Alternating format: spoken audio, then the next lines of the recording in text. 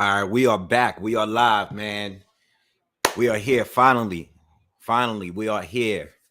Canelo Alvarez, Triple G3, the final fight. Hopefully, the final fight between these two.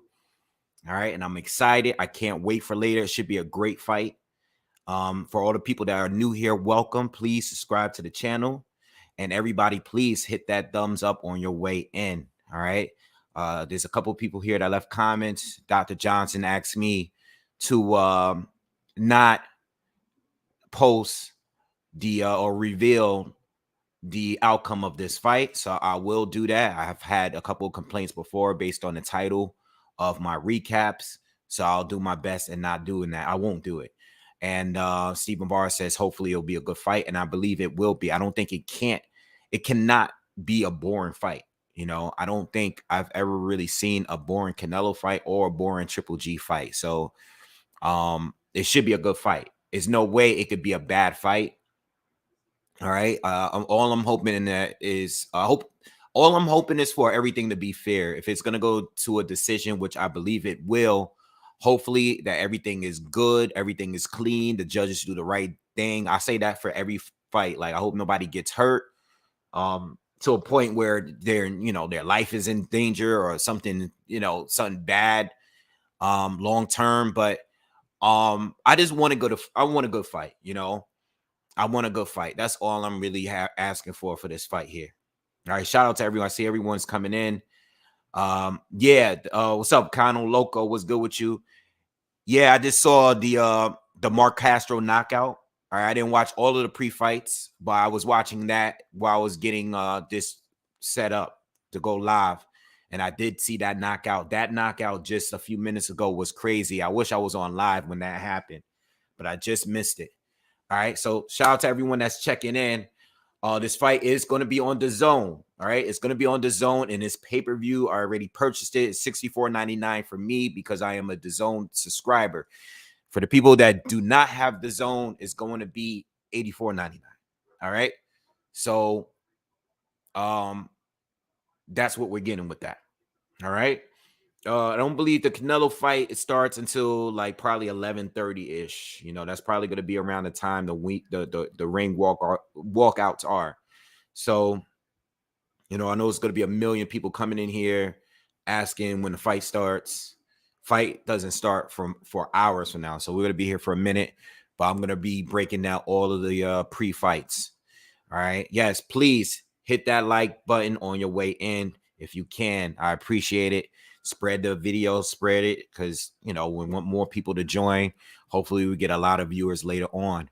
But it should be a good fight. I don't think it's going to be a boring fight at all. I don't really believe it can be based on the styles of the two. Hopefully you guys checked out the breakdown that I put out earlier in the week. I was trying to give y'all the Joseph Parker breakdown today. Was ready to do it today. I did my final film study today of both fighters. I wanted to get it out a couple hours before I jumped on live, but I just didn't have the time to do it because I had to run some errands before going live. So I didn't have the time to do it today, but I will have it done probably early in the morning and put it out sometime tomorrow. Okay. That fight is going to be on BT Sports next Saturday on the 24th, 2 p.m. Eastern. I believe it's a pay-per-view. If you're out in the UK, you got to pay the pay-per-view for BT Sports. And for Americans, it's going to be on ESPN Plus. So if there's anything that changes, I will let you guys know. But if you are here in the States, you'll probably be able to watch it on ESPN Plus. All right. So we'll be able to see that fight. And that fight will be a WBO interim heavyweight championship fight. So I'm already done with how I think the fight is going to go, how it's going to play out. I just got to record the video. Okay. And I will try to get that out by tomorrow after we finish discussing all of this Canelo Triple G stuff. So if you follow me on my Twitter account, if you follow me on Twitter, I was talking about this fight a lot today. Soccer Training Club, thank you for the donation. Thank you always. Been a long time supporter of the channel. I appreciate it. All right. So if what was I saying? If you follow me on Twitter, I was tweeting a lot. 1 foot out the door. Thank you as well, man. Thank you. Appreciate the support from you guys, man. I really appreciate that. I was saying earlier that I wanted to do a video probably tomorrow. Tonight I'm gonna do the commentary. Like I'm doing it now. I'll do a short recap of the fight after the commentary, and tomorrow morning I'm probably gonna go live and have guests join in. Whoever wants to join in, anyone is I'm gonna leave it open for people to join and discuss not only the outcome of this fight between Canelo and Triple G, but I'm also going to discuss what is the better trilogy between this and Deontay Wilder and Tyson Fury. Hold on 1 second. What's up, Dad? I'm at my house. It starts later, but I just jumped on live just now. All right, bye. That was my dad. He was calling me.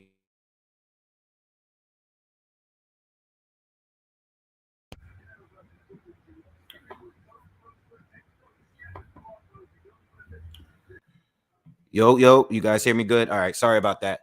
Yeah, that was my dad. He was just texting me about the fight or calling me about the fight. And I'll just let him know that I'm here watching it. Just give me 1 moment.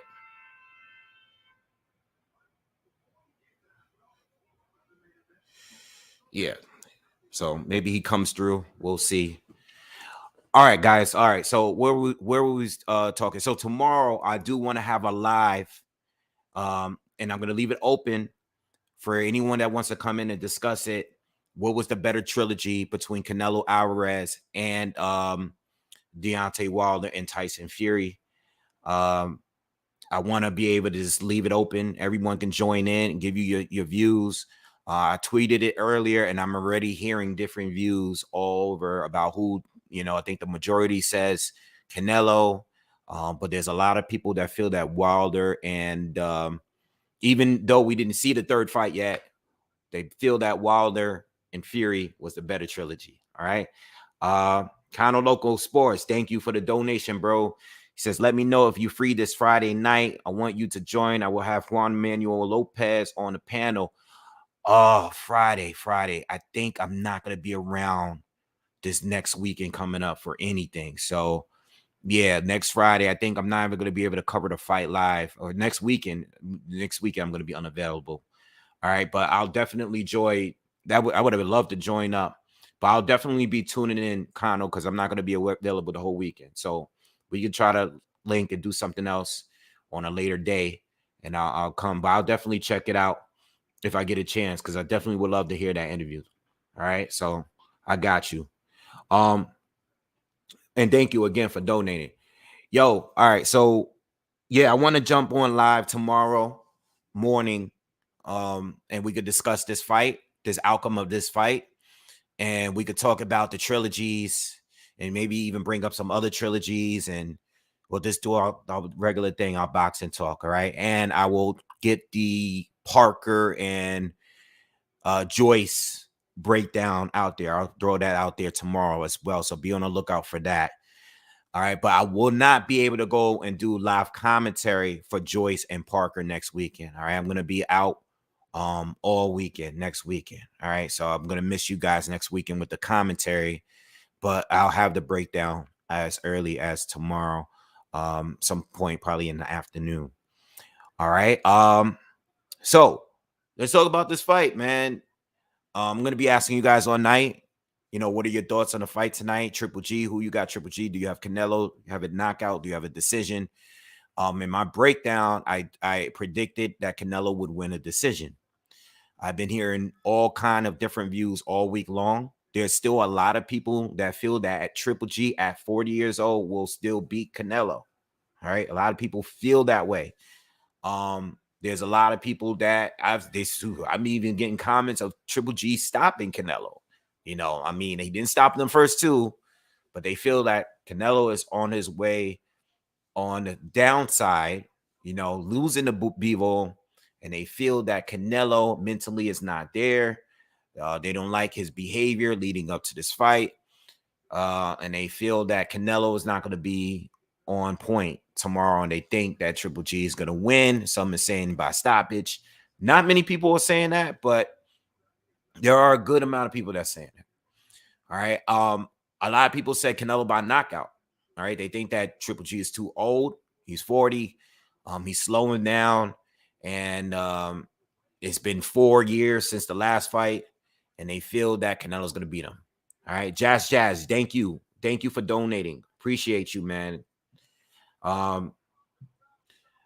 So, yeah, there's a lot of people that feel that Canelo is going to get the stoppage. I think Canelo's going to win a decision. I don't think Canelo would stop Triple G. I see where people are coming from, but my pick is Canelo by another decision. I think it's going to be a little bit clearer than what we got in the first 2 fights. All right. Like I've said before, I think Triple G won the first fight. I think the second fight can go either way. And I think this third fight, I think Canelo is going to win a more convincing fight.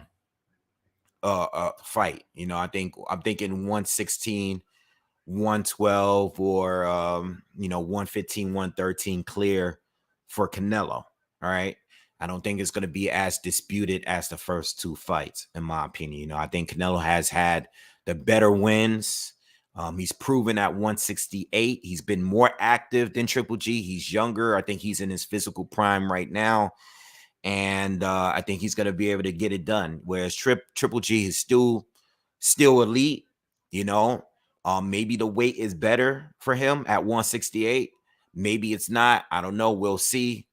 But he's 40 years old, and I think he is on the decline. He's still very good. But I think Canelo is going to take this one, and I think it's going to be a more convincing win than the first 2 fights. All right. But I still think it's going to be a very good fight. The first 2 were very good. There were 2 totally different fights, but they both were very, very good. But I think that Triple G is going to be a little bit more strategic this time around. I don't think he's going to just be overly aggressive like he was in the first 2 fights, especially the first fight. I think he's going to be taking a more strategic approach, a more technical approach. I think his defense will be a little better. I think we're going to get a little bit more movement from him that we normally see, than what we normally see. More setups, better counters. Not just pure volume. You know, we know he has a great jab. We know he has one of the best jabs, but I think it's going to be a more strategic Triple G, being that he is older, right? And overall, he's with a different trainer, and he's older, and he's more defensive. So I think that is going to be a more strategic Triple G. All right. 1 foot out the door says Triple G likely has the psychological edge, while obviously Canelo has the physical edge. Yeah, and you know what? I'm not going to argue that point, because maybe because of Canelo's behavior, maybe because Canelo's coming off of a loss. And you know what? Let's talk a little bit about that loss to Bivol. All right, and I brought it up in the breakdown, where Canelo was schooled. You know, he was outboxed, he was outworked. And I think the loss, the loss could get to Canelo's head. It could. You could also make the argument that Canelo's lost before, and he went on to fight very good fighters after that loss, you know, and pick up some good wins, some very disputed wins. Okay, but Canelo has been here before plenty of times. He's been in the ring with Triple G. He's had he had a loss before. He's had disputed fights. He's fought under pressure. He's been here before, man. And you know, I think people are looking too much of his behavior leading up to a fight. You know, I don't think he's totally out his zone. You know, I think the more recent, like this week, I don't think it's been that bad. I think the original press conference, when they first announced the fight, he seemed to be a little bit out of character. But this week, like, I've been watching him and paying attention. I don't think he's that out of character like people may seem. I think mentally, he might be going to the fight wanting a knockout. Hopefully, he's not forcing a knockout. If he's forcing a knockout and he fights in a sense that he's forcing a knockout, then he might run into some trouble here, because I do expect Triple G to be a lot more strategic. But at the same time, again, Triple G is a little older, and again, he lost the first 2 fights on the cards, regardless of how well he didn't lose the first one. The first one was draw, but he hasn't have a recorded recorded win over Canelo Alvarez. With that being said, I don't know if this is going to be the one to do it. All right. I believe Pacheco is fighting next at super middleweight, a prospect that I've been keeping my eye on. So as soon as that fight starts, I will tune in and give commentary. All right. So, but yeah, we just gotta wait and see. All of the theories, we have many of them, but the fights later on tonight. And I personally believe that, if Canelo fights smart, he wins the fight. He should win the fight. He should win a decision. Going for the knockout and one thing, but he'll find real quick that it's not going to be as easy as he may be expecting if that's what he's looking to do. I mean, he was even asked, I did see an interview where he was asked that. He said, yes, I am going for the KO, but he's also said, like, if you don't, I think it was Ade from DAZN that was interviewing him, or maybe Barak. Somebody was interviewing him and they asked him about it. And he said that, they asked him, hey, I know you're going for the KO. Are you going to be disappointed if you don't get the KO? And he said, no. At the end of the day, it's about winning. All right. So that sounded like that was a very mature response, someone with a lot of experience, which he has. So I think that was a right way to answer that question. All right. Josh says, hope all is well with you, Wave.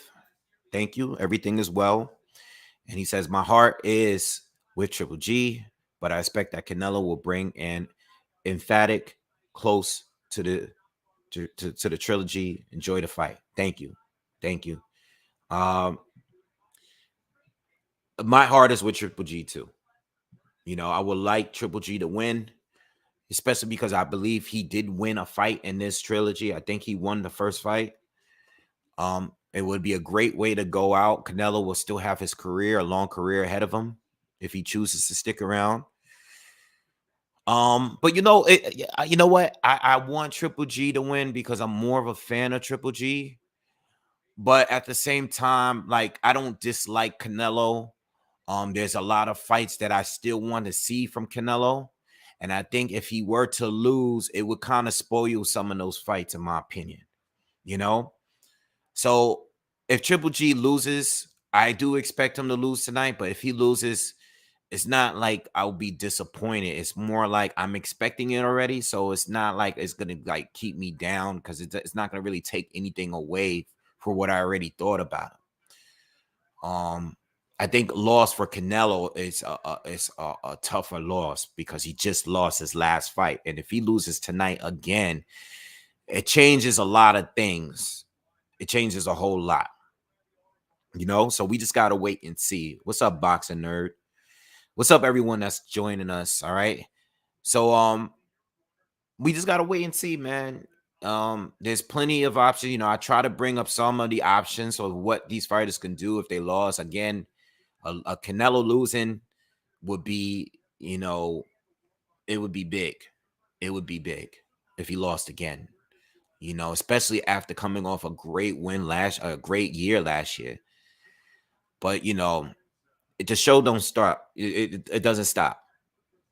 So if he is to lose to Triple G, it won't be the biggest shocker. I'm not expecting him to lose, but it won't be a huge shocker, because Triple G is still very capable.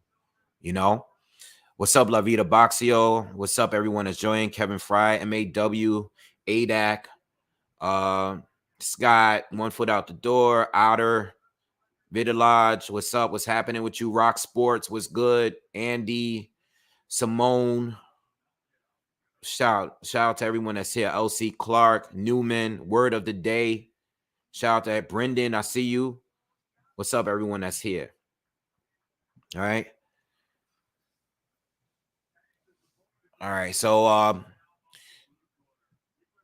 we got Enrique Collazo, who I'm not really familiar with. Fighting what's his name? Diego Pacheco. One of the up and coming prospects here, super middleweight.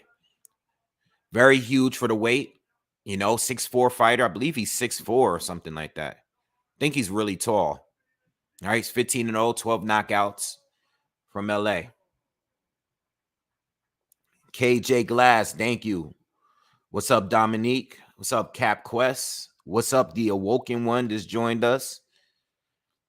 All right, so let's get this show on the roll.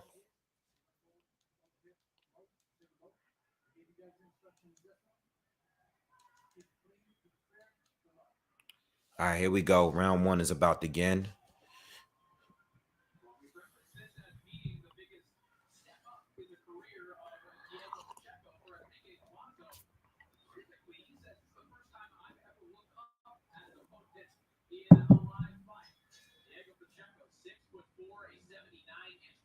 Oh, Collazo is very tall too. I noticed that at the weigh-in yesterday. All right, but I think Collazo got a couple losses. I didn't really get to review his resume, but I've seen Pacheco fight a few times.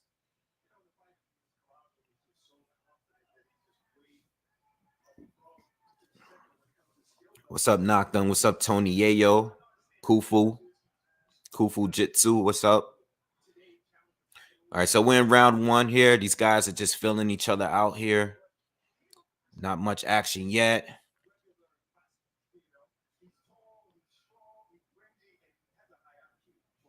Yeah, Pacheco's really tall, man. You can just see it. Very tall, very long kid, young guy. Not much action. They just still, we're a minute in, still really filling each other out right now. Both orthodox fighters, and they're both like kind of just measuring each other at this point.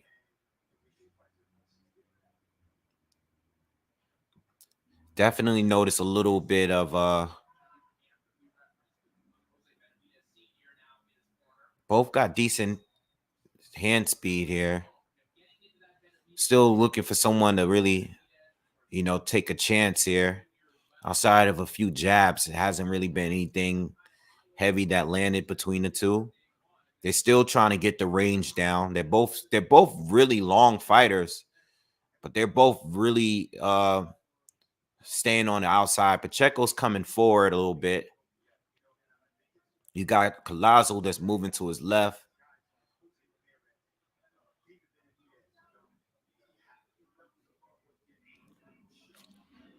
Both looking to counter. That's what it is. Want to see a right hand from one of them, though. Haven't really saw it yet. No one's thrown it or landed a right hand yet. Just some touch jabs here. 40 seconds left in the first. Any heavyweights on the undercard? I don't believe so. I don't believe so. I think this is probably one of the heaviest divisions on the undercard. I know Austin. Yeah, you have you got Bam Rodriguez on here. You got Ammo Williams on here.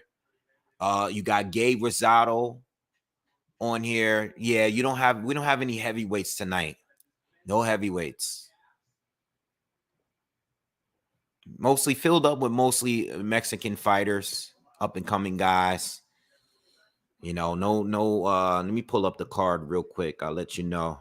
But yeah, I'm pretty sure there's no heavyweights on this card. Alvarez. All right, who do we got on this card?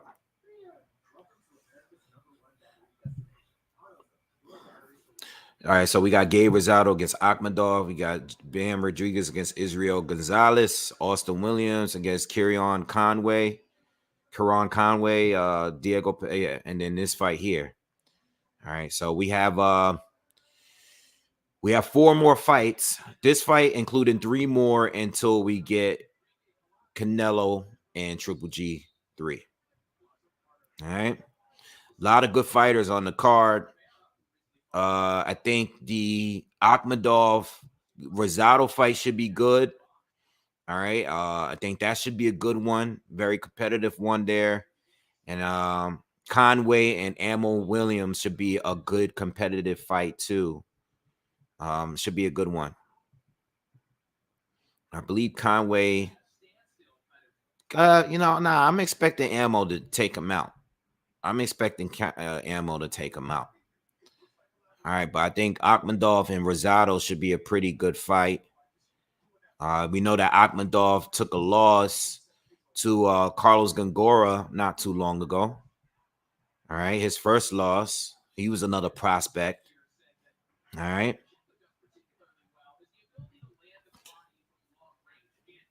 What's up, Kawhi? What's up, Vincent? What's happening, John Doe? What's happening? A.R. Smith was good. Knocked done was 305. What's up with you? All right, so we're in round 2, and we're a minute into the round. Real safe fight for the both of them at this point. This is a 10-rounder in the super middleweight division.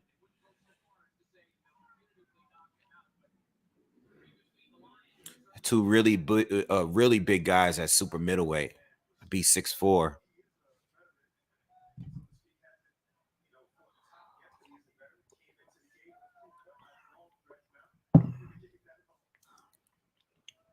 Halfway through the second.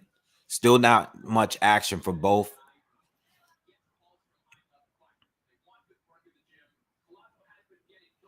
I think it's going to be really about who lands that first big shot here. But Pacheco just went for a right hand, but he was just a little off on that one. Pacheco starting to step it up a little bit more. They're both just probing a lot. Not again going in the second round here. Not much from neither fighter yet. Starting kind of slow. 45 seconds left in the second.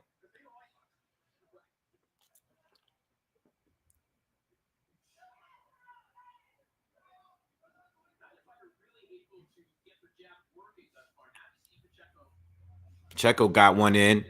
Pacheco caught him with a good right hand. Collazo shook his head as to say that he wasn't hurt by it.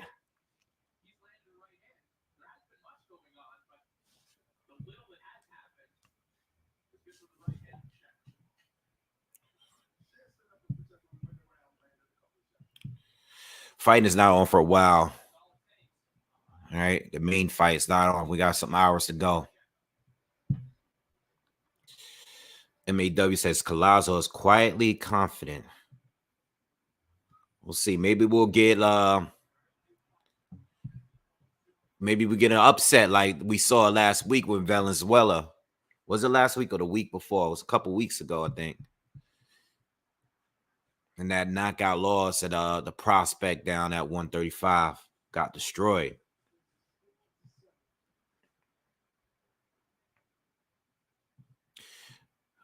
Super middleweight is a stacked division right now. A lot of good fighters down there.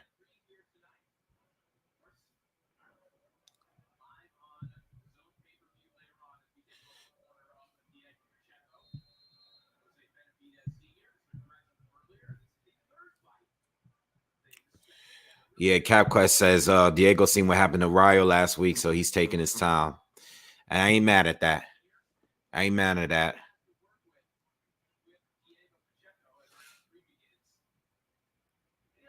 All right, so we're in round 3.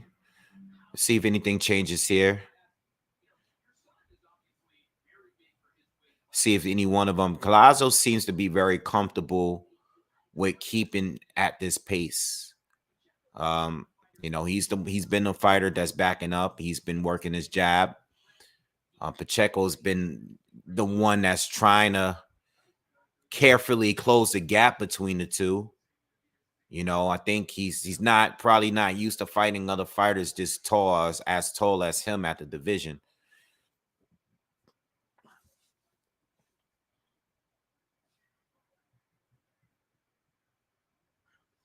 They're both looking for that counter, man.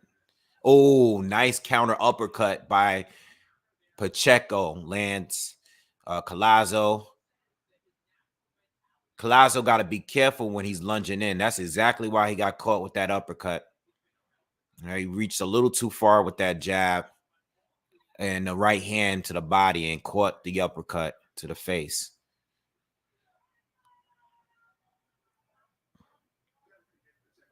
That's another thing. Pacheco is not really, he's not really sitting down on the punches too heavy at this time. He's still taking it really, really easy. You know, he's been like with these, you know, this round and the last, he's been landing like one good heavy, like one or two good heavy shots that's giving him the rounds.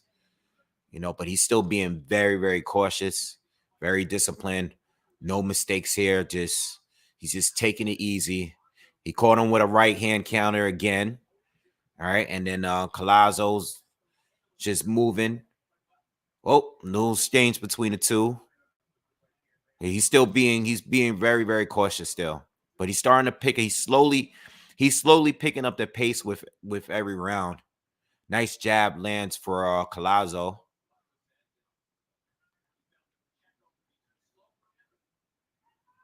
So Collazo switches to southpaw momentarily. Let's see how long he stays there. You got so many switches in the game now.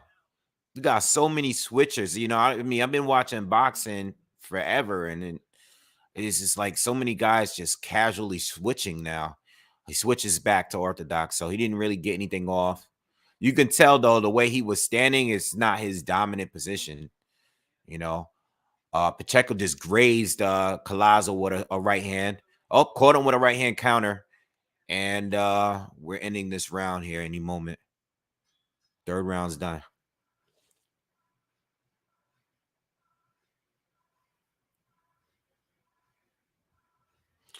What's up, everyone that's joining? Please smash that like button on your way in.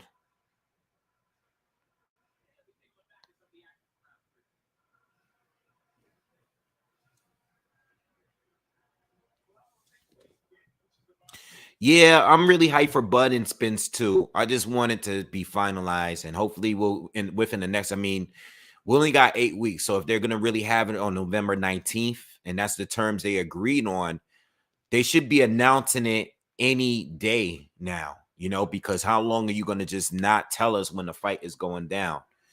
Yvonne, thank you for the donation.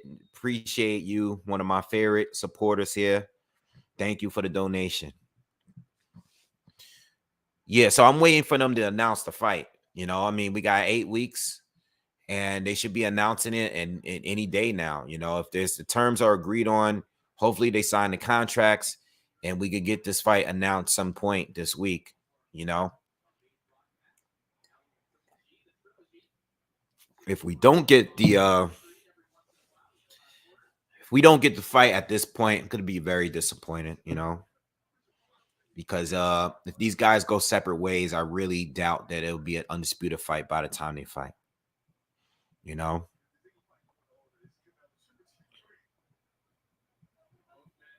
Yeah, there's a lot of switchers, but it's not a lot of great switchers. You know, a lot of guys, a lot of fighters don't look nearly as good as their dominant position. You know, Bud is one of the really good switchers.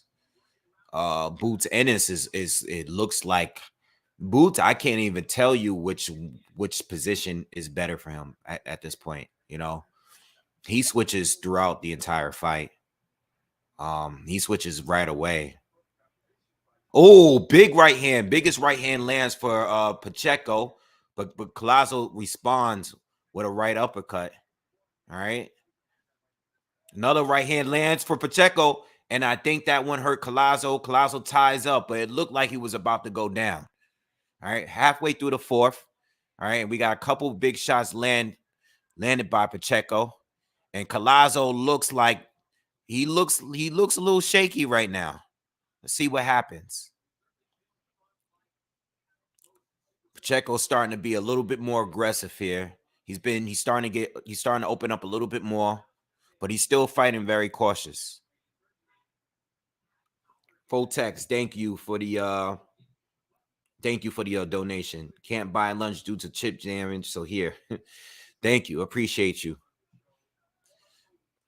Shout out to everyone that's in the that's supporting and sending donations, and for everyone that even hit the like button. All right, 45 seconds to go in the fourth. Big round, best round for Pacheco. Collazo just landed a right hand. Still a very cautious fight, though, from both.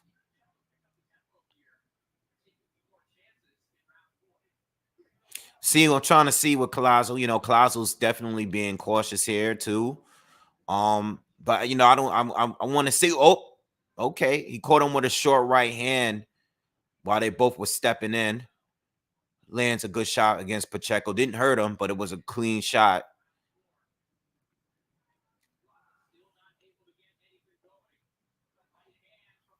Pacheco lands another. He grazes Collazo with another right hand before closing out the round. All right. So far, clear wins, clear rounds for Pacheco here. So far, not much action in the first. Nothing was really going on there, but since then, Pacheco's been stepping it up every single round. Hotel says Triple G undisputed champion by tonight. We'll see. We'll see. Hopefully, that'll be great. That'll be great. But I don't know. We just gotta wait and see. Gotta wait and see, man. I think Canelo's gonna do it. I would love for Triple G to win, but I think Canelo is gonna win a decision tonight.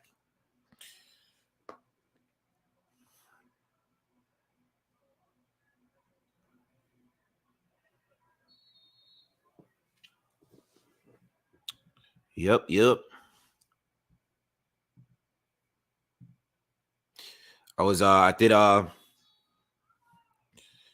I did a post on the channel today and on Twitter. Who would win? Nice jab by Pacheco. Who would win between Wilder and Usyk? So I have a little poll. I just put it up on YouTube right before I got on live.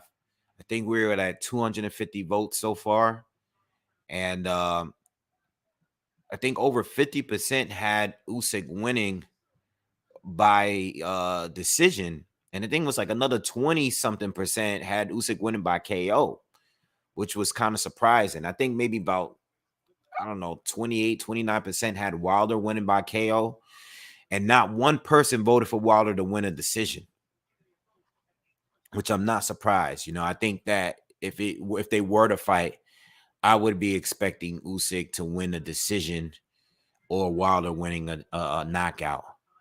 But check it out if you haven't voted. Go to the channel, to the community section, and the poll. I just put it up like maybe an hour or two ago. Nice uppercut by Pacheco. Lands. Starting to take a little bit more chances here. All right, but he's still being very cautious. Almost halfway through the fifth. He's having another good round. He does have some pop.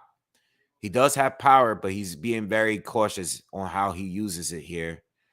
Collazo is still, just waiting for, I guess he's looking for an opportunity. He's not really, it doesn't seem like he's looking to win rounds here. It looks like he's either trying to just survive or just land one shot. Big right hand lands, and Collazo is out.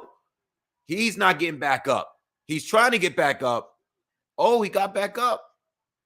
Collazo hit him so hard with a right hand. Pacheco hit him so hard with a right hand that his body just stiffened up and he dropped down hard. But he's back up and he's talking to Pacheco. I guess he's trying to say he's not hurt, but Pacheco's trying to put him away. And now they're both exchanging. And and Collazo just tied up, but his legs are real shaky. Pacheco's looking to put him away. The ref jumped in, stopped the fight, waved it off. Good stoppage. Good stoppage. Good stoppage. Good stoppage. That was a good stoppage. I don't even know how he got back up, to be honest.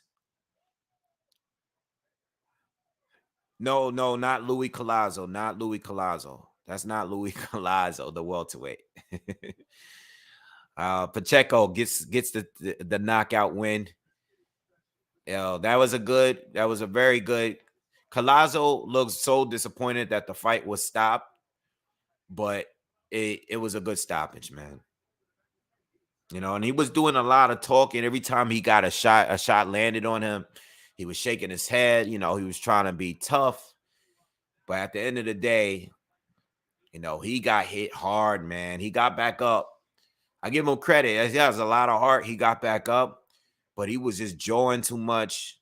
Should have just been focused on trying to survive and not trying to make it look like you're not hurt. They're showing a replay. Great 1-2 lands for Pacheco. Put Collazo down.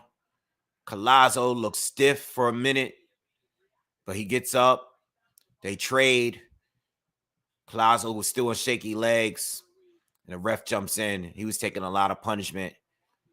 And that's it. I think the stoppage was good. That was a good stoppage for me.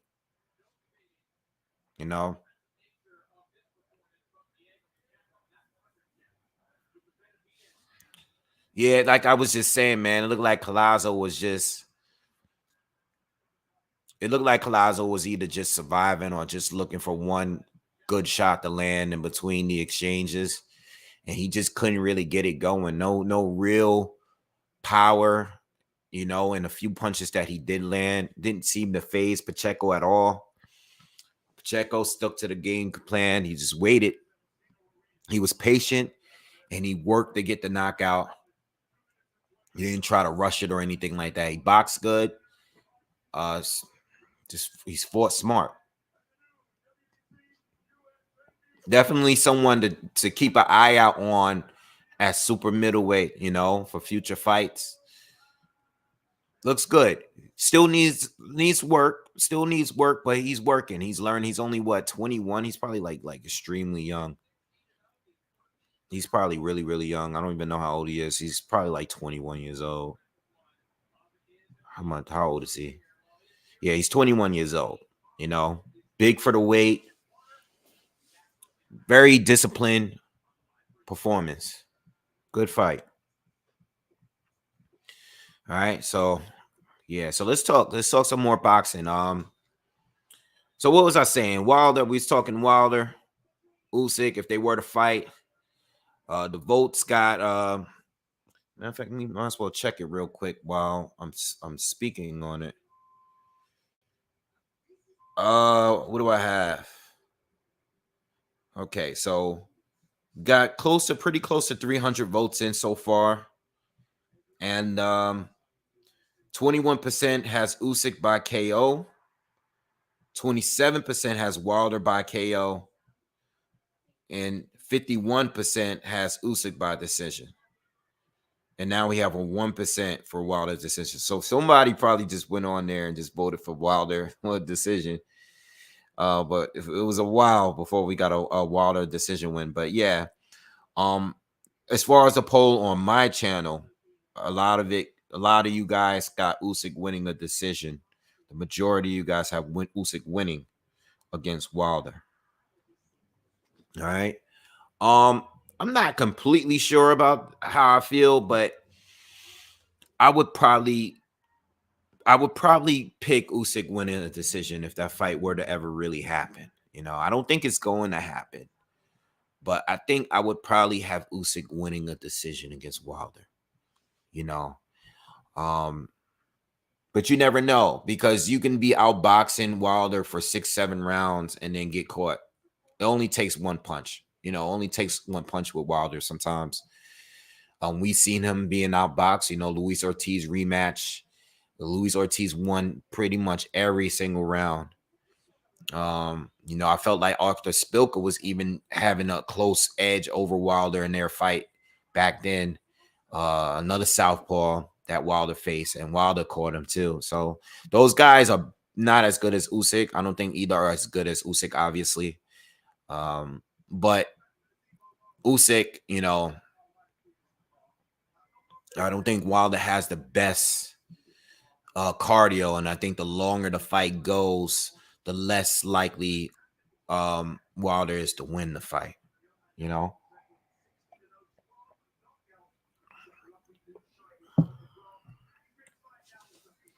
But it should, you know, hey, if it happens, it happens. You know, I want Undisputed. I really want Undisputed to go down. But you never know, man. You know, this division is so unpredictable. You know, it's just so unpredictable. I really want Undisputed. I really do. I really do. But if we're not gonna get Undisputed right away, at least give me the fights that I want to see. And if we could get an AJ, you know, versus Fury, and a Usyk versus Wilder, or AJ versus Wilder, or whatever, the few fights that we haven't gotten yet, I'm cool with that. All right. But I do want Undisputed more than anything. Just to have that there, this generation, you know, I want there to be an Undisputed, like a true king. You know, I like debating and talking about boxing and talking about fantasy fights and stuff like that, but I do want an Undisputed champion, you know, and I'm tired of just having these talks, because these fights should be happening, and people are going to go with whatever narrative they want to go, or whatever biases they have, and be very satisfied with just the conversation of who would win, instead of actually wanting the fight, you know. So I really want to see these fights. All right. So Ben versus Eubank is still on. Okay. There was you know, this one day there was talks about Eubank Sr. not wanting to fight and pulling his son out of the fight, but there was reports the following day basically saying Chris Eubanks is still in this. All right. A lot of people feel that that was just some tactics to try to get the weight down, or get the weight up from being 157 catch weight, or maybe adjusting the rehydration clause that's been put into place. I think there's like an amount of weight that Chris still can't go over the next day, or the day of the fight, but it's still on. All right. Fotex says he voted for the Wilder 1% decision.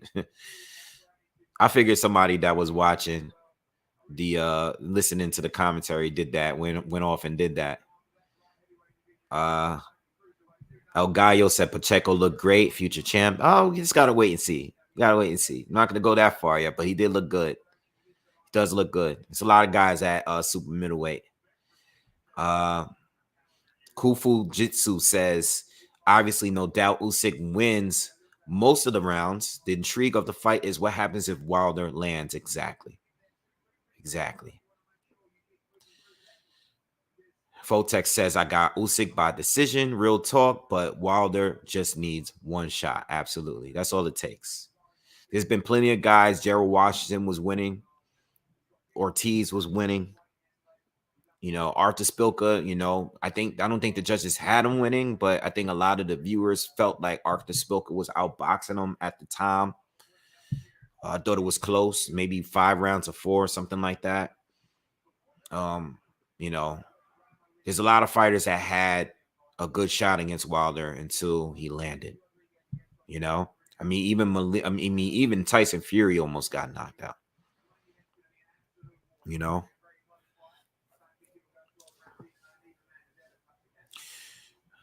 So yeah.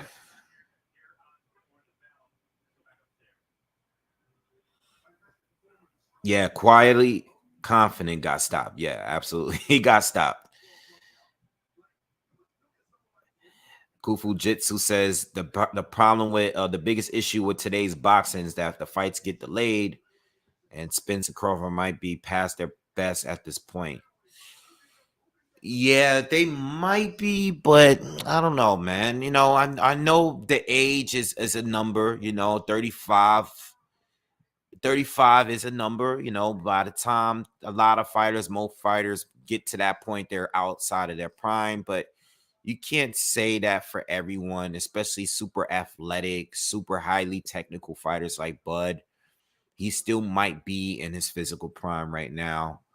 Um, and then when Arrow, I know he had the car crash. I know he had the eye injury. But in his return fights, he's looked very good to me. And if I don't know if they're not in their prime, but they look very good in their last two performances. And I believe that I've always said that I think the two will bring the best out of each other.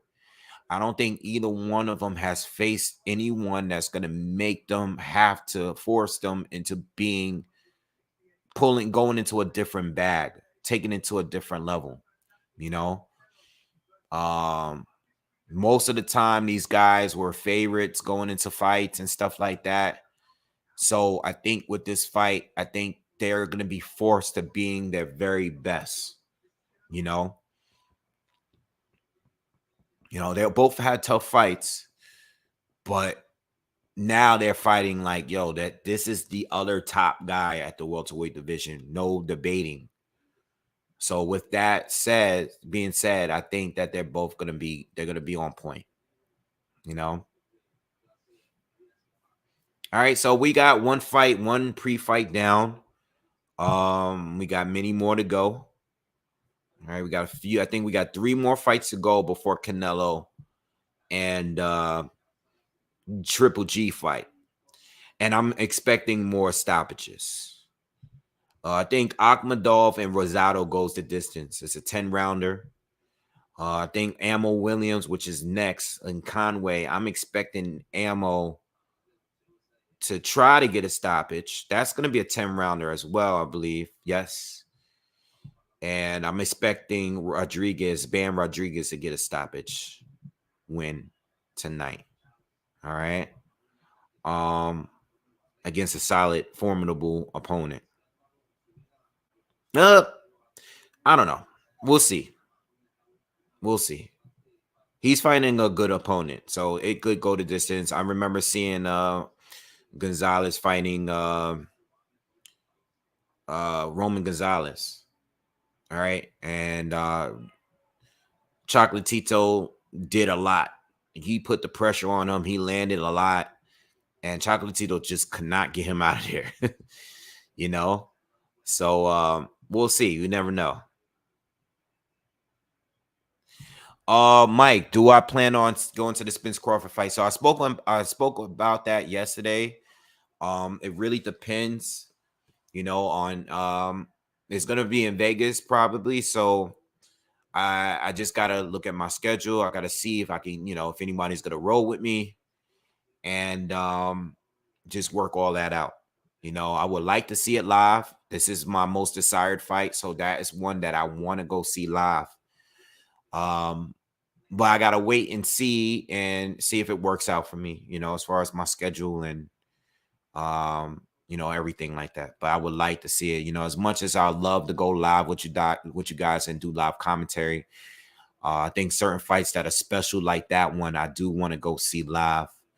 But the thing is, when it comes to travel, not that I won't travel, I've traveled to see fights before. Just got to see if it all works out.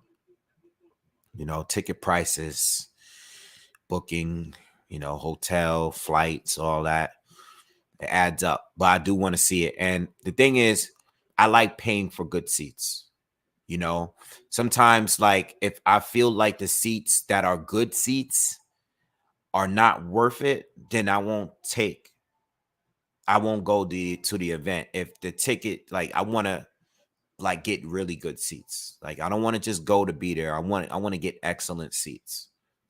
If I'm not like at the floor, I want to be like right above the floor and not in a corner. I don't want to be on a corner. I want to be able to see the fight good. If I'm not getting great quality tickets, then I don't want to go. You know, so it's not just about me. It's about going with someone that's willing to want to spend the money that I'm gonna want to spend. It's all about that. So I do want to go, but it gotta make sense. All right. Yeah, ticket prices is gonna be a lot. Um, when they first open up, you know, one thing is if I make, you know, if they don't, a lot of them drop. Like I most of the time, I don't purchase tickets for a fight until the week of the fight. I wait until the week of the fight before, you know, sometimes, most of the time, I buy my tickets 2 days before I go. All right. If they open up and they're like high but reasonable, like I can see them dropping down and me jumping on some good tickets, then maybe I'll just book the hotel, book, you know, my flight, and just purchase the tickets later, you know. But we'll see.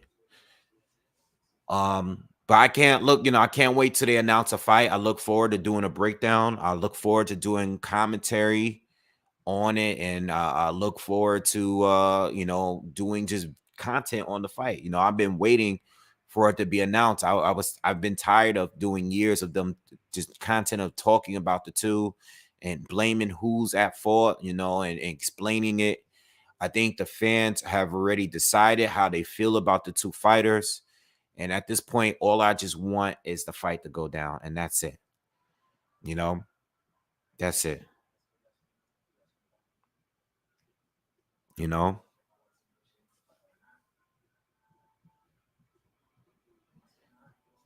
oh, you said the ringside mic. Yeah, that that'll never happen. You know, if they ever let me get a mic, that's because I'll be working for the network like these guys, like Ade up here on the zone, you know, and Ak and Barack, these guys. Yeah. So yeah, I would love to go. Just gotta wait and see. Gotta wait and see how this goes down. Um, they're showing highlights of the Bevo Canelo fight, and I don't. When I watched, like, you know, I was watching a little bit like a week ago or so. I was watching it, and I just don't think Triple G can do what Bevo could do.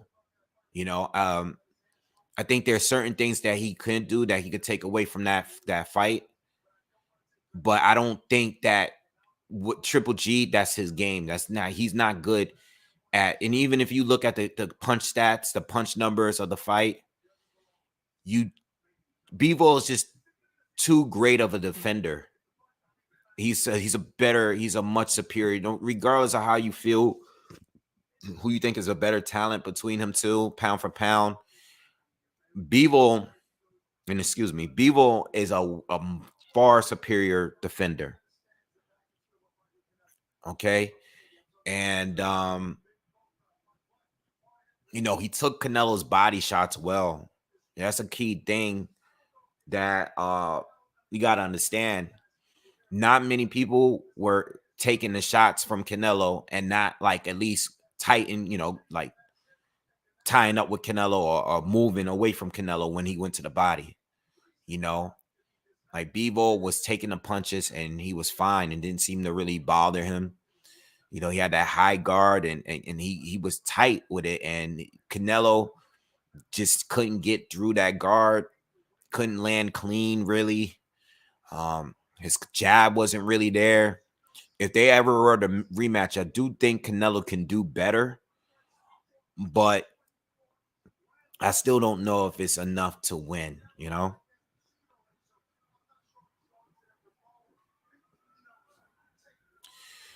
All right. What are my thoughts on Wilder and Helenius? I think it's a solid fight. I've said this from jump. I knew that Helenius was most likely going to be Wilder's opponent once he beat Kalinowski for the second time. I don't think Helenius has a chance of winning. I normally wouldn't think that he has a chance of winning, but he might be catching Wilder at a good time. Like, you know how a lot of people were saying that they got Triple G winning tonight because he's catching Canelo coming off of a loss.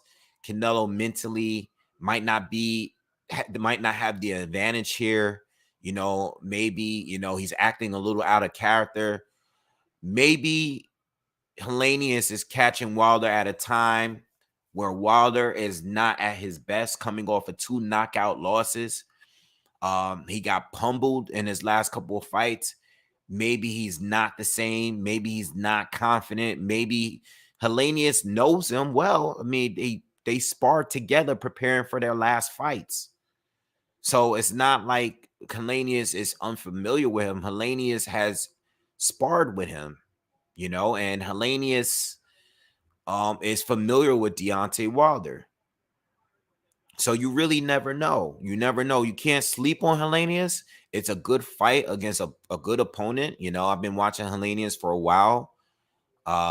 You know, I've seen him fight Chisora. I've seen him fight Dillian White and Kanowski and even some of the other losses. I've seen him fight you know, I've seen a number of his fights, and I can tell you that oh wow, whoa, Charles Edward Cheese. My man, thank you. Thank you for the super donation, man. Damn. Thank you, man. Thank you. Appreciate you, man. Always appreciate you, man. My biggest supporter right here. My biggest supporter. Thank you, man. Appreciate you. Thank you. Damn, that's crazy. That's crazy. So I think Helenius has a chance if he's catching Wilder at a bad time. If Wilder is not well mentally, he will lose this fight. But I think Wilder's gonna knock him out. Let me stop doing all that talking. Wilder's gonna knock him out. Wilder's gonna get it done. You know, what I've seen from Wilder, him going at all these rounds preparing for the fight. I like what the first thing that I noticed was Wilder is back to him being slim. Okay. I think Wilder is what he is. I understand why he gained all that weight for the trilogy fight with Fury. I know he wanted to be heavier because he wanted to be stronger. He wanted to be more durable than he was in the first 2 fights. So I understand why he gained all that muscle and came into the Fury fight, the trilogy fight, the way he did. But carrying all that heavier weight just made him even more tired and slower. You know, he was slower. And he was able to still drop Fury twice because Fury's been slower as well. It's not as elusive. He's not as slick. But Wilder, at the end of the day, is better, lighter, you know. He doesn't need the muscle mass. He needs to be quick on his feet. You know, I like when Wilder has got that step, you know, he's got that bounce to him. I think that's what Wilder needs to be, you know. So I think that damn, y'all all talking about Charles Edward Cheese. Damn, Charles Edward Cheese is caving here to shut it down, man. Yo. Charles Edward Cheese, man. Nobody even care no more, man. Y'all talking about Charles Edward Cheese. Oh, man. Thank you, man. Thank you, man. I appreciate you, man. For real, for real. So what was I saying? I like Deontay Wilder light, man.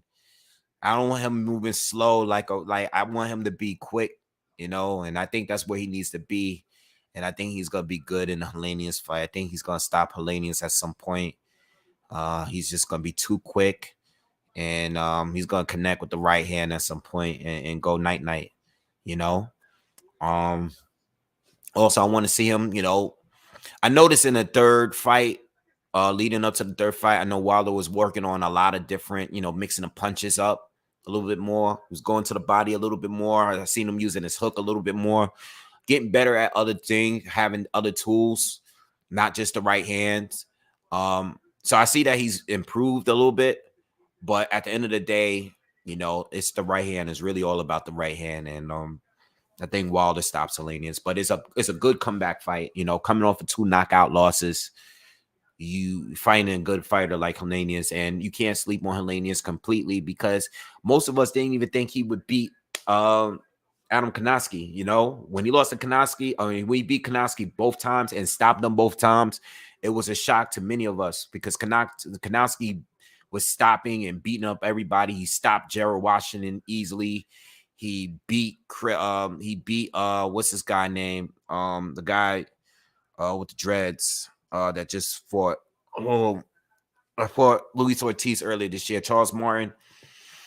He beat Charles Martin. He was beating up a lot of people leading up to that fight, and it seemed like Adam Konoski was going to be the next opponent for Deontay Wilder at some point. They was probably going to have a Brooklyn fight because Konoski's from Brooklyn out here, and he just never made it, man.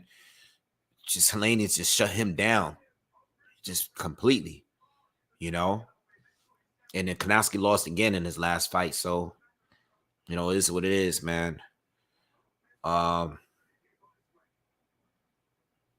Yeah. I can't wait to see him back in there though. So let me ask you a question since we're speaking on Wilder, and let me know in the comments. What fight do y'all prefer to see for Wilder next? Do you want him to? Do you guys want him to fight Andy Ruiz, or do you want him to fight Alexander Usyk? Like, let's just say this Usyk thing is real, and Usyk is just like, yo, I'm just gonna go and fight Wilder since you're gonna go and fight Joshua. How do y'all feel about that? Let me know in the comments. Do you want to see Wilder fight Ruiz, or do you want him to fight Usyk? I personally believe that Ruiz is going to be his next opponent because it's just a PBC fight. Ruiz is coming off of a win against Luis Ortiz, and they've always wanted to make that fight. You know, Ruiz by name is one of the biggest fighters out there. But I would prefer the Usyk fight simply because Usyk's better than Andy Ruiz. I think Usyk would school Andy Ruiz with ease, and that would be that Wilder will have a shot at unifying. I want undisputed. Let me make that clear. But if we're not getting undisputed next, and Joshua is to fight Tyson Fury, and Usyk is going to try to push to get a Wilder fight, I would prefer the Usyk fight over Andy Ruiz, in my opinion. All right. What's up, Uncommon Curtis? What's good with you? All right. All right. So what are you guys saying? You guys are saying Usyk. I see Usyk. Medicine Man said Wilder will kill Usyk. Usyk, mostly Usyk here.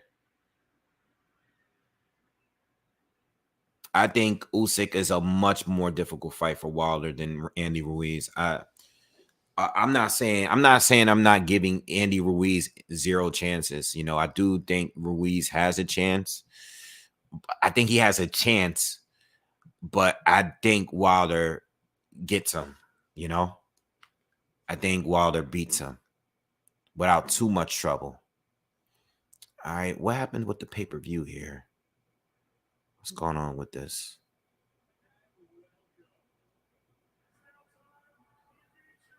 All right, so yeah, with that being said, I want Usyk. You know, if Usyk is gonna not, I don't know what they're doing. You know, I don't know what this is going. But let me tell you something like this though: if Usyk takes a fight with anybody before fighting Fury, like if he decides that Fury is gonna fight in December, and Usyk decides to fight early next year before fighting Fury, by the time they get to each other or whoever gets to each other, it won't be undisputed. It will not be undisputed. It's just like Spence and Bud. If Spence and Bud just don't happen to work out and they don't announce it in the next week or so, we're not getting an undisputed welterweight fight. One of those belts are going to get vacated or it's going to be put up for they will have to pay some serious step aside money to keep those belts together. And the same goes with Usyk. Usyk has 3 titles, 3 of the 4 major. If Usyk ends up fighting Wilder, that might be for the 3 belts. But by the time the 2 champions left get together, whether it's Usyk, whether it's Joshua, whatever, those belts are going to split up. Somebody's mandatory will get it. It will definitely be the WBO at the bare minimum. Whoever wins this Joyce fight, this Parker fight, they're not going to be sitting around waiting for another fight unless they get some huge step aside money in there. It's just too many men. When you holding 3 titles like Spence or Usyk is right now, and you already have rematchings, and you got to remember, there's going to be a rematch clause in effect. If Joshua and Fury happens to go down, and Joshua happens to win that fight, there's going to be a rematch clause in place. And this is just going to slow things up even more. It's going to slow things up even more. So, I don't know, man. I don't know about Undisputed. Now, if we don't get Undisputed and we happen to get that fights that we've been asking for, which some of these fights are some of the fights that we've been asking for, then it won't sting as bad, but we won't get Undisputed, Like, let's say all these guys, let's say they do this little tournament thing, right? Let's just say Joshua and Fury goes down and Wilder and Usyk goes down. Let's just say it does. We don't know if it will, but let's just say it does. At least we're getting some kind of like, there won't be that many fights that haven't happened. Like, those are the 4 top guys, right? Joshua, Fury, Usyk, and Wilder. At least at that point, depending on the outcome of those fights, we'll have so many questions will be answered. So many questions, so many debates that we had over the years will be answered at that point. So that's the way I like to look at it. I want Undisputed, but if they're not going to give me Undisputed right away, if they're not going to give me that, at least give me the fights that I've been wanting to see and I've been debating and having debates about with people for years for. We all been having debates on this heavyweight division. Who's the best? Who's the best? We'll be getting close to that. And I don't care who wins what. At the end of all of this, I still want Wilder and Joshua to fight each other. I don't care who loses to who. I still want that fight. I don't care if Joshua loses to Fury. I don't care if Wilder were to lose to Usyk. I still want Anthony Joshua against Deontay Wilder before they retire. I do not care who loses what. This guy did this. This guy looked bad in this fight. I don't care. I don't care. Because I say this all the time, all the great fighters that I watch coming up lost to somebody. They should mix it up and make it where every single one of them fought each other before they go. Before they go.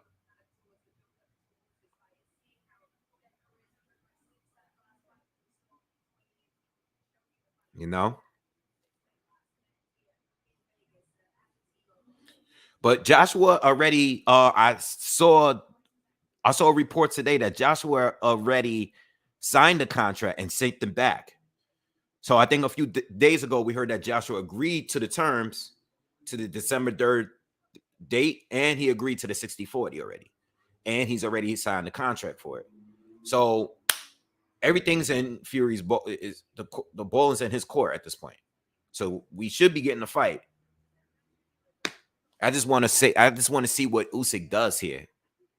Because, a lot of people are saying that it is a duck. I think it could be a duck if Fury doesn't fight Usyk. But, guys, I know how I feel about ducking. I think we need to wait till it happens before it's confirmed duck. Because Fury wants to fight before the year is over. He fought in April. Usyk just fought last month. If he wants to get another fight in, instead of waiting until Usyk is ready to fight him, that's on him. It is what it is. You know, I already expressed this in the last video that I did. I don't think officially, I don't think it's a duck for now. You know, regardless of what Fury's been saying leading up to this time, him being on retirement, off retirement, looking to fight Chisora, you know, all of this stuff.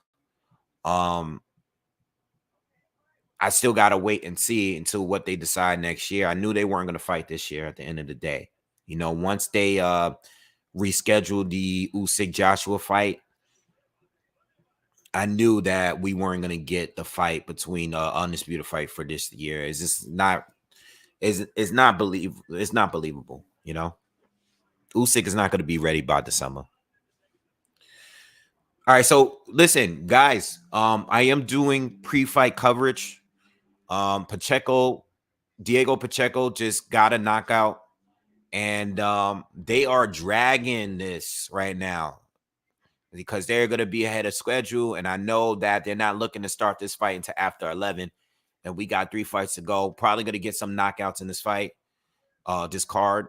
I'm expecting maybe a knockout or two in the upcoming fights. You never know. Maybe they'll go the distance. We'll see, but they're definitely dragging. They got Danny Jacobs there now. He's just talking about his fight with Canelo and Triple G. You know, Danny's fought both of those fighters. So right now he's giving his hold on.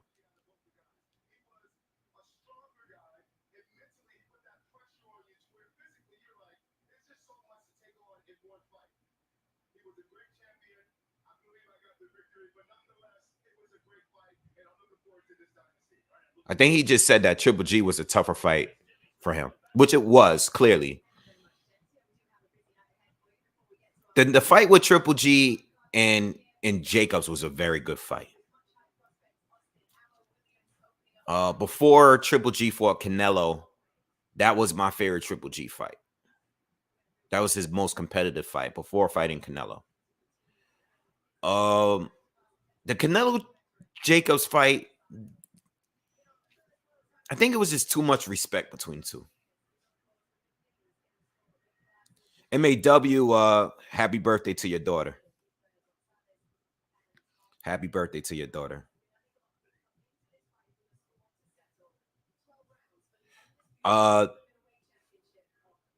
Yeah, I didn't care for the Canelo Jacobs fight. It wasn't a bad fight. It wasn't a bad fight. Very technical fight. Not much action there. It wasn't like the Canelo Triple G fights. It wasn't like the Triple G Jacobs fight. Not as much action. Very technical fight between the two. Canelo won. It was competitive though. Itty bitty bad boy says he thinks that or she you think that Usyk is playing Fury at his own game, just talking nonsense. I heard a lot of people say that, but I honestly don't think I don't think that Fury cares like that. I don't think Fury really wants to fight Usyk. You know, I don't think he's ever really wanted that fight. You know, I think if anything, he wants those titles. I think he wants the claim of being undisputed, but I don't think he really wants to fight Usyk. And many will say that it's because he doesn't feel confident that he can beat Usyk. But it could be that. It could be that. It could be that. I think Usyk can give Fury a lot of problems. I think he could. But I also think that Fury can make it look easier than everybody else that fought Usyk. I don't really know.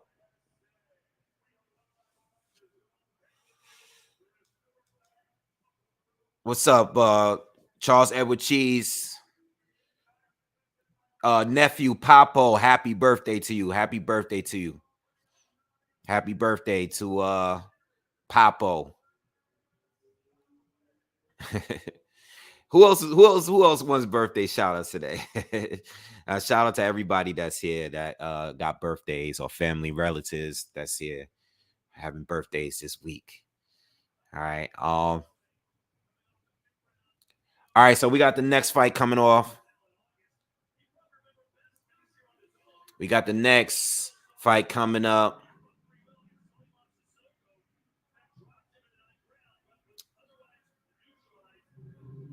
All right, so we got Ammo Williams against Karan Conway. All right, and look at Conway. Conway just entered the ring, and we're waiting for Ammo to join us in the ring or join him in the ring. No doubt, Charles. No doubt. 14 years old. That's what's up. All right, full text. Happy birthday to your dog. Eddie Morales asks, "Is Janny Beck a boogeyman?" It seems like he is. You know, I mean, from what he said, I think he's. You know, they tried to get all the fighters in the ring. You know, he wanted to fight Andre. He was Andre mandatory. Andre moved up to fight Zach Parker. I made a video breaking that down already. Not really sure if that is a duck in the sense that Andre moved up to fight the WBO for a WBO title eliminator against Zach Parker, who's also undefeated, who's bigger, and has had 5 knockouts in a row. All right. So I don't think that's an easy fight for Andre neither. I think Andre was in a place where he had 2 options: stay at 160 and fight Janny Bick, which earns him nothing. It would just be another title defense, or get one step closer to being a mandatory for Canelo Alvarez, which is what he really wanted. You know? So I understand you know, the frustrations because Janny Big fans want him to fight somebody good. I want him to fight somebody good. Shit, I want somebody at 160 to fight someone good. I mean, all of them. I mean, Eubank, I mean, Charlo, Andre, all of them. You know, Jaime Manguia is the biggest duck, in my opinion, in the division. I mean, he's literally fighting nothing but people that we know he can beat over and over again. Like, how many tune-ups does he need to have for us to see that he's really good? He's been ready for a long time to fight a top fighter. So I have made a video basically breaking that whole division down. That division is an embarrassment of a division right now. Middleweight is just, no one is fighting each other. All of them. All of them. All of them. Too much talent there for these guys to be sitting around. And I'm going to tell you the reason why. It has a lot to do with Canelo. Just like at 168 before Canelo moved up there, all of these guys are waiting around. They don't want to ruin their chances of getting a Canelo fight. Maybe not so much at 160, because right now, currently, you know, 160 is where, you know, Triple G is the star at 160. Well, all of them guys are looking for a big opportunity, and they're not challenging each other. They're just hoping they get picked. Fortunately for the guys at 168, outside of David Benavidez, all of those guys got a Canelo shot because he was looking to become undisputed at 168. All right.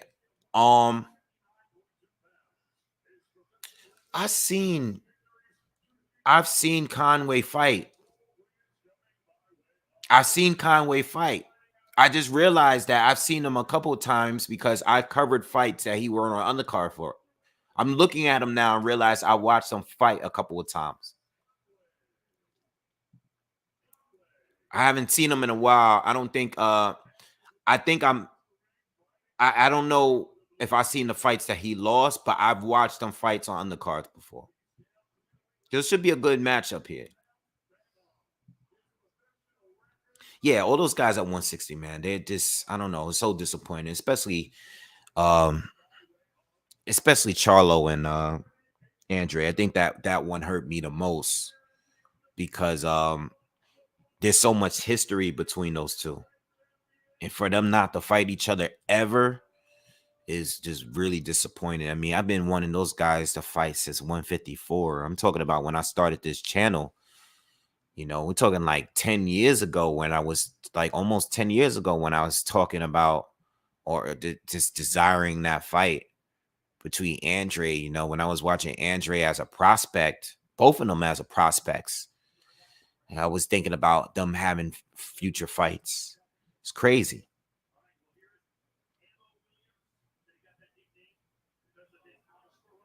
All right. Canelo and the Billy Joe. Okay, yeah, okay, I do remember that fight. But I've seen him even before that. All right, so here we go. Round one. Conway against Ammo Williams. Ammo is the southpaw here. Conway is the orthodox. Conway looks much bigger than much bigger than Ammo. But Ammo's the one that's coming forward. He has Conway on the back foot so far.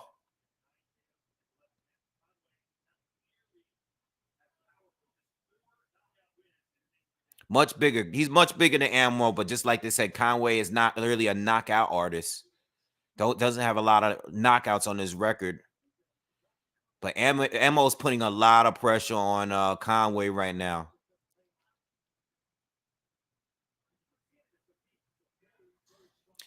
You got a southpaw and orthodox, and I'm telling you, these guys are right in range, man, already. This is going to be a fight.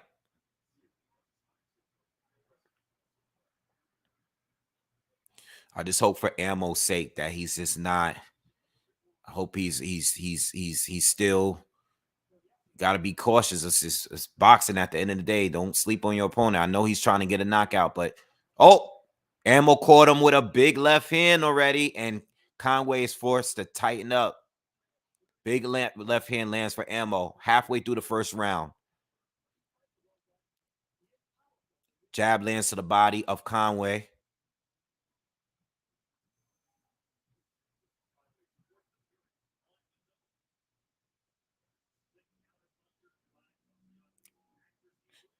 Nice right to the body lands by Conway. I was about to say Conway's gonna have to throw something and hit him with something to make him wake up like a little bit, like to make him fall back a little bit, because Ammo is all in his space right now. Ammo lands another left hand, and you can see the speed difference between the two.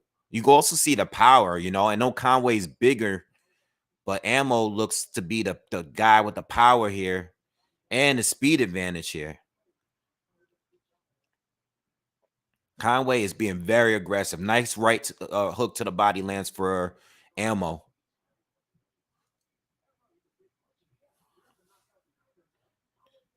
Ammo lands a left to the body. 30 seconds left in the first round. All Ammo so far this round. Ammo's doing a good job keeping his lead foot on the outside. Oh, Ammo throws a left, but I see his chin. He got to keep that chin low, man. That chin was way up in the air just now. You got to be careful with that.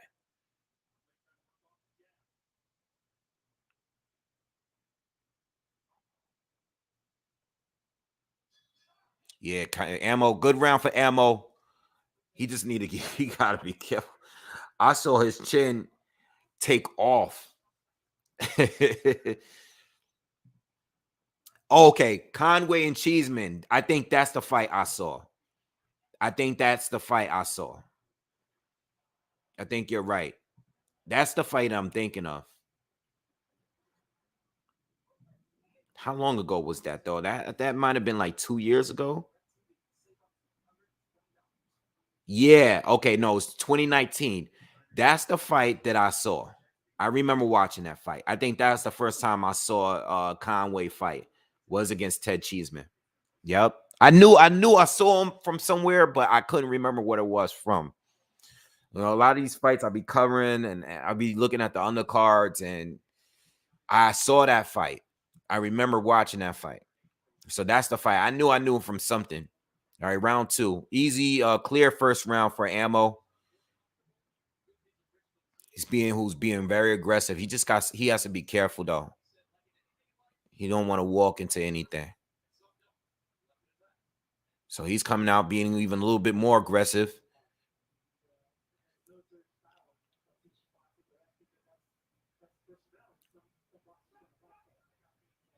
Defensively, Conway's doing a little better. Looks a little bit more relaxed this round than he was in the first. Ammo lands a jab to the body. Conway responds with a right hand up top, but is blocked by Ammo.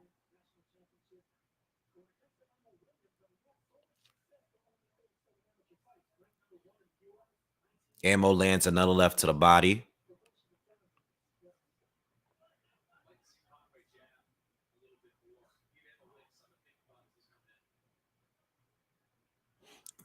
Yeah, Conway is going to have to do something. Oh, nice. Almost caught. He almost timed Ammo and caught him with a right hand. Ammo's got to be very, very careful. You know, I know I know this guy doesn't have a lot of knockouts, but you don't want to walk into anything. Jab lands for Conway. Conway starting to open up a little bit better this round. He's having a better round in the first. Halfway through the second. Still anyone's round. Ammo steps in with a left hand blocked by Conway.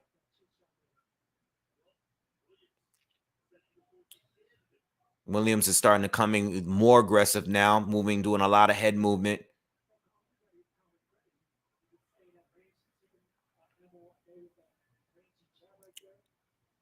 I don't like this camera angle. They got the camera on Conway's back, and I can't see what's happening because they kept the camera there for too long. All right, they just moved it. 1 minute left in the second.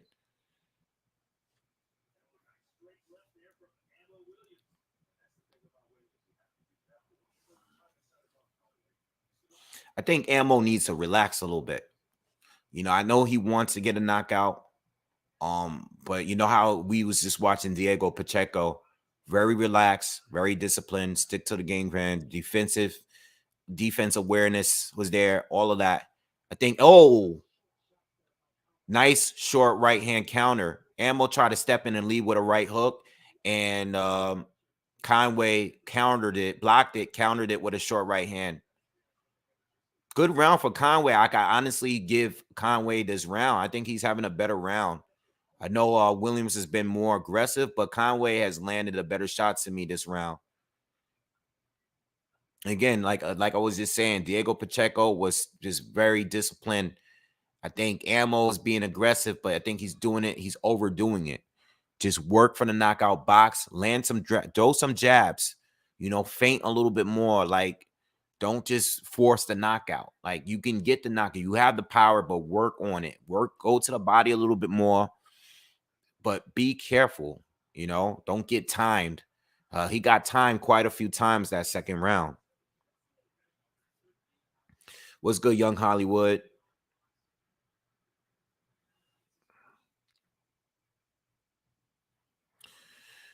I'm not drinking tonight because I got a feeling we're gonna have I got a feeling we're gonna have a tough scoring fight later. So I gotta be on point. You know, I usually have a nice drink when it's more of a fun fight. When would I have my dad on? Oh, well, if he, I don't know. I know he called me in the beginning of this broadcast. If he comes later, he'll come later and watch the fight. Uh but yeah, I know you guys love having him on. When I have him on, I don't know, you know, we talk about it and then we don't do it. But he'll be on soon again. I'll have him back again soon at some point.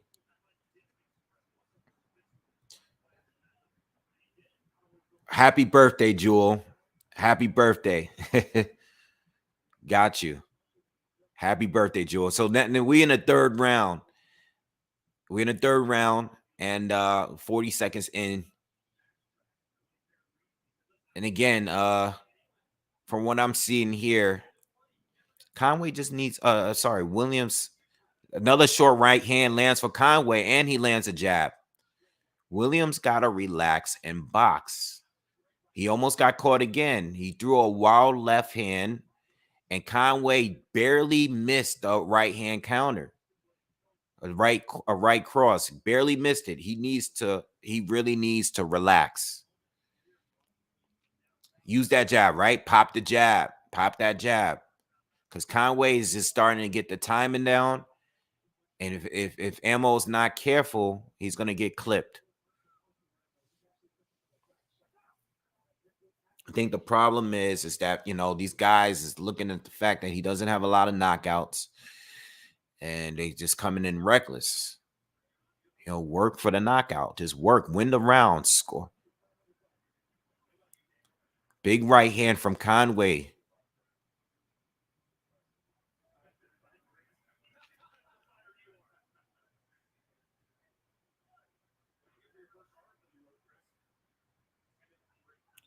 Another right hand lands through the guard of Williams. Williams responds with a left to the body.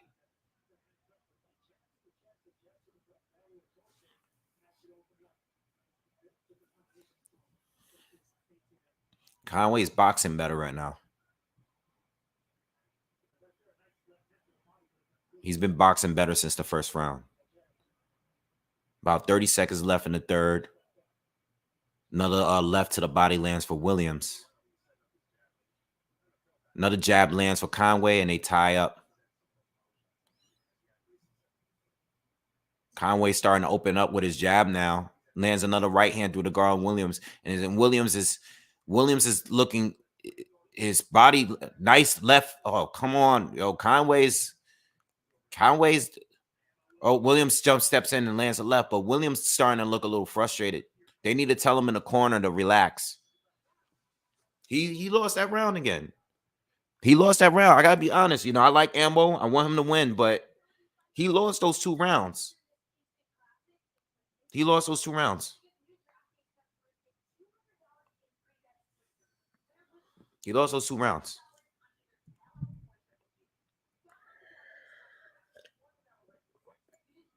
I wish they didn't have all these commercials, man. They got all these advertisements. Can't even listen to what the corner is saying.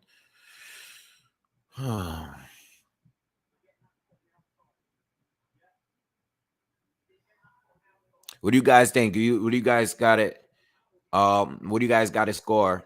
I have it 2-1 for Conway right now. I gave Ammo the first round.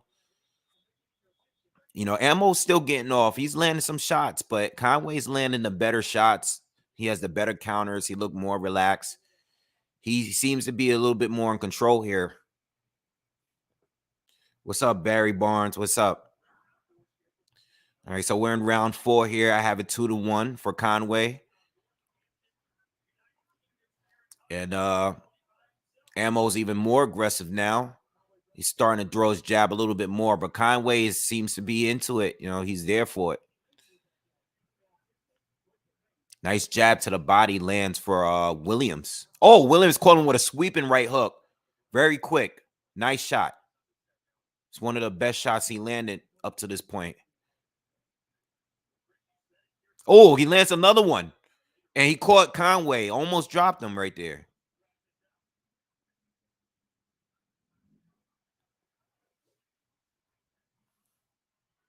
All right, just a minute into the fourth, and Williams is having a better round here. And now he's starting to mix it up better.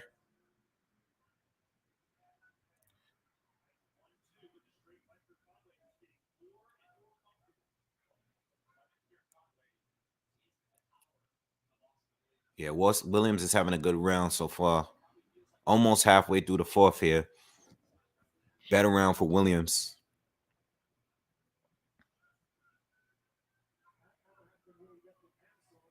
Nice left to the body lands for Williams.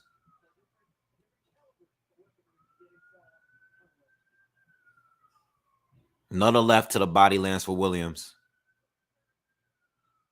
He's having a very good round. Conway looks a little uncomfortable here. Oh, Williams steps in, goes for a huge uppercut, but barely misses him, grazed him. Another jab lands to the body for Williams.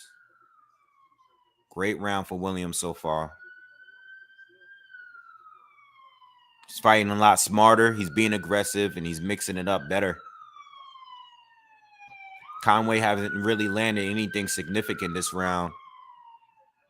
Clearly, definitely the best round for Williams so far. Turned it around. 40 seconds left in the fourth.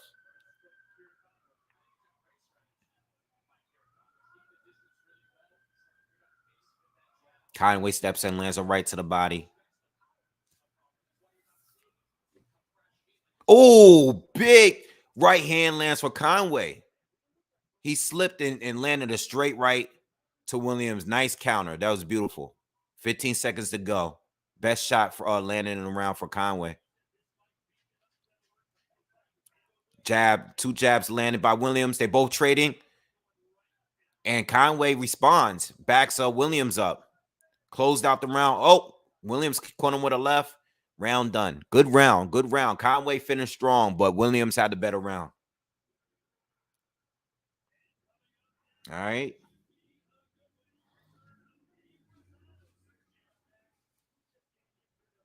Maker, what's up? Wait, Maker, what's up, Maker? All right. So I have it to score 2-2 for now. They're showing Gabe Rosado and Akhmedov in their locker rooms getting ready, getting warmed up to come out. They're next up. And then we have Bam Rodriguez after that against Gonzalez. And then we have the main fight. All right. So we got a few more fights to go before the main event.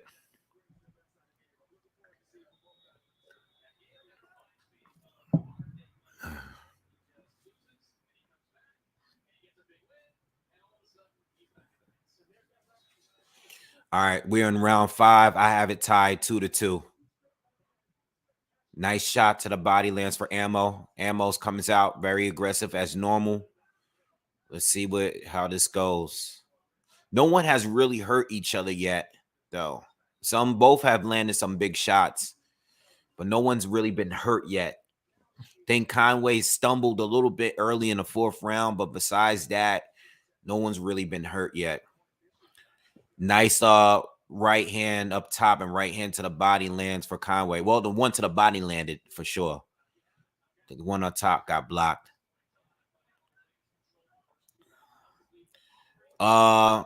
Chris Manis of unofficial scorecard, he has it 2-2, but he gave Williams the first 2 rounds and he gave Conway the second 2.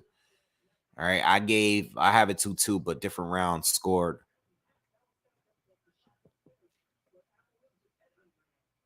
Oh, big left hand lands for Ammo. Big left hand. Oh, and a right. And a left again. And then Conway ties him up in the corner. Locks him up.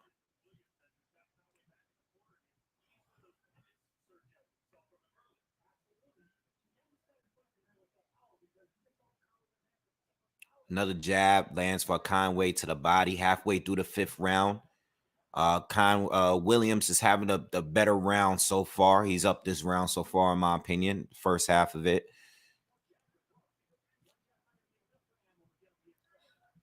Ammo got to relax still. He's being aggressive. I think he should be aggressive, but he got to be smart. Conway, Conway is starting to come forward a little bit.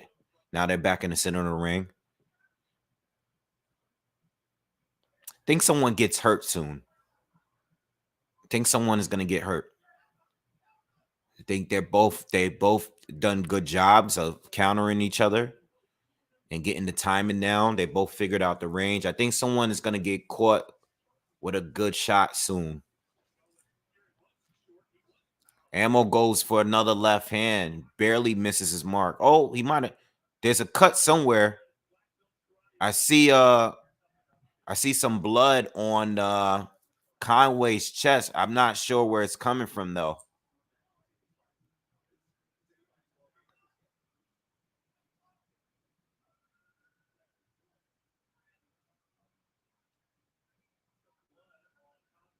From a distance, Conway looks like Klitschko, Vladimir Klitschko a little bit. From a distance.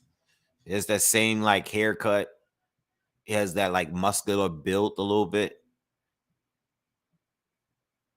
Nice jab lands for Conway. All right, another round in the books, 5th round. I gave it to Williams, but it was a closer round. You know, that's probably the closest round. I think Williams edged it. All right.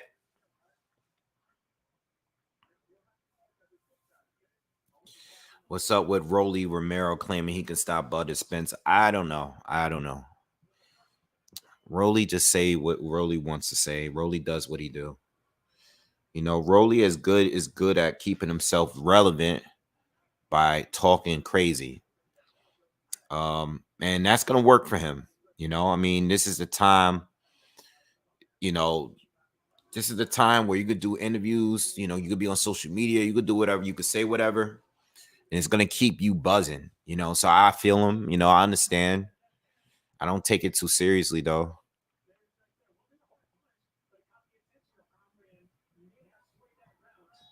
Yeah.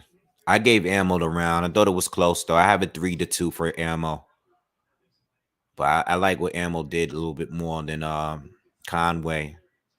Nice right, another sweeping right hook lands for Ammo. I'm sorry.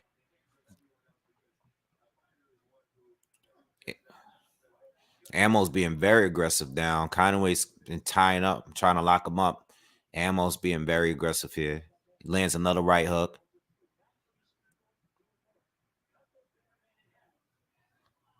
Nice counter by Conway. Nice right hand from Conway. Backs him up a little bit.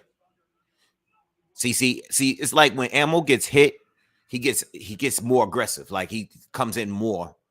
Every time he gets touched with something, he doesn't like regroup. He just kind of like comes more aggressive because he just doesn't like getting hit.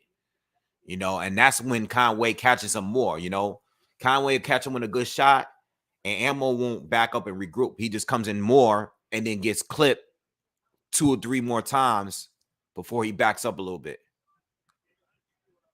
Conway's having a better round so far, and it's 6.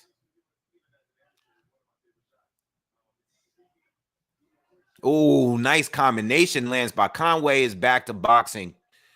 He's timing Ammo in this round. He's having it halfway through the 6, and so far Conway is clearly ahead this round. He's been catching Conway all over. He's been catching Ammo all over. I keep getting in this tied up. Ammo needs to get back to doing what he was doing.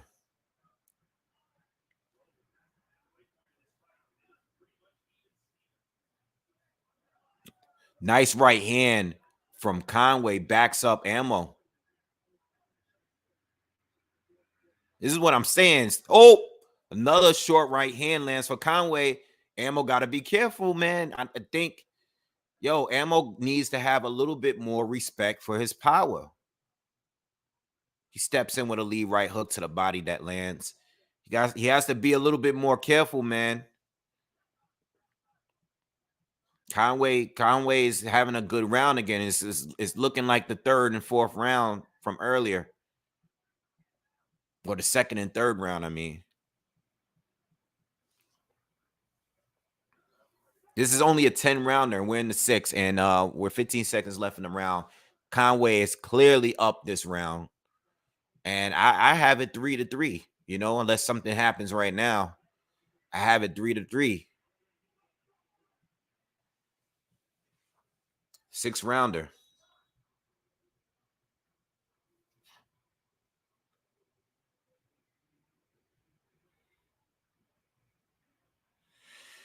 It's a close fight, y'all. I'm telling you, it's a close fight. It's back and forth. You know, I gave Ammo the 1st. I gave Conway the 2nd and 3rd. I gave Ammo the 4th and 5th. And I gave Conway the 6th. So it's back and forth. I like Ammo's aggression, but I like Conway's boxing a little better. Conway's boxing better. Ammo's more aggressive. He's landing the more powerful shots in the rounds that he won, but Conway is boxing his timing has been on point with the counters.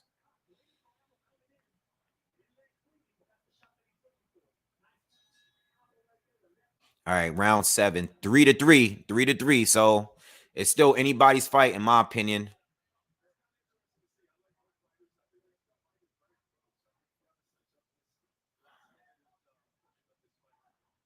Got 4 left, 4 rounds to go.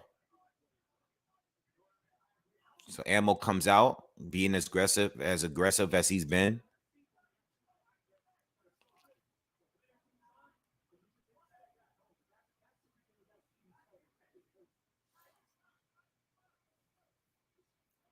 Nice jab from Conway.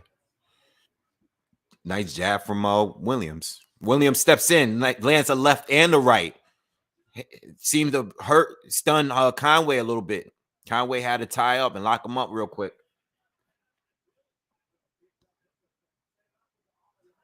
So Williams is back up now in this first minute of the seventh round. He's having a good round so far. It's been back and forth all fight long. So Williams is getting off, lands a jab to the body, another left before he's locked up again by Conway. You know what it is? I think it's time for Conway to get out of that corner over there because it's not working out for him right now. He needs to move and regroup. So we're halfway through the seventh now, and Williams is up big, lands another sweeping right hand, and he's having a good round again. Oh, another. He steps in, lands another straight left, and Conway is forced to tie it up again.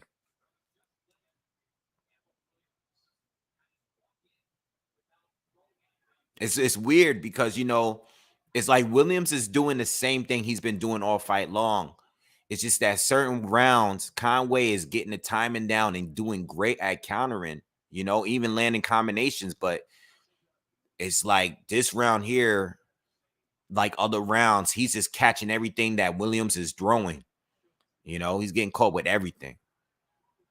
Some rounds he picks up, and other rounds he just looks bad. He caught him with a right hand counter, though, just now. 40 seconds left in the seventh. Conway starting to pick up the pace a little bit.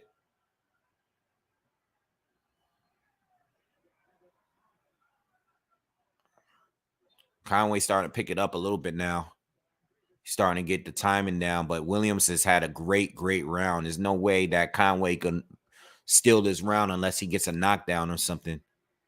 Nice right hand counter by Conway again, and they tie up again. Williams is still being aggressive, but Conway's been catching him for the last 40 seconds or so. But too big of a round for Williams. Oh, man. So I got it 4-3 for Ammo Williams. 4-3. 4-3. What do you guys think? Do I think he'll KO him? I don't know. I don't know. The way the fight is looking, you know, Ammo has caught Conway with some big shots, but Conway hasn't gone down yet, you know, and you just never know, you know. Both of them have caught each other with some really big shots.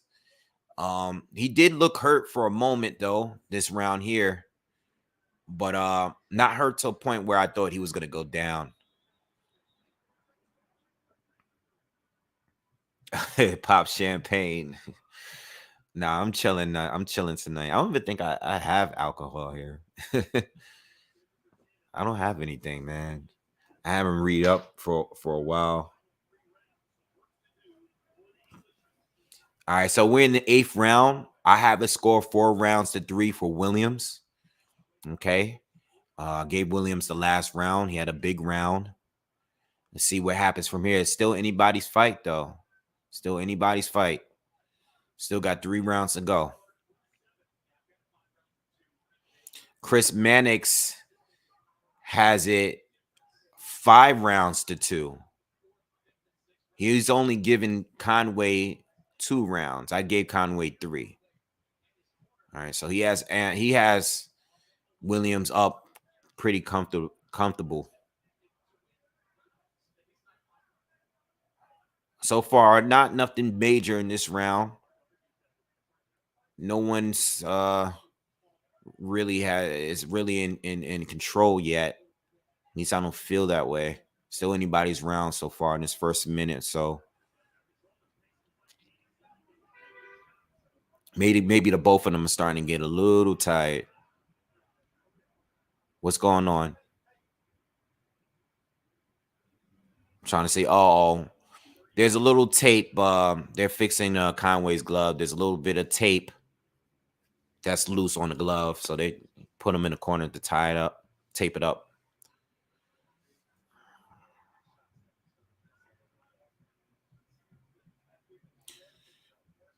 Yeah, I don't know about Mannix's scoring. I think it should. I think I think there's only been one swing round here, though. There is one swing round. At least I had it one swing, but I like to tell you guys the unofficial scoring anyway, just to see how much of a difference in opinions from mine and theirs. But I have it 4-3 to Ammo, and I think it's pretty hasn't been the hardest fight to judge.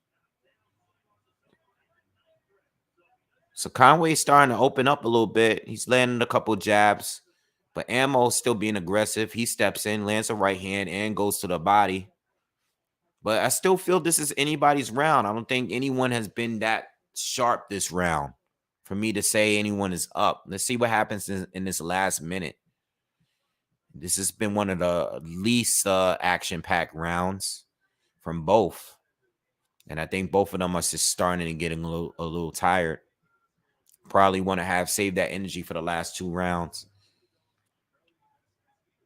I think these are the rounds that Conway needs to be a little bit more aggressive, especially when Ammo's not being as aggressive. But Conway hasn't led much. He's been countering. He's been doing a good job countering Ammo and not really leading. Ammo steps in, lands a left hand, and he bloodies Conway's nose bad. Conway's in a little bit trouble here, but that left hand was a big left hand, and Conway's now bleeding from his nose right away, immediately. As soon as he landed that punch, you saw Conway just go for his nose, and I think that edges Williams the round.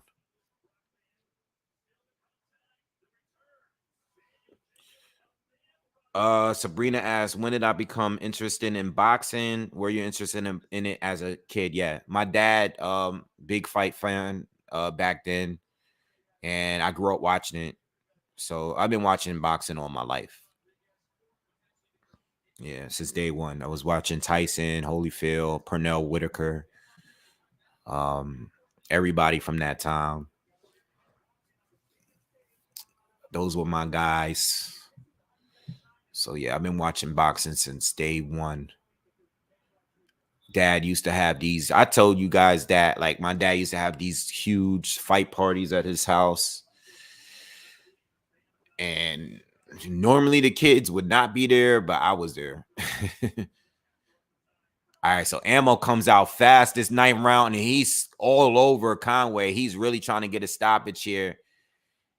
Came out a little wild, but he did land. He did get some shots through there, and he lands another left hand. And Conway, he almost goes down. He's been dropping. He's been dropping low, but I can't tell if he's like hurt. He's like leaning low. He's getting low, and then he's holding Williams by the waist. It always looks like he's about to go down whenever he gets caught with something, but his knees just bend every single time he gets caught. He's still bleeding a lot from his nose here, and Ammo's really putting the pressure. You could tell that Ammo's trying to stop him here, but Conway is just holding him. Conway counters him with a right hand. I do think the refs should say something with Conway with the excessive holding, though. This is just too much holding now. I think he's still hurt. I think he's hurt from that. His nose might possibly be broken with the amount of blood that's coming out of his nose. But he's not even countering at this point. He's just trying to hold Ammo. Ammo is still pushing heavy to get this stoppage.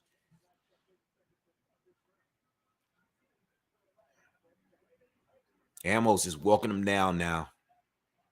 Conway looks out of it, man. I don't see that same. Oh, yeah, Ammo. That's a knockdown. That's not a knockdown? That's a knockdown. Ammo steps in with a leading right hand. I think it was an uppercut. I think it was like a short uppercut. He steps in, landed it, and Conway went down. They try to get a slip out of it, but no, that was a knockdown. All right, the fight is back on. 1 minute left in the 9th round, and Ammo Williams has scored a knockdown, and he's trying to finish Conway off. Conway is just holding. He's been holding all round. 50 seconds left in the 9th. Oh, he lands a straight right, though. Backs Ammo back up.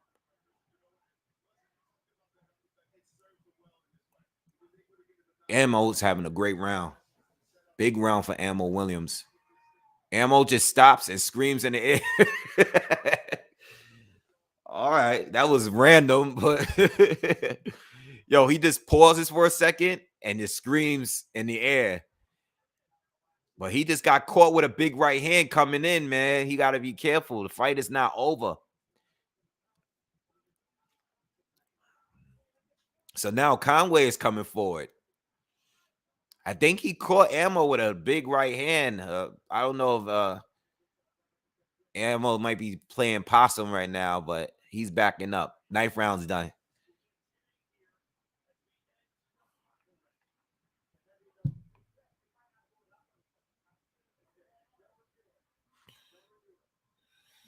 You guys are acting with live, asking for lives with Papa Wave. Yeah, he'll be back on here soon. I actually was gonna, I probably should have went up to his house to do this fight. But yeah, I had a lot of errands to run today.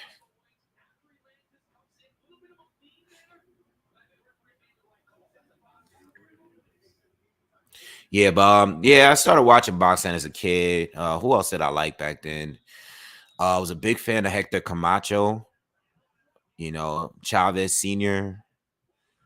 Um, all those guys from the late 80s, early 90s. Those were like all the top fighters from that time. Love Hector Camacho, man. I used to love. He was just like that dude. All right, tape is unraveling on Conway's glove again. But Conway's being more aggressive this last round because he's down. He got a knockdown. Ammo's more the defensive, and the ref stops it again to fix the tape. Ammo's more on the move, and he's not coming forward. Conway's the one that's coming forward now. But he has to, man. He's down. He's down big, I have it. I have it 3 rounds to 6, and plus there's a knockdown. So Ammo's pretty up big now. It was a close fight. I did have it 3-3 at one point, but Ammo just took over the second half of this fight, man. And now he's bringing the pressure back to Conway.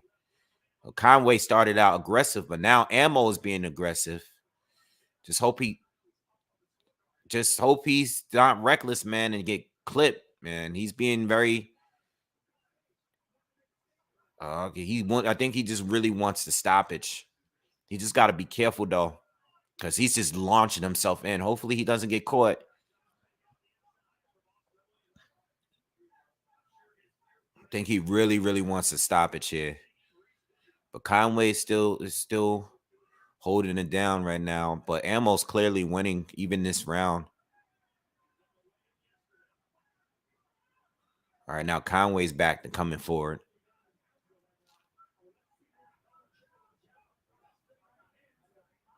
A lot of tying up though. I'm not gonna be. I mean, it's not a bad fight. It's been very competitive. I like what I've seen from both, but I think that the amount of holding from Conway this last few rounds is kind of took away from the fight a little bit. You could tell that Conway just not really comfortable on the inside. He likes to fight at range.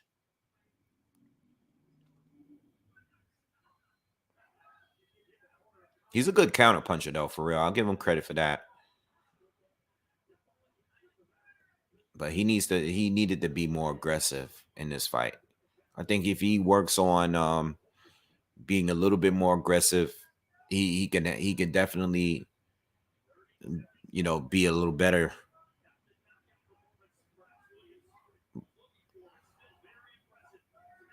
Right, 20 seconds left in the fight.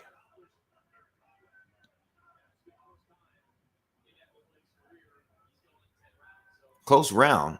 I think Conway turned it back around. He started out fast and he ended off strong.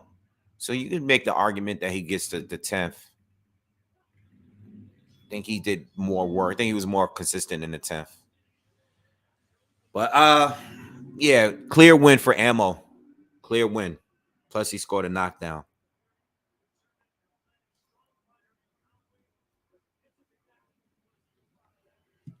Oh, how did I react when Costa Zoo stopped Judah? I mean, I was mad. I was mad every single time Zab lost, man. I don't think I ever rooted against Zab Judah. You know, even when he fought Floyd, I was torn between the two. I was torn in that fight, but every time Zab lost, I felt like New York lost because every time Zab fought, it was always a big fight in New York. You know, I hated to see Zab lose. You know, but yeah, when he got knocked out by Costa Zoo, it was crazy. I hated the way he reacted in that fight. I hated the way he reacted in in the Floyd fight. You know, he was wild, but I love Zab. Growing up watching Zab fight, like he's a legend. Like even with all the losses, in New York, he's a legend for sure. Like when Zab fought in New York, it was a big deal in New York. It was always a big deal in New York, you know?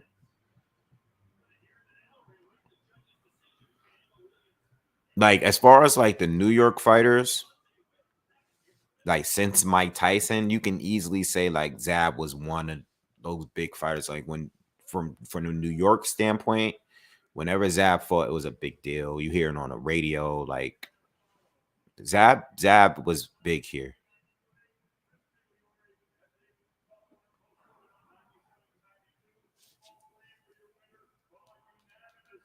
Unanimous decision for Ambo.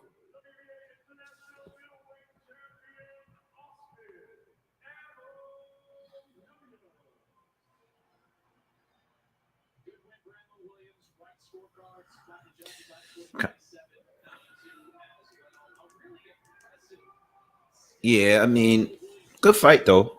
Good fight, competitive fight. All right, give me a second, guys. I just want to fill up my glass of water real quick.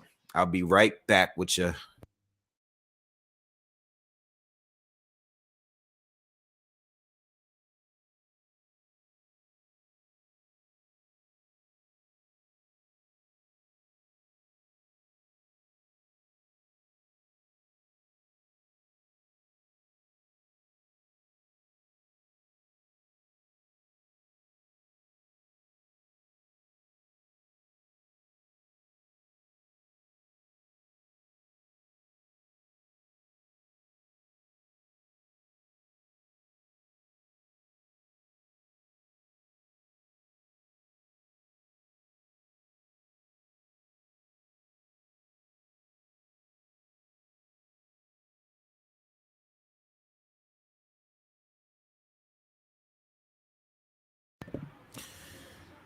All right, I'm back. I'm back.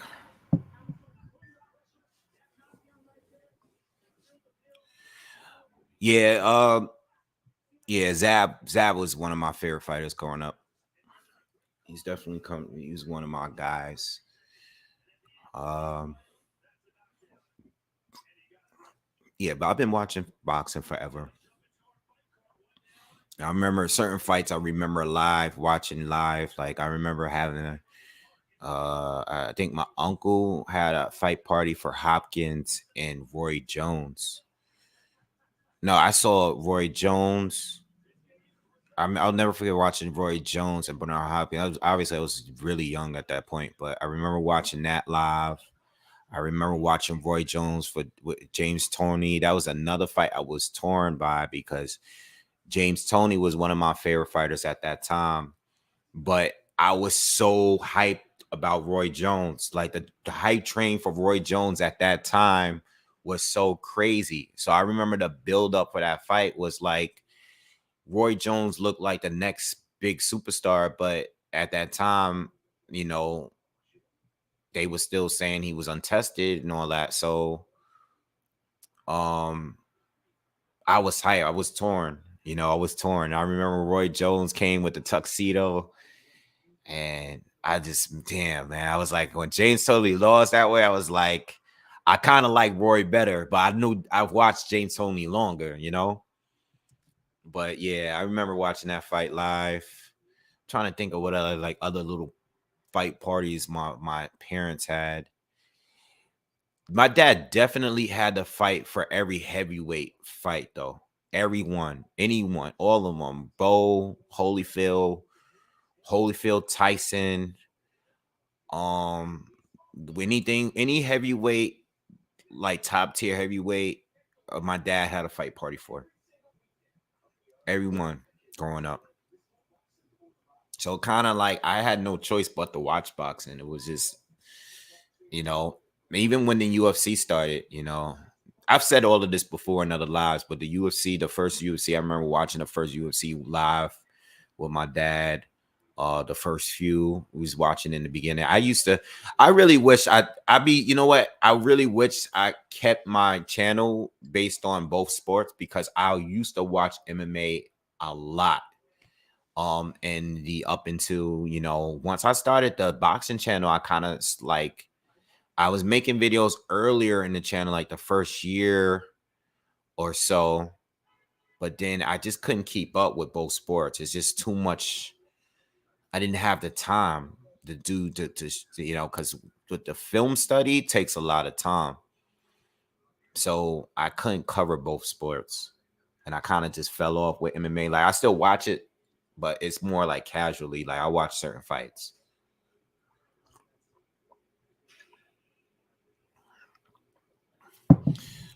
I couldn't tell you how much pay-per-views were back then. I wasn't paying for them. I don't even think my dad was paying for them. My dad wasn't paying for those neither.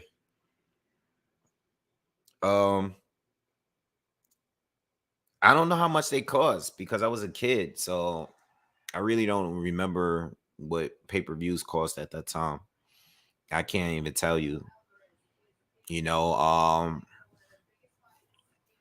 I'm trying to think now. What is the first pay-per-view I actually ordered, like myself?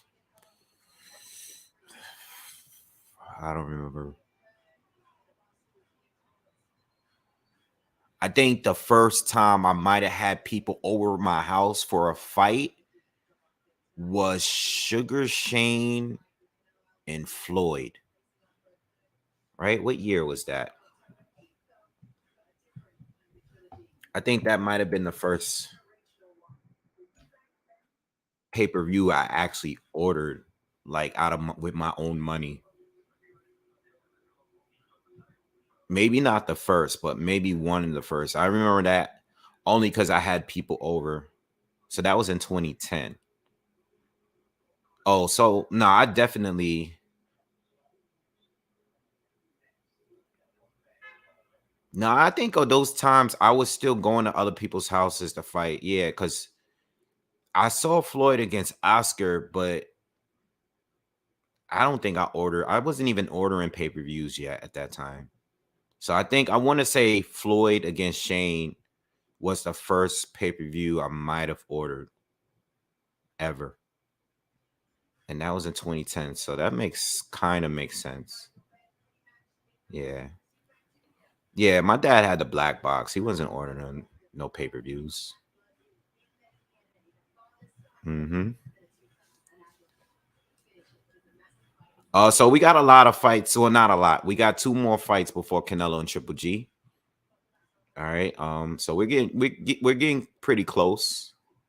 They're interviewing Jessica McCaskill right now and Sean Porter.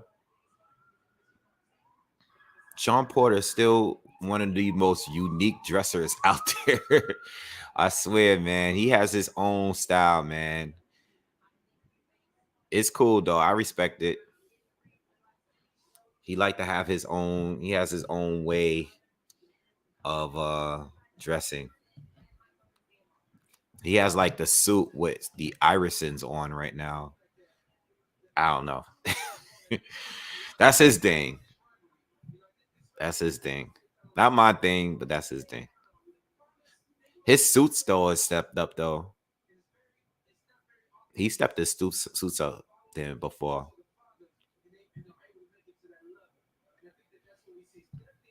What happened to Seth Mitchell? Chris Arreola happened to Seth Mitchell.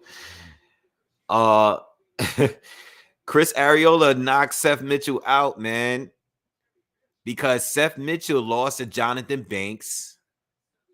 Yeah, Seth Mitchell was being promoted. He was a hype job. Golden Boy was promoting him. He was knocking a lot of people out, but he was like some former football player that they was trying to build up to be the next big heavyweight star. And then Seth ran into Jonathan Banks. Banks beat him in the first fight. Seth Mitchell ends up beating him in a second fight, though. I think he stopped Jonathan Banks, right? Because Banks was his step-up fight. And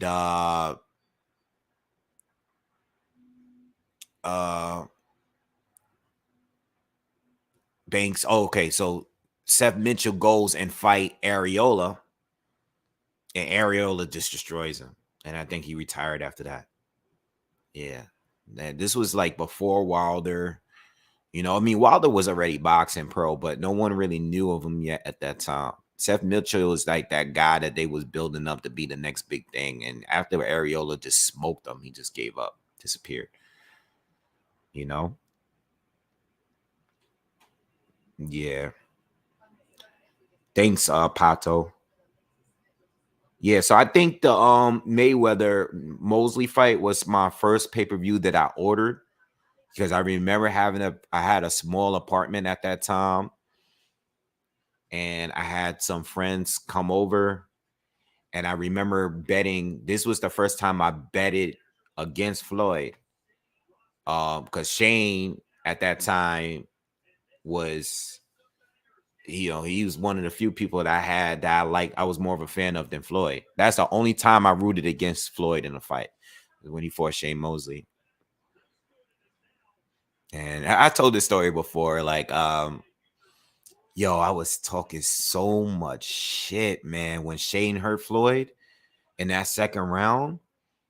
Oh my God, you should have saw me. Like, I never wanted Floyd to lose a fight, but that is one fight I wanted him to lose, because Shane was my favorite. Oh my God, man. Shane, after Roy Jones, it was Shane, yo. Shane Mosley. I was the biggest Shane Mosley fanboy, yo. And I was like, yeah, Shane just beat Margarito. So at the time, even though Shane was old, I still thought he was going to beat Floyd.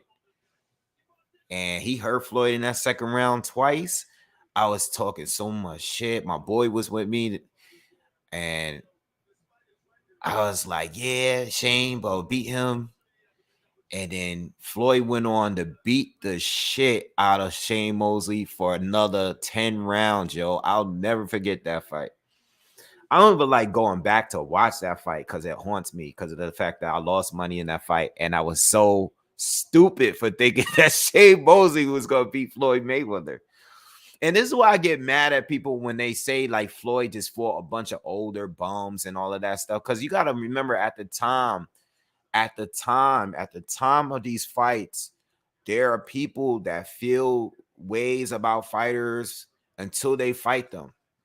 You know, that goes for a lot of these fighters. Before the fight, people felt like Ricky Hatton. People thought that Ricky Hatton was going to beat Floyd. People thought that Oscar De La Hoya was going to beat Floyd. Even people thought that Robert Guerrero. There were people that I used to have. I mean, most of them were Latino fans or whatever, or Hispanic fans. But I mean, they thought that a lot of these fighters was going to beat Floyd. They really thought Canelo Alvarez was going to beat Floyd. I mean, without a doubt, there was so many people that I used to have arguments with that they were sure Canelo would beat Floyd Mayweather. I'm telling you. And after the fight, it's like, well, Floyd fought bums. He fought everyone easy. He fought everyone too old. He fought everyone too young. That's what it all became about. But I would say Shane Mosley. I thought Shane was going to beat Floyd. I was jumping and screaming when Floyd got hurt. And then Floyd beat his ass for the rest of his fight, man. I don't never watch that fight.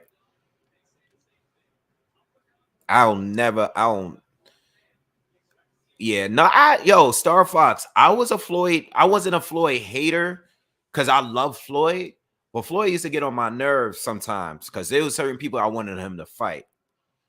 All right. And I wanted him to fight Shane Mosley from jump because I was more of a Shane fan when they were both at the lower weight. So when Floyd was at 130 and Shane was still at 135, I was following that a little bit. I remember I wanted those two to fight, but Shane was kind of the one ducking or whatever a little bit. So I'll give him that. But at 147, I wanted Shane to fight Floyd. I wanted Floyd to fight Cotto. Those are the two fights I really wanted. I wanted Shane to fight Floyd. No, I wanted Floyd to fight Shane and Cotto. When Cotto was still undefeated and when Shane was at the time he fought Shane, it was a good time because Shane was coming off that win. I know people think that Shane was old and he was older, but we didn't know he was older until after the fight. All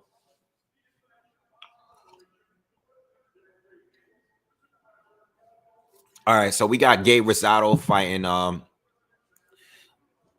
Akhmedov right now.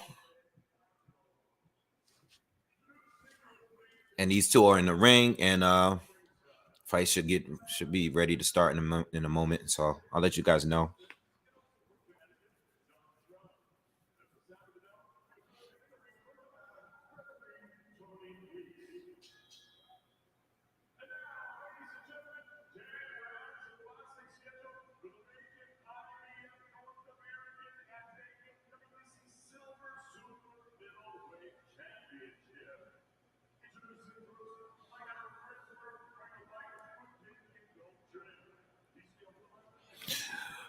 One of Gabe Rosado has one last win in him, like good win. I don't know.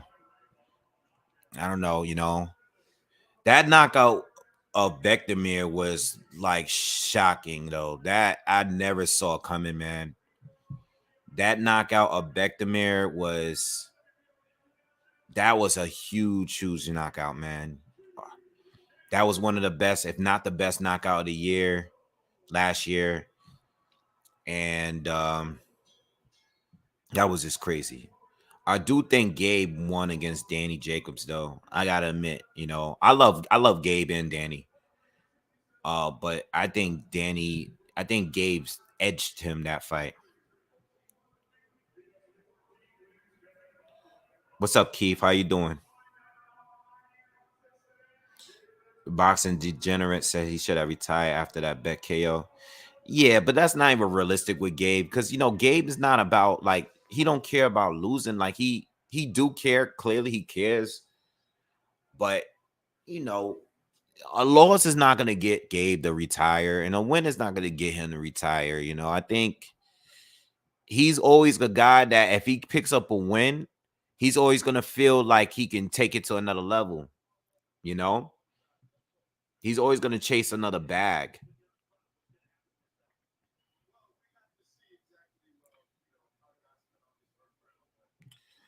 But to be honest, man, I was surprised that he lost to Shane Mosley Jr. and he lost clearly. Shane Mosley Jr. improved dramatically. I can't even blame Gabe because I've been watching Shane Mosley Jr. his whole career and he never boxed that well. Like whoever he got with to prepare for that fight, he looked great in that fight. All right, so we're in round one here.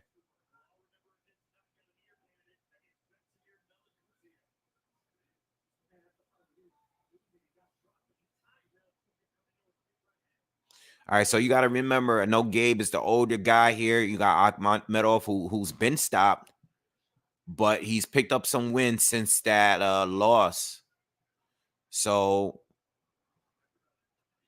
let's see what happens here. Because you can't sleep on Gabe. I don't normally predict him to win fights, but you can't sleep on him neither because no one really beats him easily like that. But he is getting older, and you can see it. He looks slower. That's noticeable. Like Akhmedov hand speed is quicker. I can tell he's bigger. He's bigger than Gabe. He definitely has the better hand speed between the two. Gabe looks slower though, but you can't count him out because he's a pretty solid counter puncher. But you can tell like he's looking a little slower.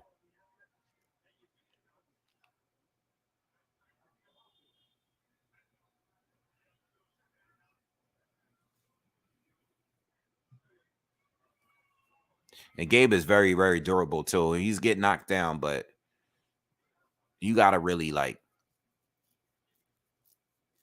the ref gotta jump in or something because he'll keep fighting. He did give McGee a good fight though. That fight was entertaining. Gabe had his moments in that fight. He definitely went to toe to toe. I don't think it was close, but it was competitive though. He had his moments in that fight for sure. Nice right hand lands for Gabe. Probably the best shot. And he's coming forward now. And he's starting to put pressure. I think that right hand. Oh, he lands that uppercut on us inside. I think him landing that right hand gave him a confidence boost because he's been slow this round so far. 30 seconds left in the first. It's been a slow round, but now Akhmedov is starting to piece him up a little bit.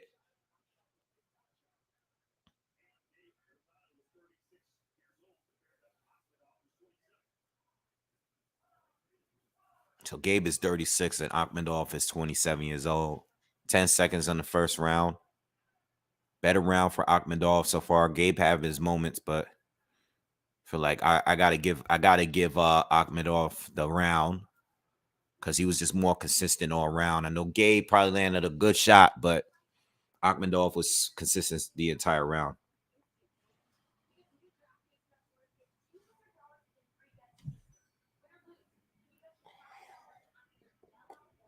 The thing is too, I've been watching Bekdamir since that loss, and I don't feel like he's improved.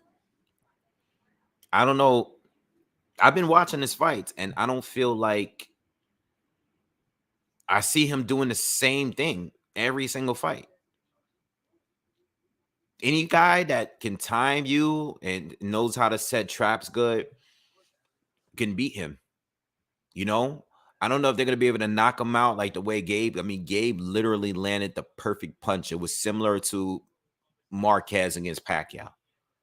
It was like the perfect shot. It was perfectly executed. And I think that as soon as Bekdamir steps up and he fights another counter puncher, he's going to get caught.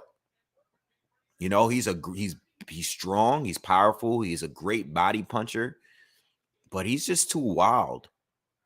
He just like lunges in every single time, and his head is dead center every single time. I don't think he's improved at all. I've seen his fights on his comeback, and he has not looked good and impressive to me once since he's returned. And he's gotten stoppages. I know the first fight he came back in, or I don't know which ones. I know he's gotten stoppages, but not really that impressed.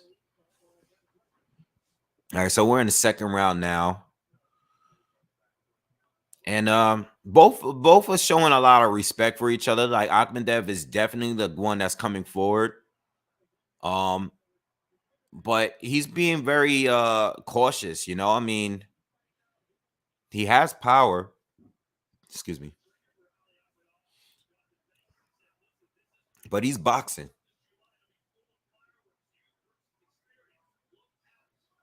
Nice combination from Akhmedov.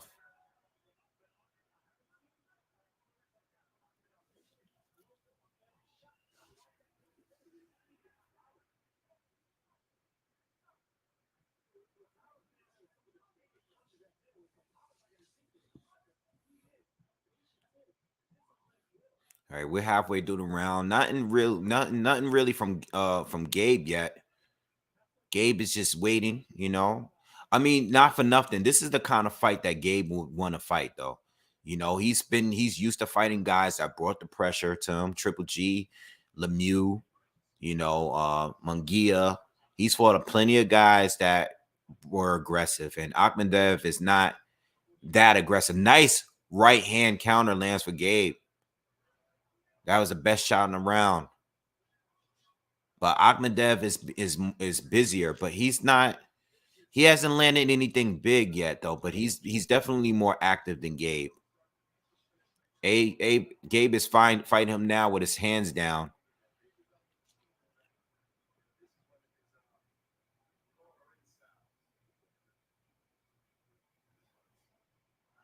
Yeah, he's just looking to time and counter Akhmedov. Nice left hand lands for Akhmedov. 20 seconds to go.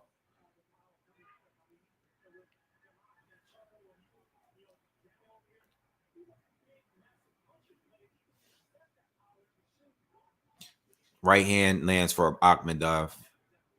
And this round is coming to a close. See, this is my issue with Gabe.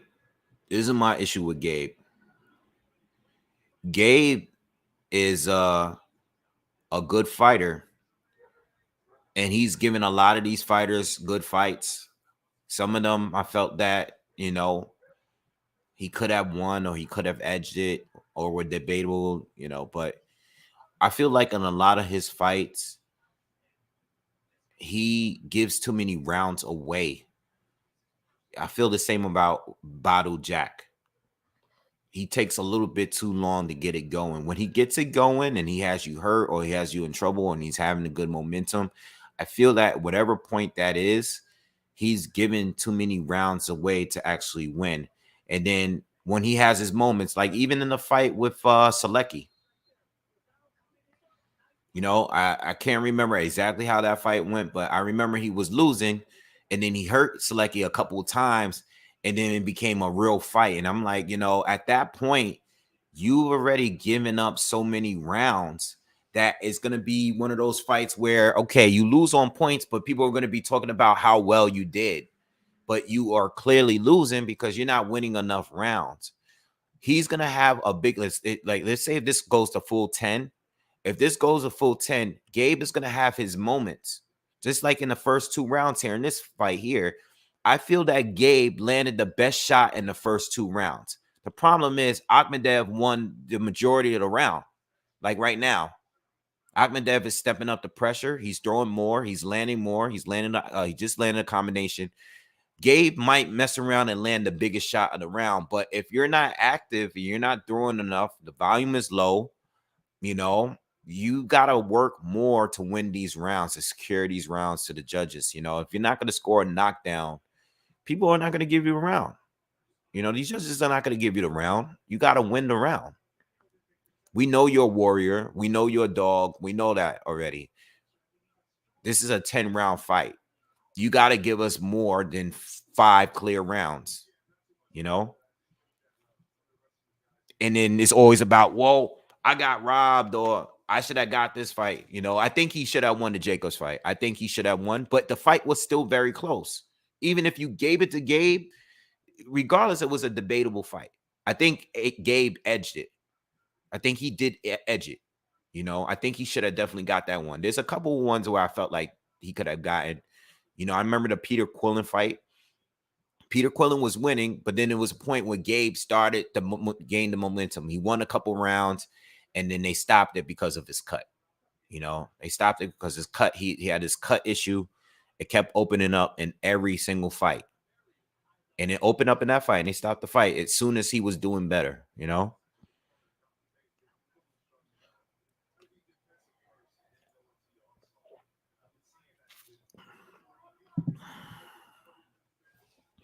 All right, so we still have one more fight to go after this fight here. We're in the 3rd round of this 10-rounder, and I believe it's going to go to full 10.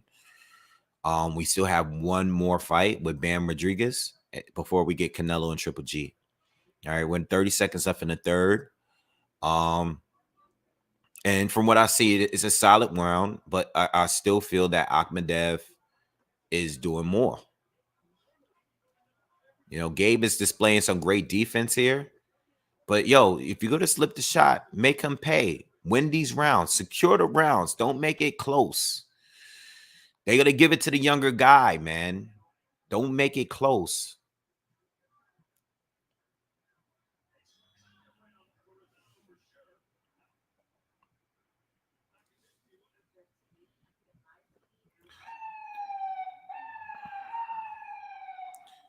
Yeah, Gabe didn't look good in the Shane Jr. fight, but Shane Jr. looked incredible in that fight. Never seen him box that well. That's what I was saying earlier.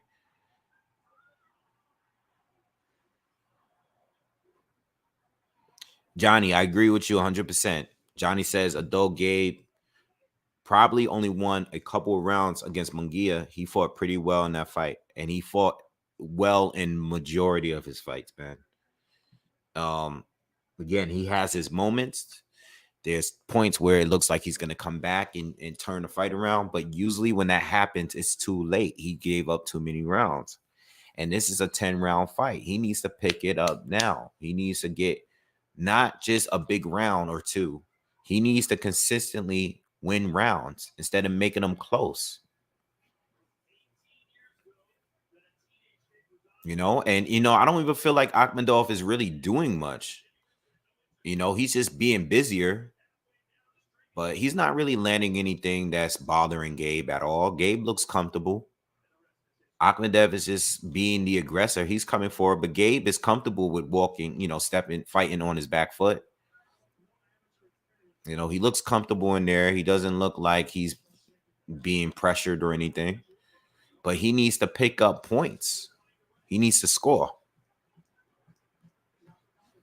Nice combination from Akhmedov lands. Gabe smiles at him. Now Gabe is coming forward.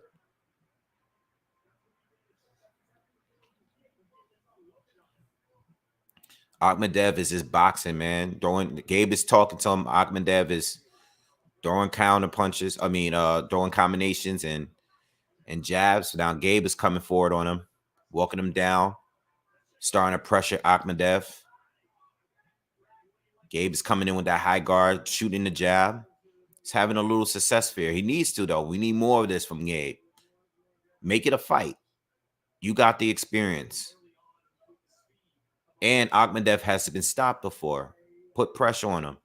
Gabe's starting to come in now. This is the Gabe I like to see. Lands a right cross. Halfway through the fourth. But he has to keep it going.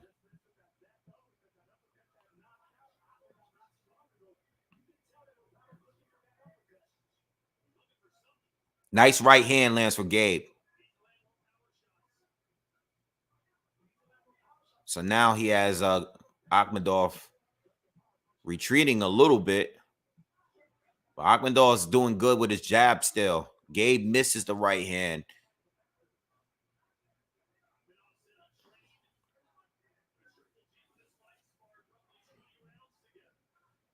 Akhmedov sparred 20 rounds with Triple G to prepare for this fight.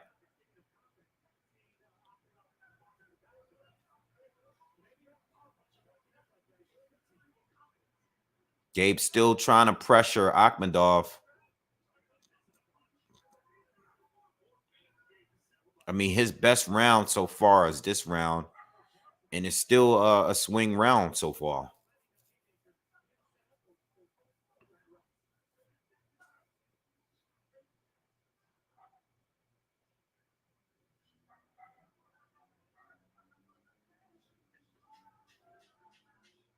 Nice short left hand lands for Akhmedov. Gabe's starting to look a little frustrated here. He's putting the pressure on him, but he's not landing. He's not landing enough. Felt like Gabe was starting out faster, but I think Akhmedov landed a better shot still. I think he did a little bit more than Gabe still.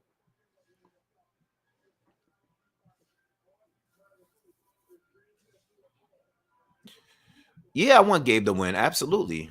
I want Gabe to win, but he's not winning. I'm still going to give you the commentary fair, and I don't have him winning a round so far.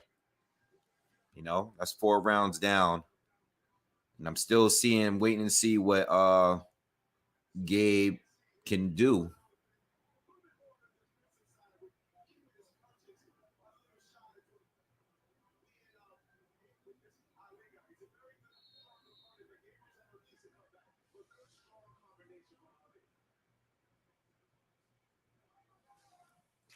What do you guys think? Any of you guys, what do you guys think of the fight so far? All right, so we're in round 5. I have it 4-zip so far. Competitive, but Gabe is just not doing enough to win these rounds. Some of them are close, but just not enough.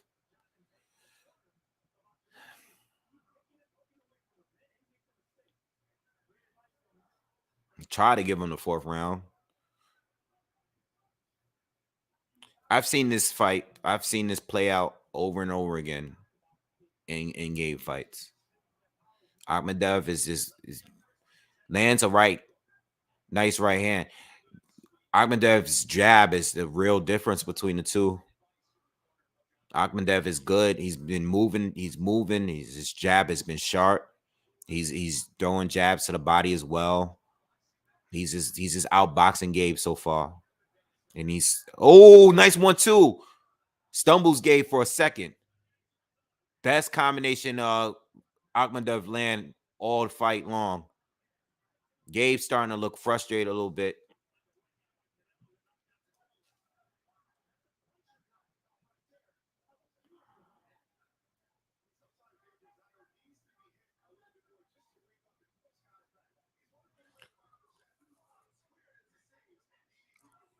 Akhmedov landed a few. Akhmedov just landed a combination. He's landed a few big shots this round. And he's still fighting very cautiously. He's not being reckless. He's being aggressive now, but he's still fighting very smart. Very good boxing for him. He's boxing really good right now. Lands another right hand. 1 minute left in the 5th round. It's been all Akhmedov this fight. Akhmedov goes to the body, lands a left hook to the body. Gabe is he's trying to, he just can't connect right now. It's definitely his worst round. He can't connect with anything right now. Akhmedov is just outboxing him easily. Outboxing him, outworking him.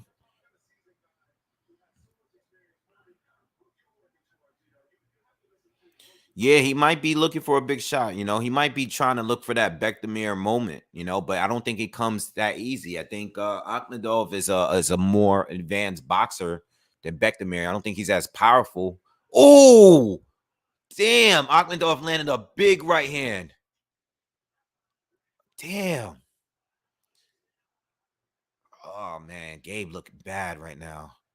He's getting beat up. All right.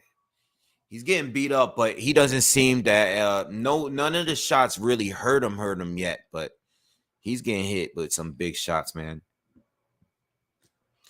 Yeah, as the fight goes on, Akhmedov he's starting to really take over now. Gabe had a decent 4th round, but now he's just getting schooled right now.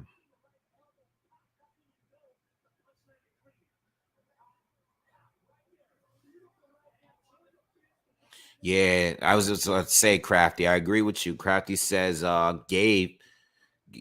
He said Gabe might get stopped if AK steps up the pressure. He could. And you know what? Ak is stepping it up every round now. He's starting to pick it up. I think he's starting to figure out, I think he got it all figured out at this point. And he's taking more chances now. He's starting to open up a little bit more as Gabe, the older fighter, is starting to slow down. All right, so we're in the 6th round. I gave all 5 rounds to Akhmedov. And the 5th round was his best round. So let's see what happens from here. So Akhmedov he has a beautiful jab, man. He's still fighting smart, though. He's showing a lot of discipline here. Good pacing. Ring general right now. He's just in control of this fight.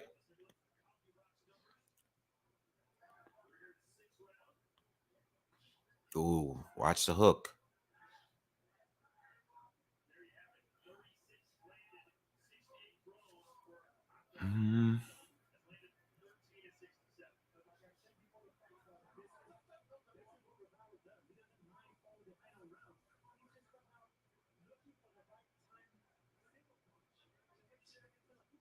Akhmedov is really piecing him up now. Not as bad as the 5th, though.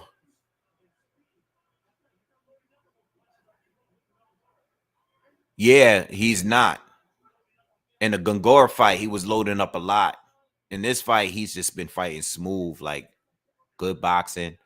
He's been focused on speed and just in volume. And he's jabbing Gabe to death right now. Gabe is starting to slow down, but he's been taking a lot of shots to the body. Another combination lands for Akhmedov. Gabe is starting to try to smother him and close in on him a little bit more, but Akhmedov is doing a good job just using the ring right now and keeping that distance, and they tie up.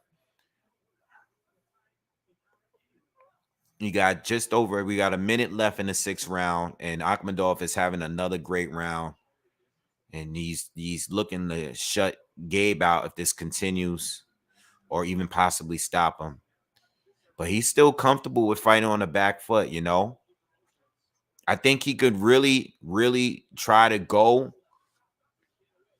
and be aggressive and sit down on his punches. But right now he's relying on his speed and his movement, and he's using the ring, and his defense is very good. And he's just winning easily. Gabe is still fighting here. He's still in the fight, but he's too slow.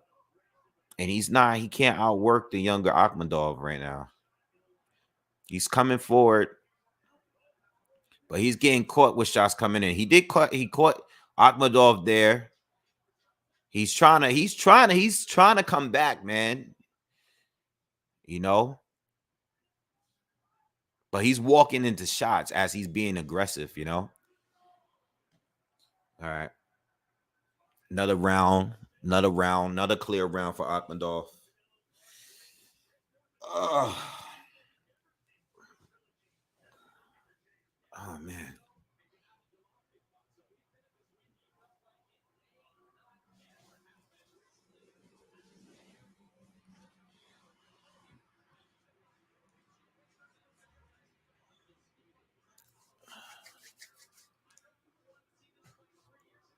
Oh man. Damn. Yeah, this is definitely a shutout.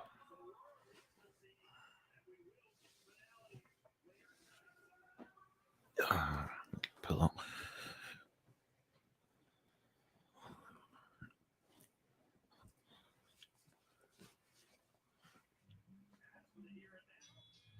All right. Where are we? We are round 7. Round 7. Shutout so far.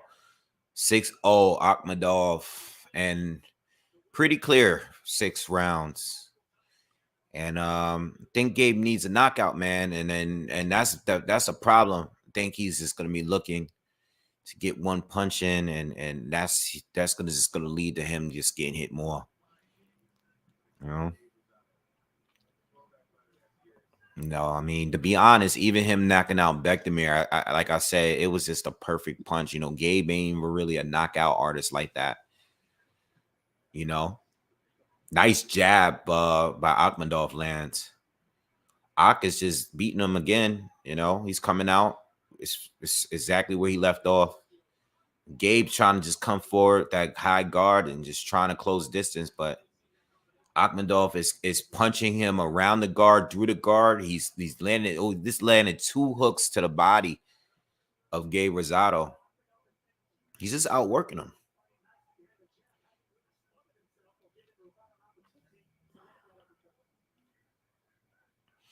I don't know, man. It might be time for Gabe to hang it up, man. I don't think he will, but you know, I mean, you know, if those checks still coming in as good, he's gonna keep boxing, you know. But at this point, he lose this fight too, he's just gonna be looking back at being just a stepping stone for the up and coming guys or the other faded fighters, you know,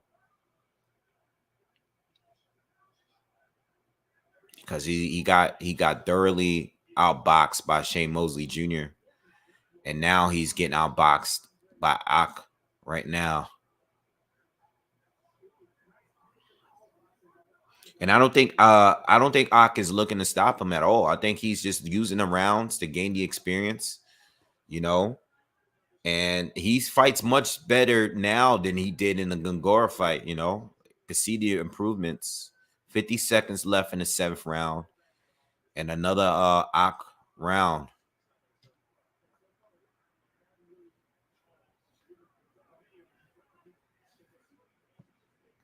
I don't think he's going to turn it up. You know why? Because Gabe is the one that's trying to be aggressive here. He just can't land that much, you know. He can't outwork Akhmedov. Akhmedov's jab has been on point, and he just keeps moving. You know, Ak is not really sitting down on his punches. That's the thing. He could, but he's just not. Or maybe in the no. Maybe in the 8th or 9th round, maybe he'll sit down on something. Maybe he'll try to get a stoppage, but Gabe is kind of smothering him too. All right. I have it a shutout. Another round for Ak. There's really not much to say. Nah, one more fight again before Canelo and Triple G. One more fight.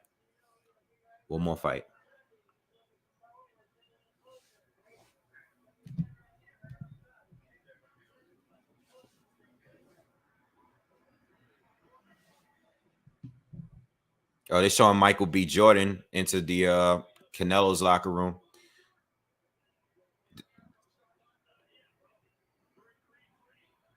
So they gave each other. So Canelo's gonna be in Creed 3. So I guess they boys now. They boys.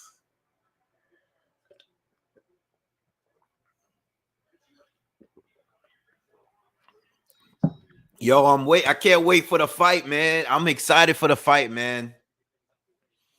I'm ready for this fight.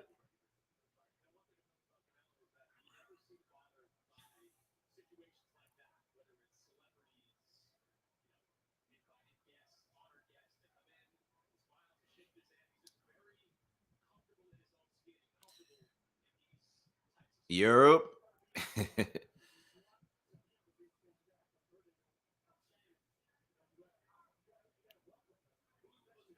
It's 7-0, yeah.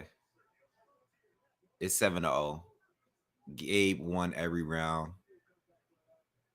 And he's won every round clear. This is like kind of boring because I'm sorry. Akhmedov won every round. It's kind of boring because Gabe is not really doing anything to change it around. Akhmedov is outboxing him. But he's not trying to put him away, man. He's not sitting down on anything. He's just beating him up.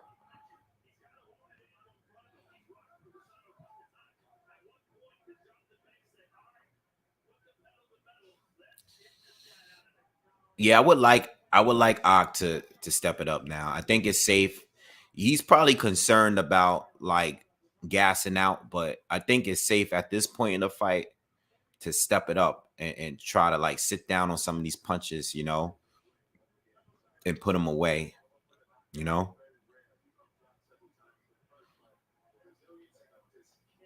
It's safe to do it, but you know, he's sitting down on some of these punches here though. I'm tell you that. There's a minute left in the 8th, and Ak is starting to sit down on the punches a little bit more.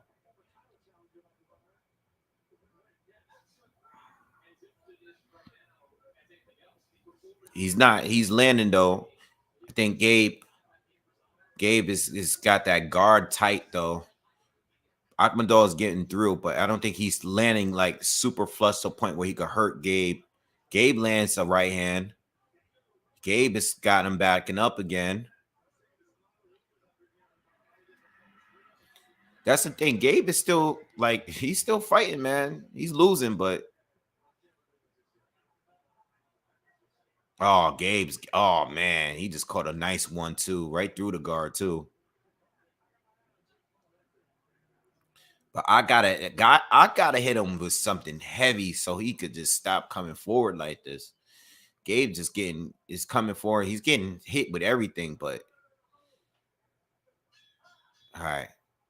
Another round for Ak. Clear round for Ak. Oh boy. Too easy.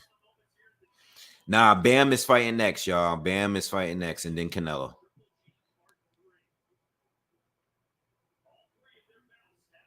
I think Gabe should retire, man. You know, they're just gonna keep feeding him, man. They're just gonna keep feeding him, man. I think the Bektemir thing was his moment, but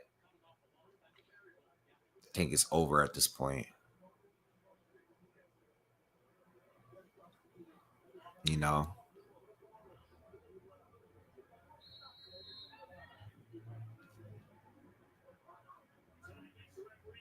I still feel like Gabe and Edgar Berlanga is gonna fight. I feel like that fight is still gonna happen. I just feel like that's gonna be Berlanga's first fight back from a suspension or something.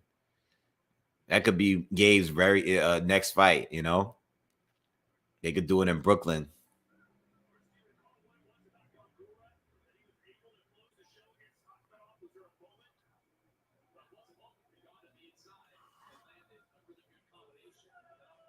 Yeah, I don't think Gabe is gonna. Or Gabe and Jake Paul. Um, I don't know. That's a good. That's a good. I don't think Jake Paul could beat Gabe though. Well, first of all, Jake Paul is much bigger. Like Jake Paul is pretty much fighting around cruiserweight area, right?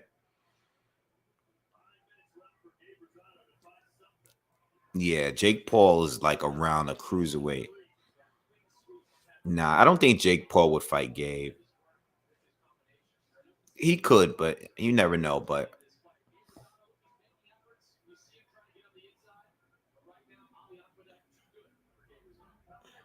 yeah, I can see that fight happening. But Gabe would have to be. Gabe is smaller than Jake. Jake is fighting what at 190? Gabe, nice right hand. He's getting some pressure. He's getting it going a little bit in this ninth round here. He's getting it going, but Akhmedov is still just boxing him up. Nice right hand lands for Ak. Ak's still not really sitting down and putting power down, like heavy power. He's just slicker, man. He's catching a lot of shots though from Gabe this round, more than we've seen since the fourth round.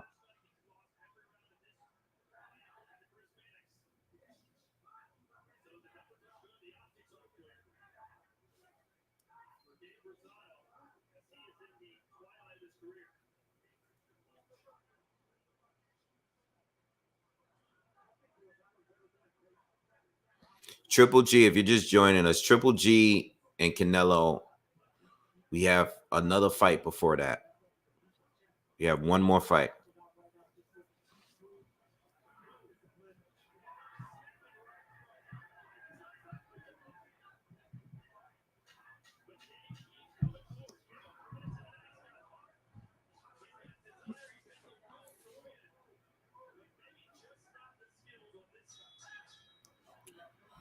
All right, 9 rounds, yeah.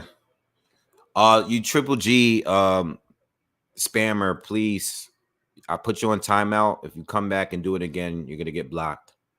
Stop retweeting. It says keep posting the Triple G flag thing. Please stop. All right, we get it. We know you want Triple G to win, but stop spamming my comments, please. Look crazy.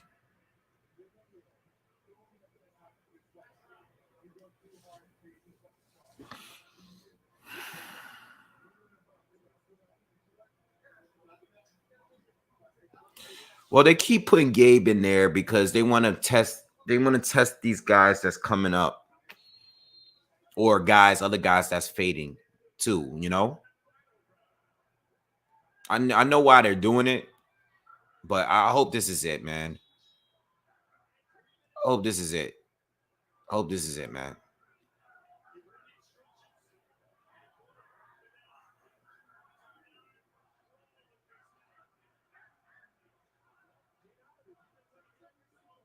Let's see what Gabe does in this last round. I mean, he clearly needs a knockout to win.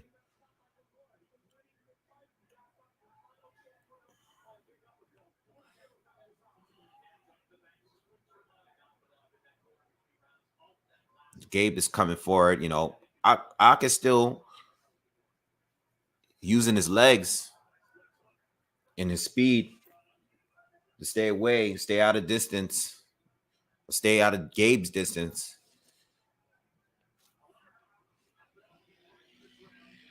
Yeah, he's clearly not trying to knock Gabe out. He's just trying to win, secure the win here on points. All right, Bam Rodriguez is the next fight. We're in the final round between Ak and Rosado.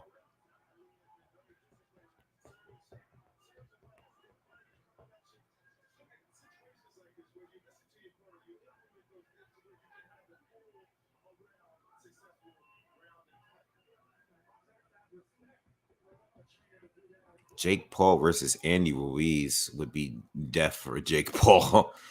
I would never want to watch that. Thank you, Keith Luckett. Appreciate the support, man. Be sure to hit that thumbs up, everyone, if you haven't already. And if you are new, definitely subscribe to the channel.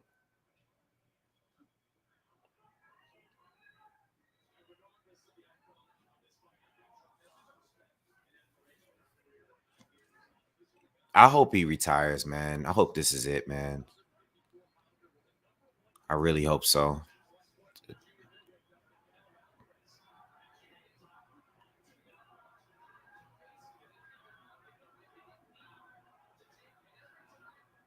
Gabe is trying. He's fighting. He's throwing punches, but Ak is just outworking him, man. Beating him easily. Just toying around with him at this point. 30 seconds left in the fight.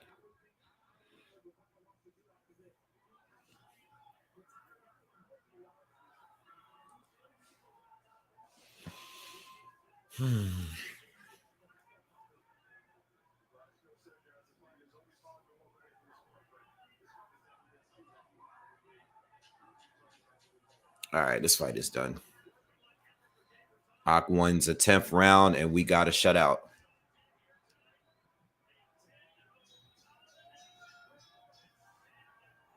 All right. Hopefully that's the end of Gabe's career.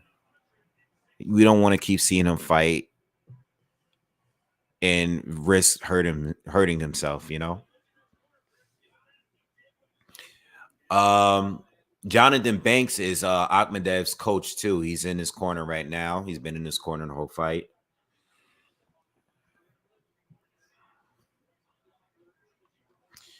Yeah, 10-0. I'm a Giants fan.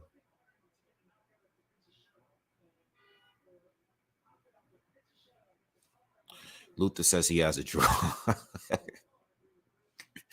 That's pretty funny. Yeah, Gabe is still with Roach. You know, but regardless of who he's with, man, it's nothing. You know, you're 36 years old. You know, you had your moment with Bekdamir. You know, and you got a few more fights with good fighters in between and after. But you know, at the end of the day, it's nothing else that you could do here but just be a gatekeeper, which he's been a gatekeeper for a while. But you know, I think he had that spark again after getting that win against Bekdamir. But at the end of the day, you know, you're not gonna just that's just not gonna happen, man. He's never really been like a knockout artist anyway, you know.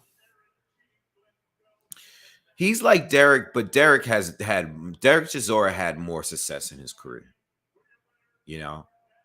Derek was more successful, you know, overall. He was more successful. He had a better career. He had a better career than Gabe Rosado. But we know we all like to compare. Those are like my two best gatekeepers.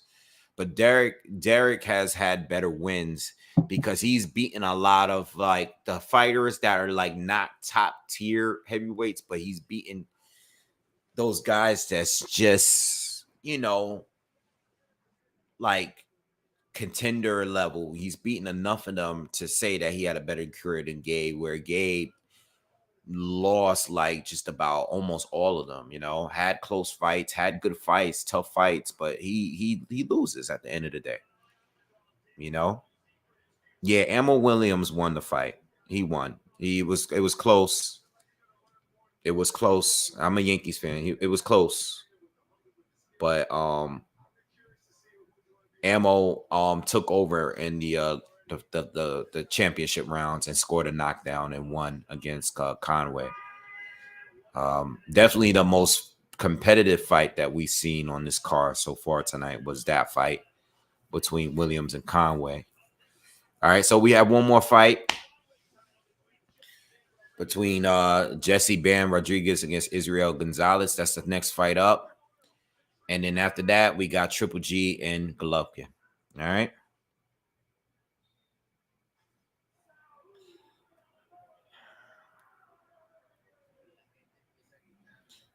Gabe gave a lot of people trouble.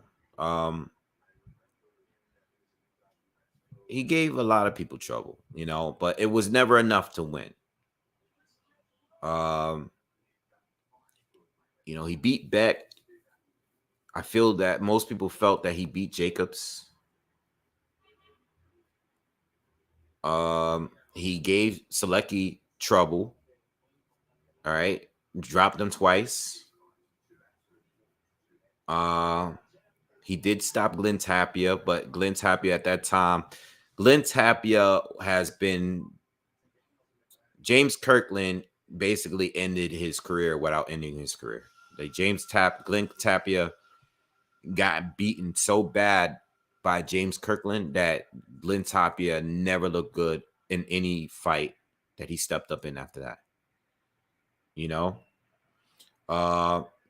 I thought Gabe won against Martin Murray. All right. I thought he edged it, but they gave it to Murray. I thought the Willie Monroe Jr. fight was probably the most boring fight that I've seen. All right, I'm just going down his record here. I forgot he fought Joshua Clottey. I totally forgot he fought that fight. He gave Dave Lemieux some good rounds, some good work before he was stopped eventually.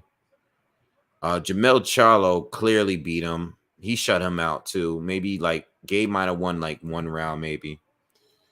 Peter Quillen won, but they stopped it because of the cut. That's what I was talking about earlier. I felt like Gabe might have beaten Jay Leon Love, but Jay Leon Love tested positive anyway after the fight. Yeah, and then Golovkin, he gave Golovkin a good fight. All right, but his eye was all messed up. So he gave us a lot of good fights. He gave us a lot.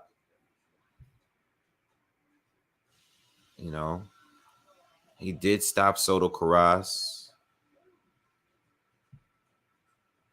Oh, yeah, he lost to Angulo earlier in his career. I remember that fight. I think that fight was like on ESPN or something. All right. So let's talk. Since we got a break, we can talk other stuff that's going on in boxing. Who do I got between Estrada and Chocolatito? I got Chaco. I thought he won the second fight. He won the first fight. I thought he got robbed in the second fight. I thought he won the second one. I think one of the judges scored it wide for Estrada. He probably had a scorecard done before the fight. And I'm predicting Chocolatito to win the third fight. All right. I don't think Estrada has beaten Chocolatito yet, in my opinion. Competitive. The second fight was good. It was a good fight, but he didn't win.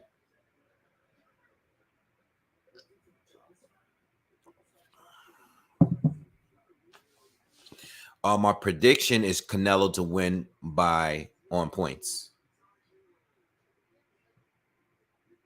Yeah, Canelo. I got Canelo winning on points. All right. I think it's gonna be a unanimous decision too. I think he's gonna win clear enough to where it won't be like a robbery, you know. But it should still be very competitive though. Yeah, Bam Rodriguez is getting ready to start now. Just waiting for them to come out to the ring. All right. I'm thinking like 116, 112 for Canelo. Oh no, I think the Collazo fight is gonna be good. Between him and Stevenson. I just don't think that I don't think it's gonna I think it's gonna be a slow pace fight. It's gonna be a very technical fight. Um Lots of jabs, a lot of counter, a lot of waiting around. It's not gonna be that fight that is gonna be like Stevenson's gonna win, but Stevenson has to be careful. You know, Canelo can box really well. There's a lot of people that believe that Canelo beat Oscar Valdez, so he's no slouch. It's not going to be an easy fight for Shakur, but it's not. You got two really good boxers. It's just that you have a boxer that is already elite versus a very good boxer. So you got two good boxers, but one that's on the most elite level to me already, even at his age. And then you have a boxer that is very good that can fight top tier. He's top tier for sure, but Stevenson's just better. You know, at the end of the day, they're both really good boxers, but one is just exceptional. Like, you know. So Bam Rodriguez is getting warmed up. He's getting ready to enter the ring, and this will be the last fight before we get the Canelo fight. All right, for everyone that's asking. But I see Stevenson winning. You know, like 117, 111, 118, 112. You know, Stevenson don't lose many rounds. So I do give Canelo maybe a round or two, you know. But you never know. I mean, it's boxing at the end of the day. One thing about Canelo is that I think he'll be at his best in the earliest rounds. Okay. I say that only because he definitely was burnt out after the fifth round, I believe, in the Valdez fight. And Valdez started to pick up the pace and turn the fight around and win the majority of the second half of the fight. So I'm expecting Canelo to be at his best, the most dangerous in the first half, and it be more competitive there. But still, Shakur winning the first half, but definitely, and in the second half, definitely taking them down. You know, breaking them down little by little and winning a decision win. All right. Um, all right. So Bam is walking towards the ring now. And I'll start covering the fight as soon as it starts.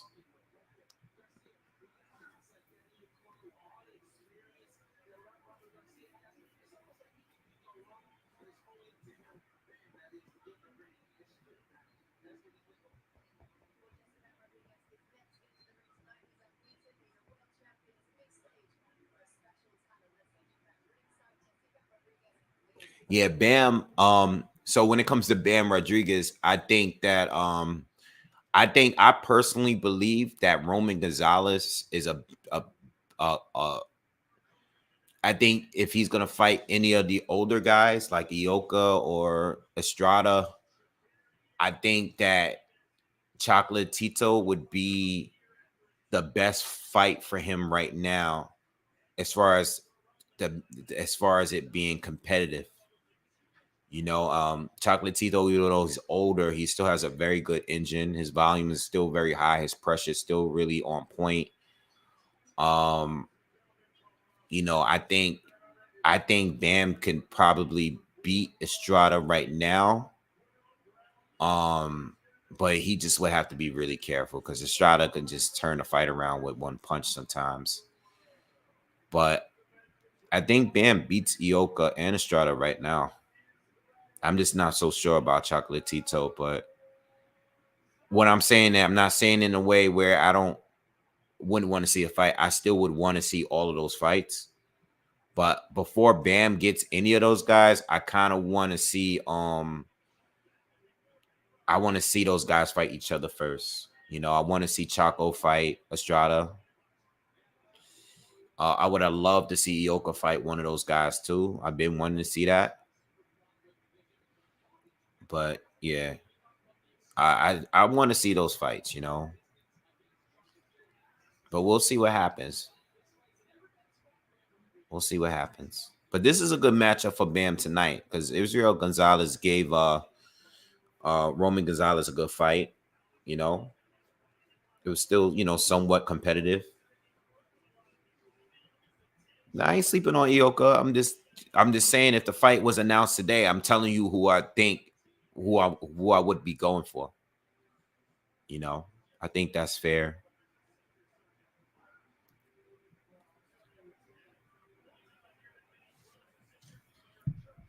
All right, so Gonzalez is in the ring.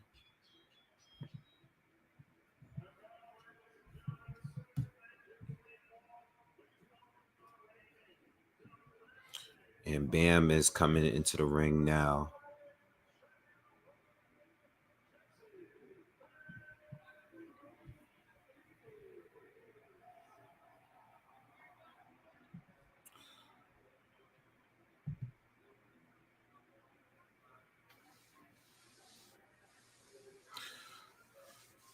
I think the time to fight Haney to fight Loma is now. You know, if he is going to be George Kambosos again, which I'm expecting him to. I think Haney it'll be a good time to fight Loma. You know, there was, you know, a few fights ago, I had Loma beating Haney. But today, you know, if they are gonna fight, they both win their next fights. I'm leaning towards Loma at this point. You know, I mean, I'm not Loma. I'm leaning a little towards Haney at this point. All right. Loma's still an incredible fighter, but you know, I think Haney has the experience and he has the size, the jab, you know, the boxing ability. I think he's the speed. I think he has enough talent at this stage to get a decision win against Loma. You know, Loma has a fight coming up though, against what's this kid's name? Is it Ortiz? Is it Ortiz?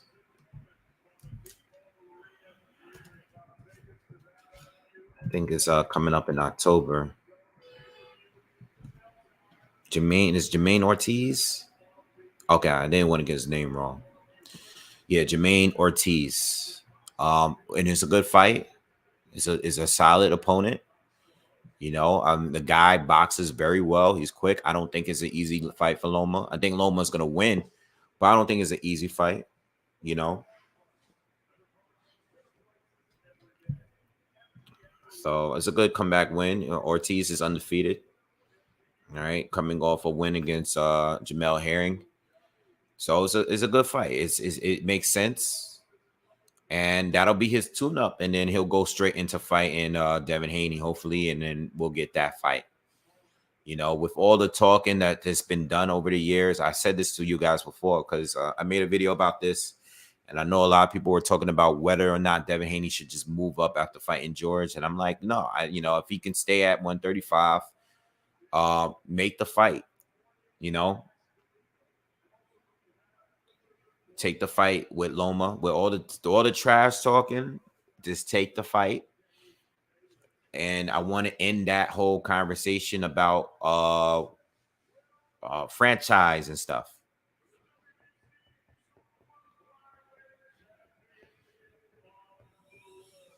Well, when I say it's not going to be easy, it's just I've seen Loma just easily destroy many fighters. And I think Ortiz, what I saw in that Herring fight, and I know Loma would destroy Herring as well. but Ortiz can box. He's quick, and Loma hasn't been that active, and he's getting older, you know? So even though I think Loma will win the fight, I still think Jermaine Ortiz is respectable enough to give him a good fight, you know? I've seen Loma in easy fights where he just walked through whoever he was facing. And then I've seen him in tougher ones, you know? I don't think this would be the toughest fight, but I think it's going to be respect there to where he just not going to walk through him, you know?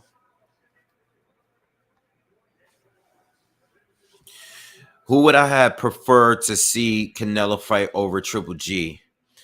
At 168, Benavidez is always been my top pick. Okay. My top picks at 160 was Andrade and Charlo.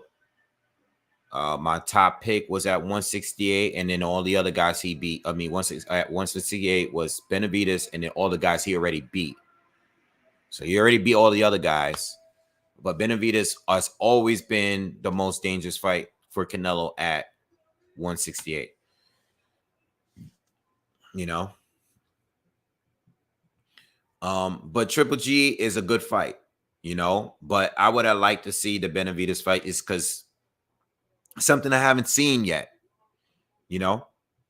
It's something that I would have liked to see. All right, so the fight with Bam and Gonzalez is starting now. So I'm gonna start calling the rounds.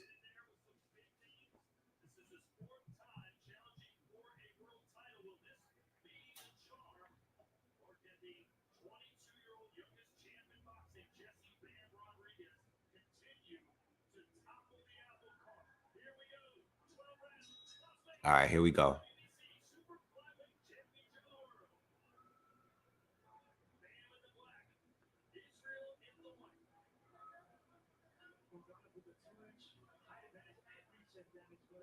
Let's go. Bam's coming out aggressive. He's changing directions a lot. He's changing levels. Extremely technical fighter. Very gifted fighter.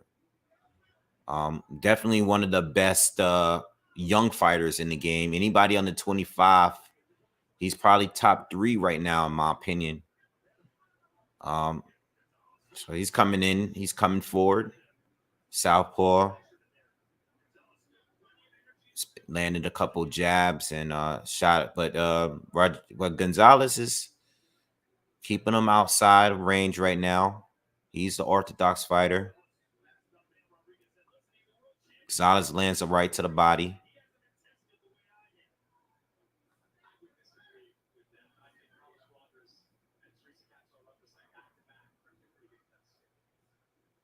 Yeah, this is not. I don't believe this is a bigger test than Carlos Cuadras and so run survive is those are tougher challenges than this fight here. This is a good fight, but I don't believe this is a tougher one than the other two. But this is a hell of a year. This is his third fight in 2022 and third good opponent.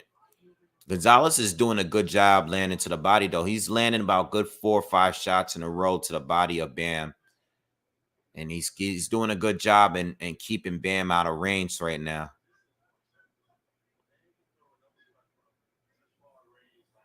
Another right hand to the body lands from Gonzalez. He doesn't seem to be sitting down on the punches, but he's keeping Bam out there out of range with that lead hand. Bam lands a left hand and a left to the body, but Gonzalez counters him with a right. Gonzalez is having a good round. Very good round.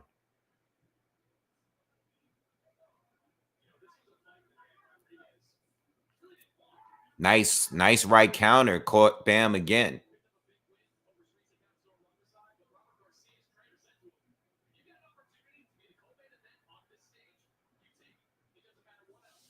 Oh, big right uppercut lands for Bam. Best shot from him this round. Gonzalez goes to the body 2 more times. Good, very, very good round 5, Gonzalez. Good round. I gave that round to Gonzalez. Yeah, he's been going to the body all round. He landed to the body all round long. So good round for him. I gave him the first. You know, Bam landed some good shots too. Probably landed the biggest shot of the round, but Gonzalez did a good job keeping him outside of range. Bam was doing a lot of movement, you know, trying to get in, trying to close the distance. I know Gonzalez is taller. He looked like he's longer as well. But Gonzalez just did better that first round, you know. But it's just the first round. This is at 115.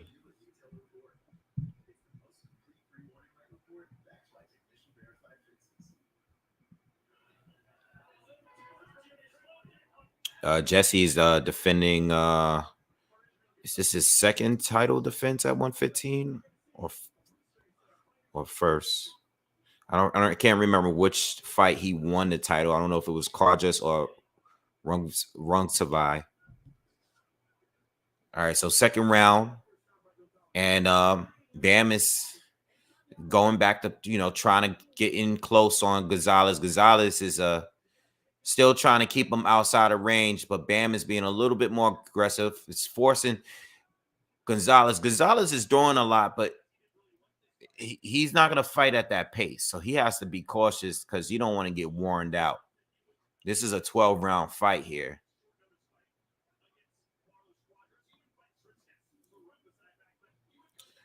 Jesse's having a better round so far. He's starting to land some of those left hands up top. Gonzalez throws a nice left hook to the body, another left hook to the body, but Bam responds with a right uppercut. Bam is starting to land a little bit more this round. Lands another left hand up top. He's putting a lot of pressure on Gonzalez, who's still going to the body, but he's not doing as good as a job in keeping Bam out. Bam lands another left. They're both trading.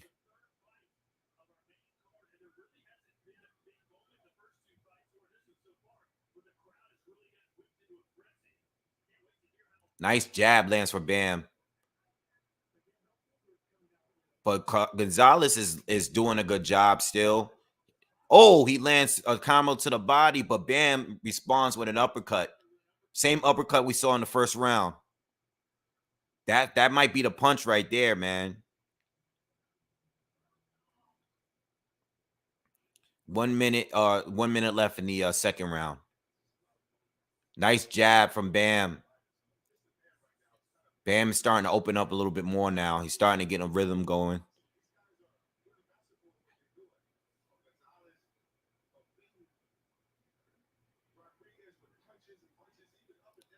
Gonzalez lands another right to the body. See, that's a problem. Gonzalez is starting to get trapped here. He's still working, but Bam is in range, and he landed another uppercut.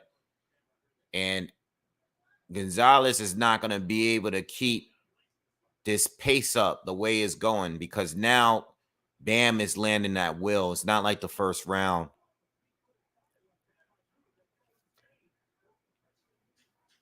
Nice right hand gets through the guard of Bam Rodriguez. Another right hand gets through the guard. Gonzalez landed a nice couple right hands there. Good round. Good round. A lot of back and forth. I feel like Bam did more, landed the more effective shots. But Gonzalez is still in this fight. He's doing good. I have it 1-1. I gave Bam the second round. I like those uppercuts from Bam. I like Gonzalez. He's still, you know, he's still going to the body good. He's landing some straight right hands through the guard of Bam, but I like the work Bam was doing a little bit more than Gonzalez in that second round.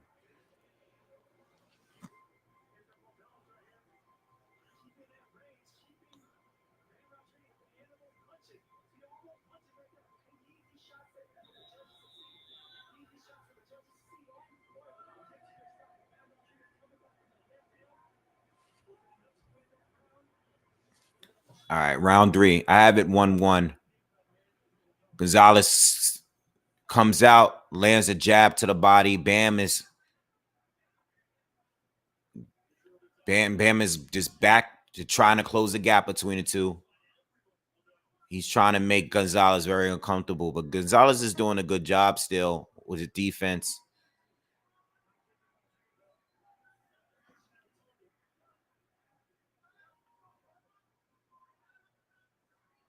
See, Gonzalez is throwing a lot of punches. He's probably throwing more. A lot of them are not landing flush. And I don't think they're as effective. And he's not backing Bam up at all.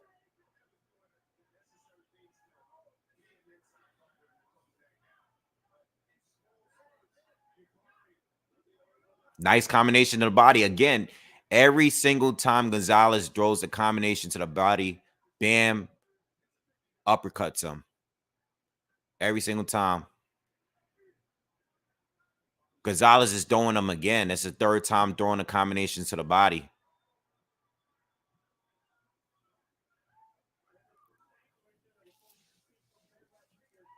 And Gonzalez is doing a good job with pivoting and keeping Bam in front of him. Bam is doing that. You know, he's stepping around him and he's trying to use those angles.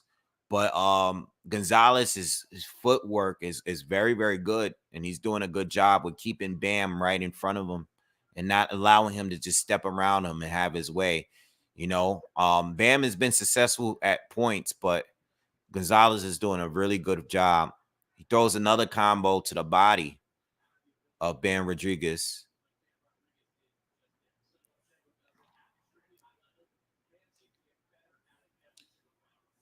Nice jab and right hand to the body of Gonzalez. Bam is starting to throw more jabs now. Neither one of them I feel like neither one of them are really loading up yet. Both of them are focused on volume. Close round. This is another close round here. Oh, nice left hand counter lands for Bam.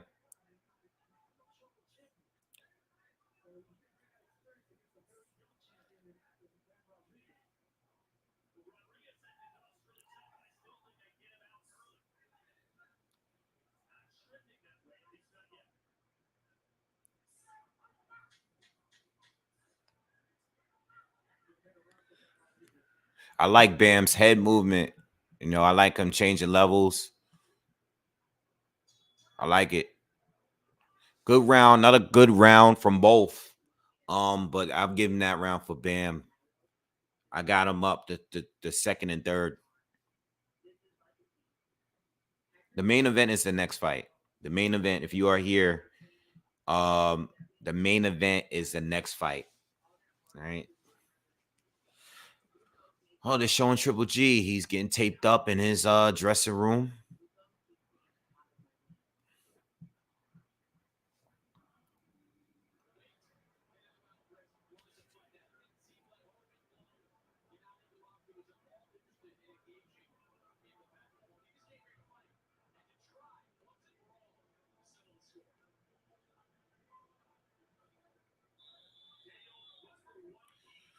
All right.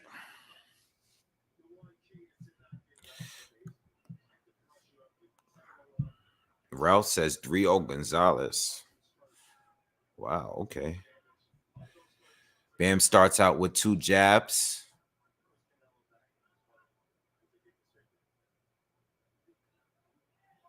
Gonzalez lands a combination up top. Most of them miss, but connected with a few of them. Bam responds with a left to the body and a left up top. Big left hand up top.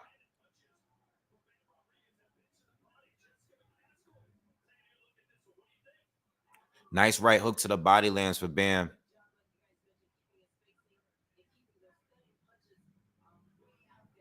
Gonzalez gets one through up top.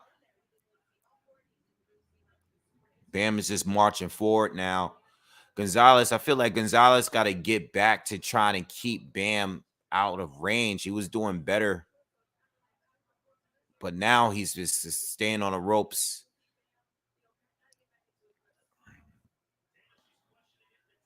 Nice right cross lands from Gonzalez. Bam comes back with a combination. Gonzalez goes to the body again. Oh, one was low. One was low. Ref warns him.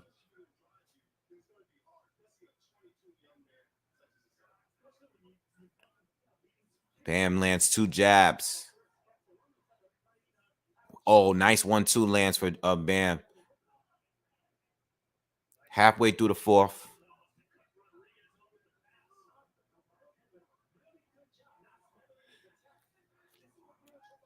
Gonzalez goes to the body again, relentlessly going to the body now.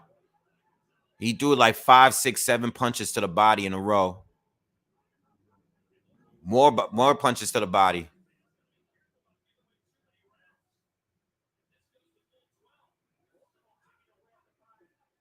Gonzalez is this last 30, 40 seconds. Gonzalez has just been landing a lot of shots to the body. But Bam keeping that pressure on him too. Bam is landing more shots up top. Gonzalez goes to the body again.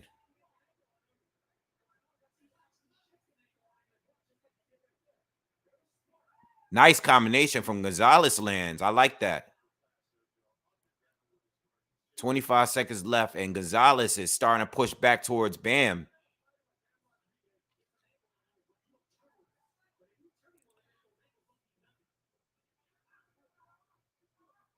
Nice combination again from Gonzalez. 10 seconds left on the round. Gonzalez lands an uppercut and a combination. Bam comes back and lands his own combination. And he finished it off with another combination. Great round. That was the best round in this fight. I think I have to edge it for Gonzalez, though, man. He landed way too many body shots that round. Way too many. Yeah, definitely a fight of the night so far. I have it 2-2. Fight Bam was hurt a little bit. Yeah, I think he was hurt a little bit. I think when he landed, Gonzalez landed the uppercut, I think that backed him up a little bit. And I think some of the body shots hurt him too. Gonzalez seems to have a good engine. You know, he's keeping up with the volume of Bam, and he's just bringing the fight back to him. He's not backing down. I figured by this point, like, it was starting to wear him down a little bit with the pressure, but Gonzalez has been really relentless to the body. Yeah, Gonzalez volume is really, really good. All right, definitely the best fight in the night so far, and that round was the best round of the fight for sure. A lot of back and forth.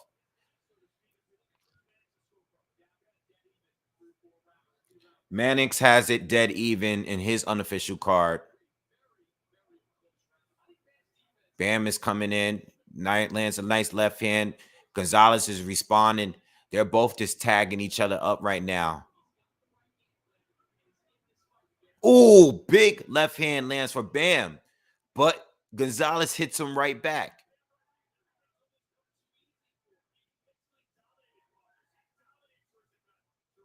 This fight is a fight right here, y'all. This fight is a fight.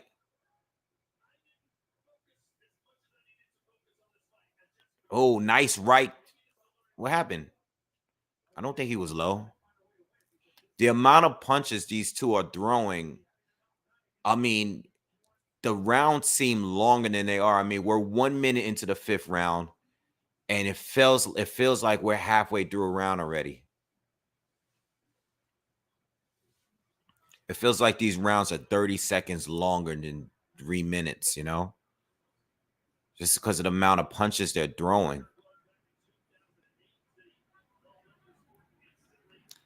I feel like Bam is slightly outworking him so far this halfway through this round. But Gonzalez is starting to attack the body a little bit more. Bam responds. Oh, Bam caught him with a nice combo. Oh, again, Gonzalez starts going to the body again. Here we go. It's a lot of back and forth, man. These two are just both tagging each other. Definitely, right. Gonzalez is definitely doing the better body work. I mean, he's just been relentless to the body all fight long. Bam has landed more jabs and threw more combos up top, but Gonzalez is just, oh, the ref warned Gonzalez to keep him up again. I couldn't tell if they were low, but Gonzalez is matching his volume and he's going to the body more. Damn, this is close rounds, man. 30 seconds left in this round. I don't know, man. It's just hard to score. This is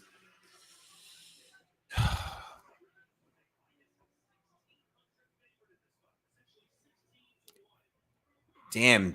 Bam is a 16-1 for this fight. Damn. Nice right hand, a nice uppercut to the body lands by Gonzalez, and Bam comes back with a flurry. I don't know, man. This is a hard round to score. That's definitely a swing round, man. That's a swing round right there. I don't know, man. That's a hard fight. That's a hard round to score. I mean, if I had to,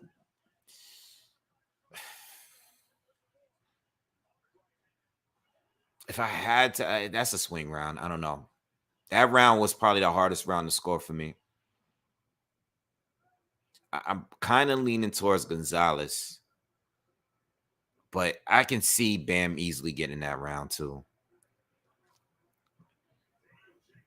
It's just this is a hard fight to score, man. If they go a whole 12 rounds of this, man, this could be a very controversial decision if Gonzalez is able to keep up with this volume. Bam is coming out. He just landed 4 jabs already. And that's what I think. That's the thing is, what do you like? Because Bam is definitely landing more up top. He's definitely landing more jabs. But Gonzalez is just working the body, man. And he's getting his shots off up top too. And he looks to be very comfortable in there. Now, look, he just landed 3 shots to the body just now. This is what I mean. Back and forth. If Bam comes out and lands 2 or 3 shots, Rodriguez is gonna come back and land about 3 or 4 more. Like it's been like that all fight. Bam just landed to flurry. Nice left to the body by Bam. Gonzalez comes back with 2 more uppercuts to the body. Another uppercut to the body.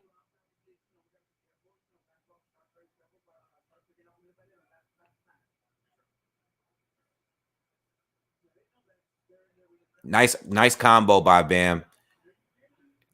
Gonzalez responds with more uppercuts to the body. More. Drew more. Just landed 4.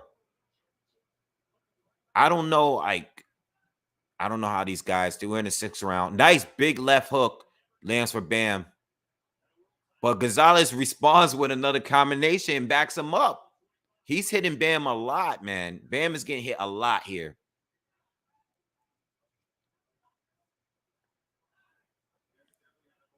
Oh, Bam is he's getting hit a lot, man.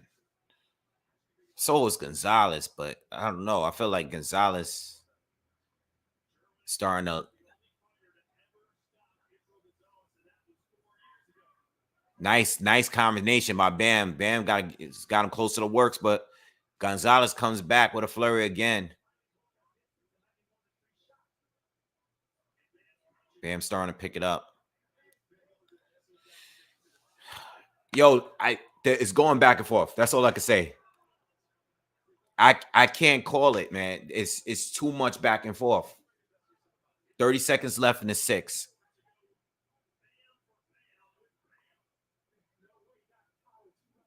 Oh, big right hook from Bam.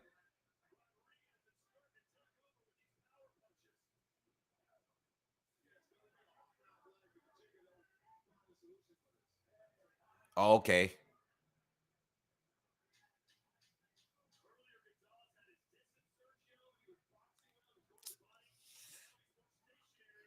Bam is finishing strong here.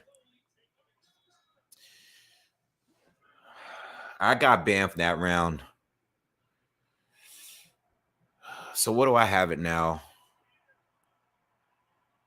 I gave Bam that round. I gave Gonzalez the last one. I think I have it 3-3. I gave Gonzalez the first round. I gave Bam the second 2. Then I gave Gonzalez the 4th and 5th. So I think I have it 3-3. The thing is, neither one of them are slowing down. It's just back and forth every round. All of these rounds are going to be swing rounds, man. We're in round 7, halfway through, man. Again, if this goes to distance and it keeps up at this pace where they're just hitting each other like this, they just gonna need to make it a draw, man, because this is crazy. This is definitely the best fight of the night already, and we're only halfway through the fight. Let's see how this ends. Something needs to happen. Somebody needs to hit somebody's gonna need to hit someone that's gonna drop someone or hit someone that is gonna hurt them, clearly hurt them. That's the only thing we haven't seen yet, really.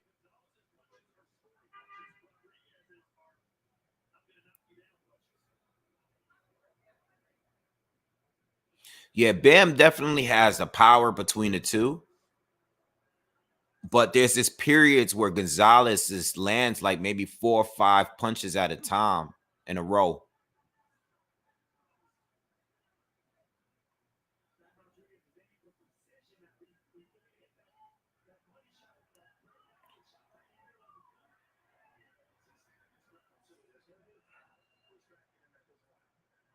They're both hitting each other, guys. I'm sorry. I'm not saying much only because it's back and forth still. All right. We're almost halfway through the 7th. I need one of them to do something special to to make these rounds a little easier to score.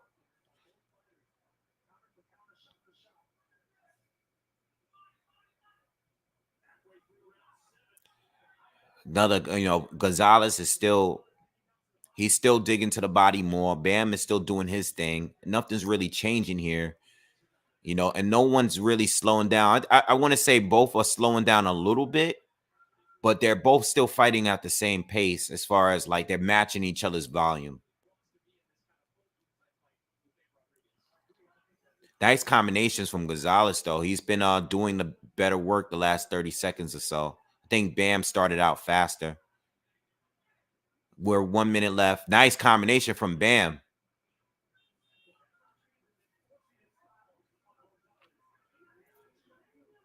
Gonzalez goes right back to the body. Bam goes to the body. Gonzalez lands a combo up top. This is just a straight phone booth fight. Not much holding. Just straight phone booth fight. These guys are just both hitting each other. Nice combination from Gonzalez again. 20 seconds left.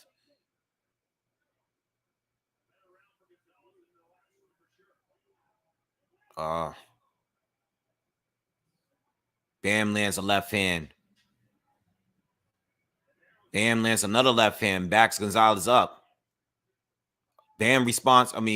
Gonzalez responds with another body shot. I don't know, guys. What do you think? What do you guys think? I gave Gonzalez the round. I think that's the swing round as well.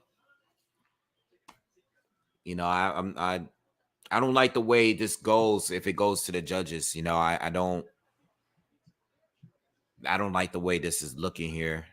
I need something to happen. I need something from these guys. One of them.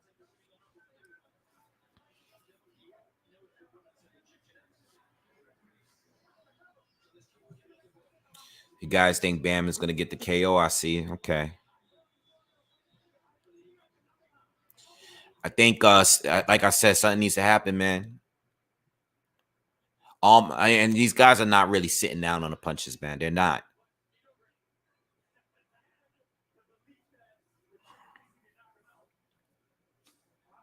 All right, they come out. They both like Bam comes out. He's always coming out fast with the jabs. He starts every round like that, just to get into distance. And then as soon as they get in, they start going right back to what they've been doing. Gonzalez just landed a few body shots just now.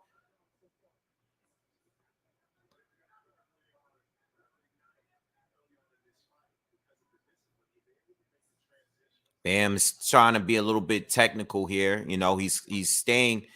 He's headbutt. Headbutt. Hold on. See anybody cut? Think he got cut. That's not good. I'm trying to find a cut.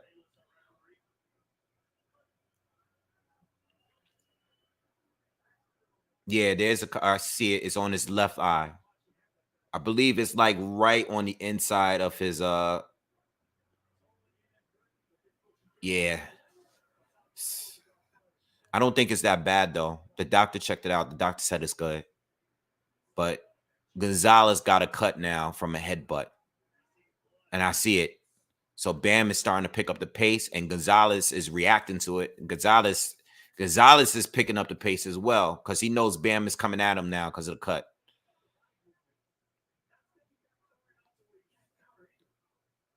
Now, when I said I needed something to happen, that's not what I was speaking about. I didn't want a headbutt to happen, you know? Bam lands a good combination to the body, but I think the ref said to keep it up. Seemed to bother Gonzalez a little bit. Gonzalez responds with his own body shot. We're halfway through the 8th. All right, and Gonzalez now has a cut from a headbutt.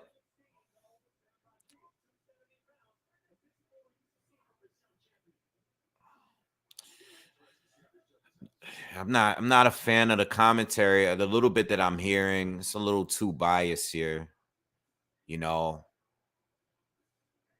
But Bam is having a better round now, and that might be due to the fact that Gonzalez is cut. Bam is starting to really. Was that low? Oh, another warning. I think Gonzalez is hurt. He wants time. I didn't know if it was low or not, man. I mean, Bam was having a moment, and I think the last left might have been low, but hopefully they'll show the replay. No points taken yet, but another warning from the ref. So now Gonzalez is starting to open up again now. Bam was good, had a good momentum, and that took it away. And now Gonzalez is now picking it up. Oh, another one. And Gonzalez goes down from the low blow. I don't know if these are low. I can't tell. I can't tell y'all. They don't look low, but I know if I seen it, I would. He's taking a point from Bam. Is it low though? Is it low? Can y'all do y'all feel that this is low? Because this might alter the way this fight is going. He just got a point taken. Are these low blows? All right, they're showing right now. They're showing a replay. Hold on. I'm gonna let you know. I want to see the one from earlier too. Oh, it is low. It is low. It was low. It was below the belt. Yeah, it's low. Nah, that's low. That's low. Yeah, it was low. That hurts Bam. He needs that point. That's like giving Gonzalez a knockdown. You know? That's like giving Gonzalez a knockdown. And you know what? That's another round. I can't even tell you if Bam won the round. Bam was winning the round, and the first low blow, he lost the momentum. Gonzalez started coming back, and then Bam hits him with a low blow. And I don't know, man. I feel like that's another Gonzalez round. I think he lost. He gave the round up. He was winning, and he got the low blow. Yeah, I know. I need something to happen, and I get. I see you, Maker. I ask for something to happen, and I get a headbutt and a low blow. 2 low blows at that. 2. 1 with a point taken. Bam got to be cautious now because yeah, I know, Scott. I'm trying to commentate this fight, but it's too much. Like I can't throw enough words out there and that quickly. Now, this got to do something to you mentally now because you're throwing a lot of punches to the body, and now you're being cautious of going to the body because you don't want to get another point taken. You already been warned, and you don't want to get disqualified. It looked like Gonzalez didn't even want to continue after that last low blow. And Gonzalez is having they're back at it at the 9th round, and Gonzalez is they're having their they're just back at it. They're just phone boofing each other. And some of those Gonzalez punches to the body are low too. Some of them are low, but I feel like Bam is not reacting to. Oh, that was low. But Bam is not reacting to any punch below the belt. Yo, this is a crazy fight, man. I just gotta wait and let you guys see how it play out. Because there's a lot of swing rounds. It's at least 3 swing rounds in this fight. I don't know. I know Bam is the star here, but he got a point taken from him now. And guess what? Gonzalez has not slowed down. We're halfway through the 9th, and Gonzalez is still throwing just as many punches as he was earlier. In fact, he might be winning this, y'all. I don't know. Gonzalez just landed another shot that looked low.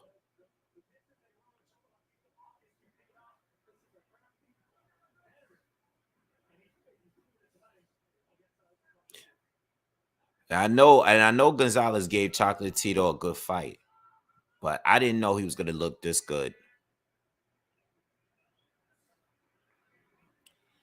I don't know, y'all. Nice uppercuts from Bam. Landed 2 in a row. But Gonzalez has been running around, but Bam is picking it up in his last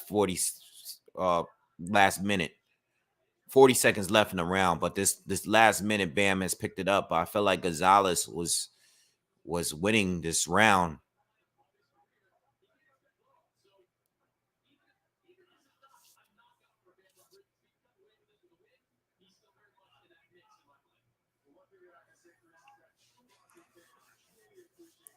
Bam is stepping it up this last minute. He's really putting on the pressure on Gonzalez here.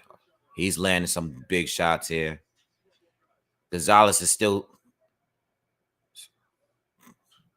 Bam closed this round out good. Commentary is very biased. Commentary is very biased. It's a very competitive fight. Gonzalez is doing better than what they're saying.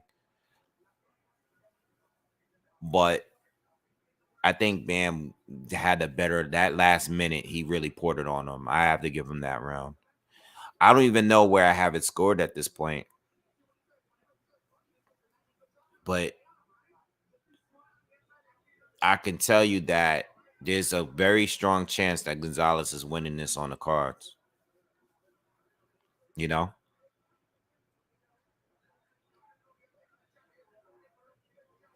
I don't know how the judges are going to have it.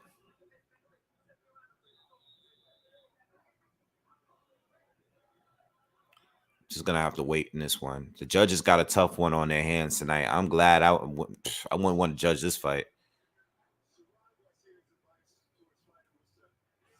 Bam is going to have to fight. Well, shit, they both have to fight as if they're losing the fight. Gonzalez got to win, got to fight like he wants to, like he needs a knockout, because Bam is the star and he's the champion. He's the undefeated young fighter. But Bam is actually having a good round here. He's having a good round. But Gonzalez is still matching his volume. But I feel like Gonzalez is fading just a little bit. Bam is outworking him right now. Definitely in this round. So far. Gonzalez is starting to come forward now. But Bam is boxing better this round. We're only a minute into the 10th, but Bam is having a great round so far. Oh, nice counter. Now Gonzalez is coming for him. Bam is the one that's countering him and using his legs, using the ring now. So the pacing of this fight is changing, and Bam is boxing better. He's having a great round.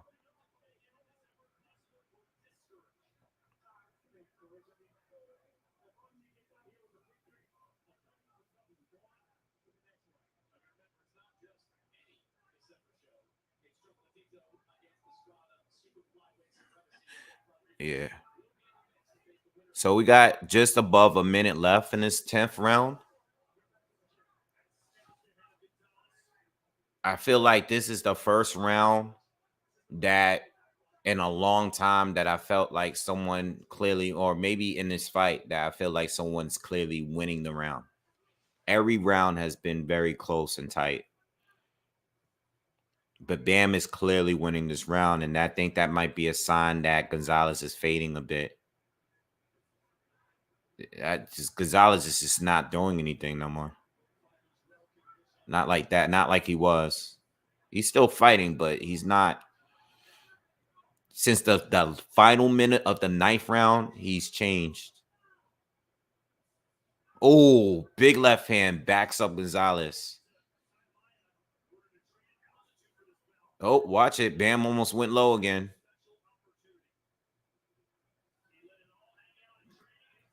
Yeah, Bam is beating him a lot this round. Gonzalez looks like Gonzalez is done. Gonzalez is done, man. There you go. That was the first clear round in the whole fight. That was the first clear round. Yes, Gonzalez has thrown some low blows. I'm glad you saying that. I know I'm not crazy. I've seen low blows from Gonzalez, but Bam hasn't reacted to any. He's just been fighting, you know. And when I say low blows from both, I've seen underneath the belt, you know, but not the worst ones. Like the one that Bam landed where he got the point removed was bad, but I've seen a lot of blows underneath the belt or like midway, but Bam hasn't reacted to any of them.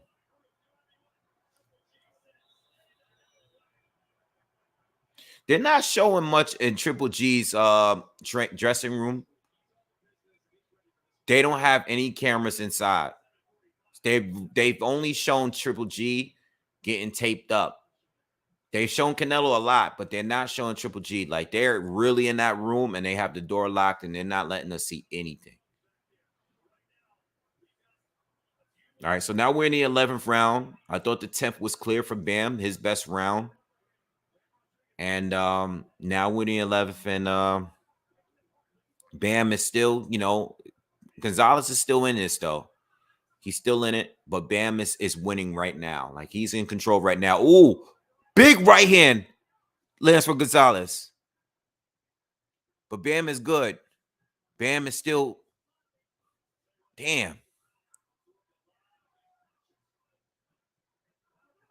Damn, this is a good fight. Gonzalez, nice. He's now Gonzalez is starting to land. He's keeping Bam on the outside. Bam steps in, lands 2 uppercuts. Let me lower this down.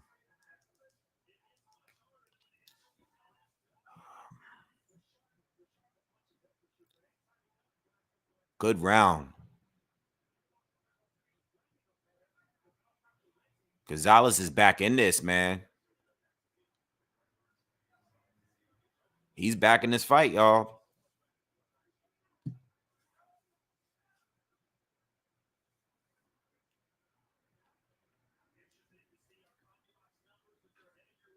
Bam steps in, lands a left.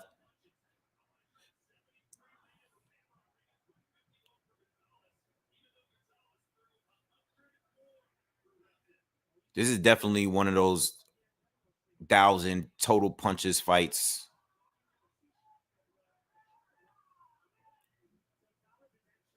Gonzalez is having a good round again. Oh, that was a body shot.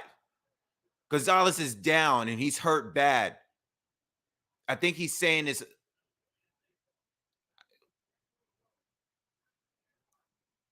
Gonzalez is breathing out his mouth. I don't know what's going on. I think the ref. I saw it. I know it was on the side. Oh, damn, that was low. Oh, man, y'all. He didn't take the point. Oh, man, that was low too, y'all. That was low, man. It was on the side, but it was definitely below the belt line. I don't know, man. This is that was low.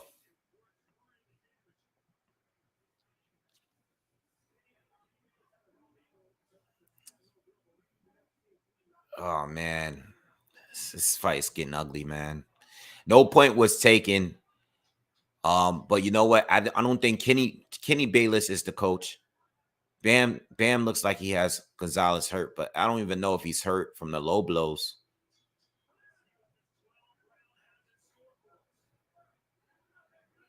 That was low, man. That was low. That was low. Oh, I don't know, man.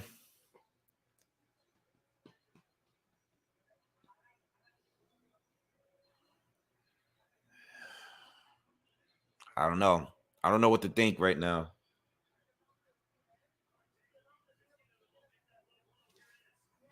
All right, they're showing a replay again. It was a right uppercut. But I feel like oh, it wasn't on the side, yeah. I feel like look, wait, they're showing a replay. I feel like the punch before that Gonzalez drew was low too, though. Just not as bad as Bam's. They've been landing low blows, but Bam's been worse. Bam landed some really low ones.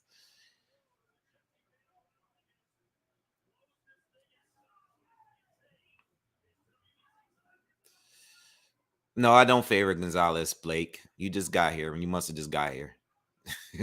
I want Bam to win bad. But I call it as I see it.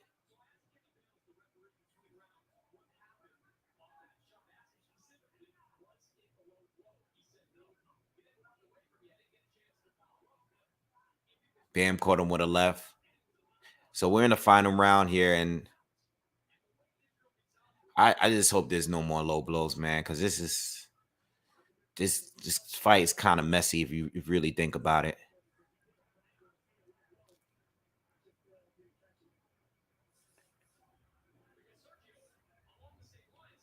Bam is still coming forward, though. He's the one that's pressing forward. He's marching forward. But Gonzalez is still letting his fist fly. And, you know, he has some bruising over some swelling over his left hand, but he's landing more in this round so far. He's landing more. He's beat up more. You know, he's bleeding out of his mouth. He's got a cut from the headbutt. His left eye is swollen, but he's still landing. It's just that Bam hits harder. Oh, I think Bam might have hurt him with that uppercut just now. Gonzalez is still in the fight, but I think Bam hurt him with that uppercut. I think he knows it too.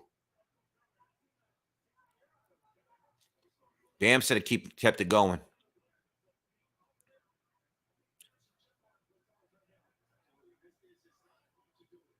One minute left in the last round, and I really, these guys got to let it all go right now. Just no more low blows. Bam is winning. Bam is winning this round. He took this round over.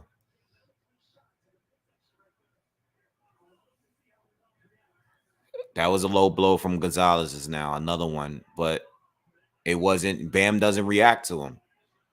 I just saw him low. This is gonna be a weird fight. I can't wait to see the scorecards, man.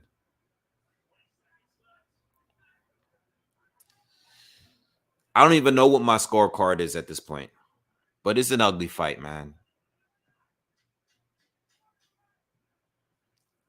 It went from being a good fight to a really ugly one. You know, I mean, it's a good fumble fight, but the headbutt and the low blows kind of like it took away from the fight. You know, I think it's gonna be Bam. You know, I think Gonzalez did a great effort. Um, you know, some people might even say that the points.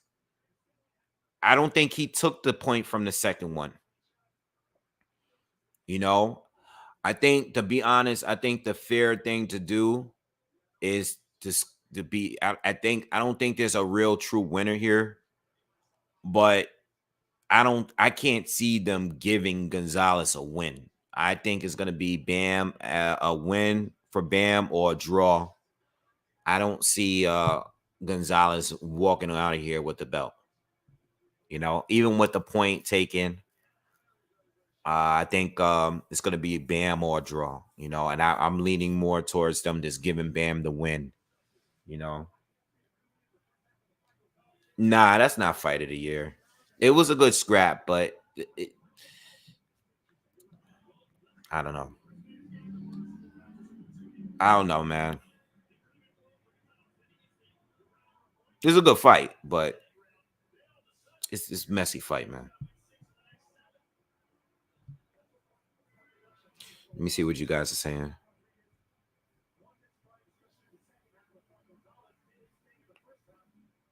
Please, if you haven't already, if you guys are watching, please hit that thumbs up for me, and I appreciate it. Hit that thumbs up, man. Smash that like button for me real quick. 270 of you here. Let's get everybody to hit that like button before we move on.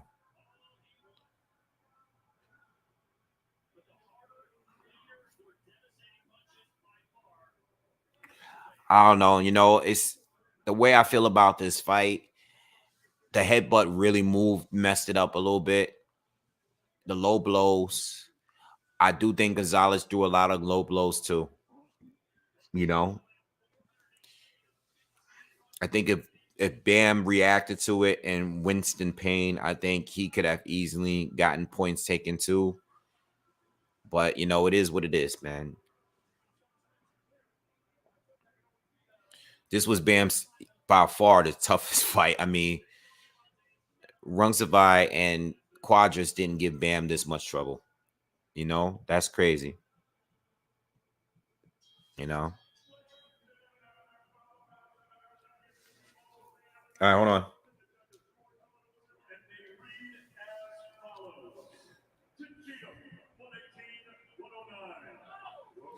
118, 109. 119, 110. 114 and 113. One realistic course. Oh, nah. Oh, nah. They did him dirty. They did him dirty, yo, with two cards. 119, 110, and 118. No, I'm sorry, 117, 110. And even, oh my God, even with the point taken. Oh man. Oh, that's messed up, man. Oh man. Oh, they burnt them bad.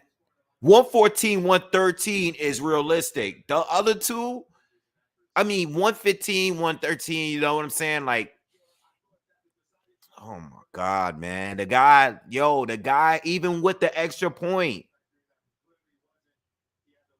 See, just like that. This is what I mean, man. That's messed up. They did him dirty like that, man. That guy got headbutted. That guy got headbutted and low blow to death.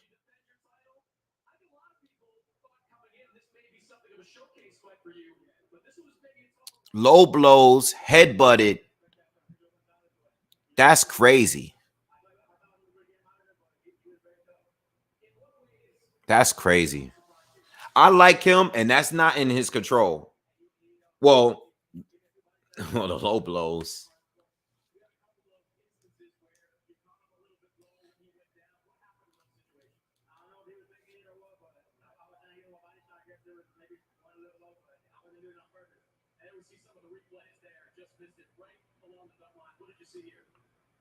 Damn, man, they're showing the replays of the low blow right now. Oh man, this is kind of killed my mood, y'all.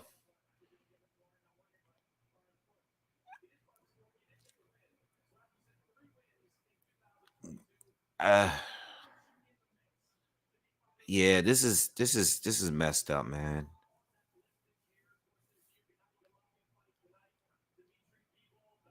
This is messed up, y'all. It's kind of that just took away from the whole.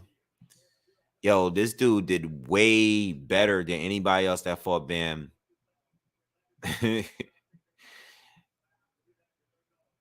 Oh man,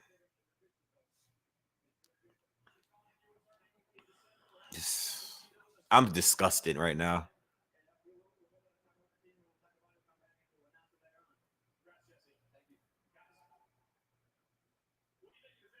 Yeah, they both was throwing low blows, but Bam's Bam's was a little lower though.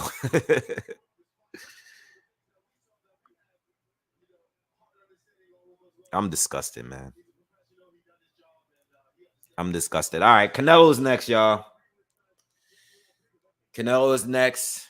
Give me 2 seconds. I'll be right back. I'm just gonna run to a bathroom, take a bathroom break real quick, and I'll be back, man. Just argue it out in the comments until I get back, man. Because this really hurt me, man. You know, I mean, I knew they weren't gonna give Gonzalez a win. Oh, my dad just texted me. He's disgusted. I guess he saw the fight. Um, I can't believe that.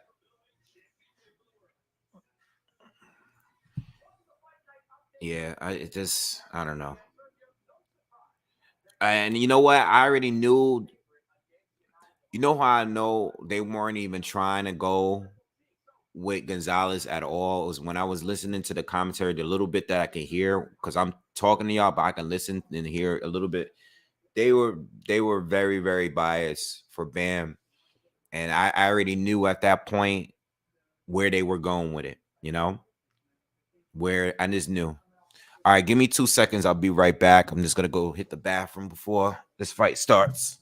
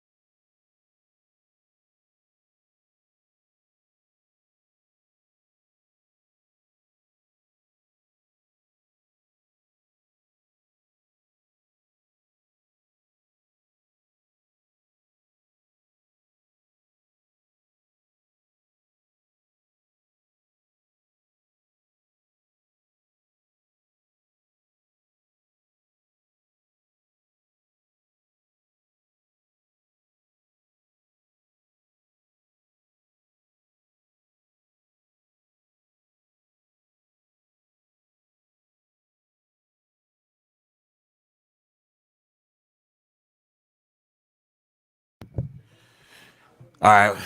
All right. Let's go.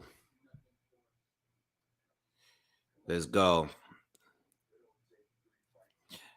All right, Lance. Listen, the next fight is the fight. So let's not get too bummed out over this. Just this judge situation. Hopefully the judges do it. I hope judges do the right thing for this next fight here. Because I do believe that it's gonna go to I think it's gonna go to a decision. All right. Again, everybody that's here, make sure you smash that like button for me right now before this fight starts.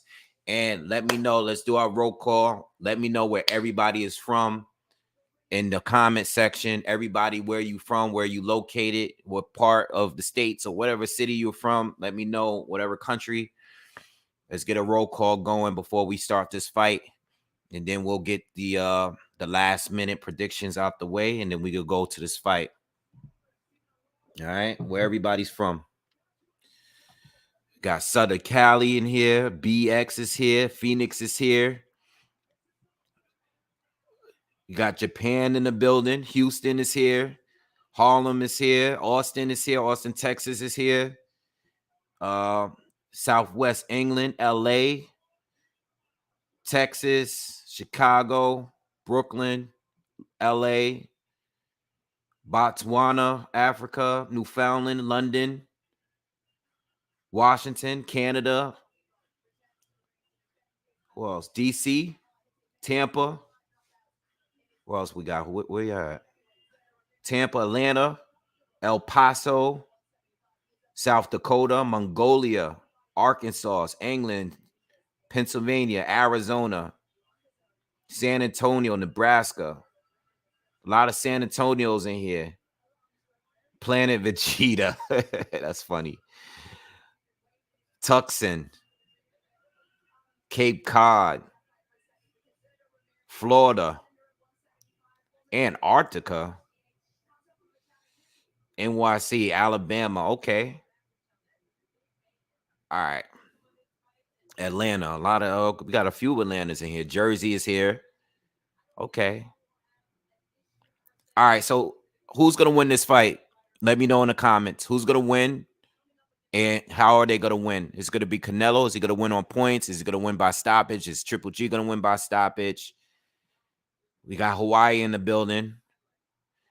Who you guys winning this fight? Before the fight goes, what's your final predictions before we start this fight? Thank you, Andy. Love you too.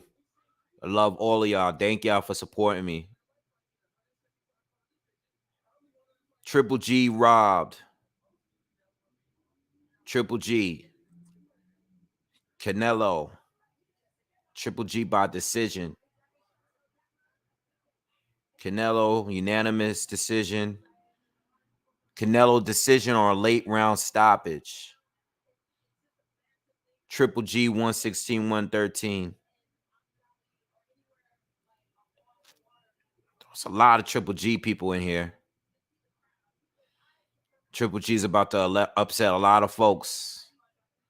Okay, Rob, I seen you say it. I seen you say it a few times already. I saw you. I got it. Canelo with decision. All right. It's all over the place. I like that. That's good. That's good. I see that a lot of people got Triple G winning this fight. That's good. That means a fight should be happening then if people still think Triple G is going to win tonight. You know? I have Canelo winning a decision. I have him winning a decision. I don't think anyone's getting stopped tonight. Just my opinion. We'll see in a few minutes, but I got Canelo winning a decision. That's what I said on my breakdown. That's what I'm sticking with. All right. But it's mixed in here.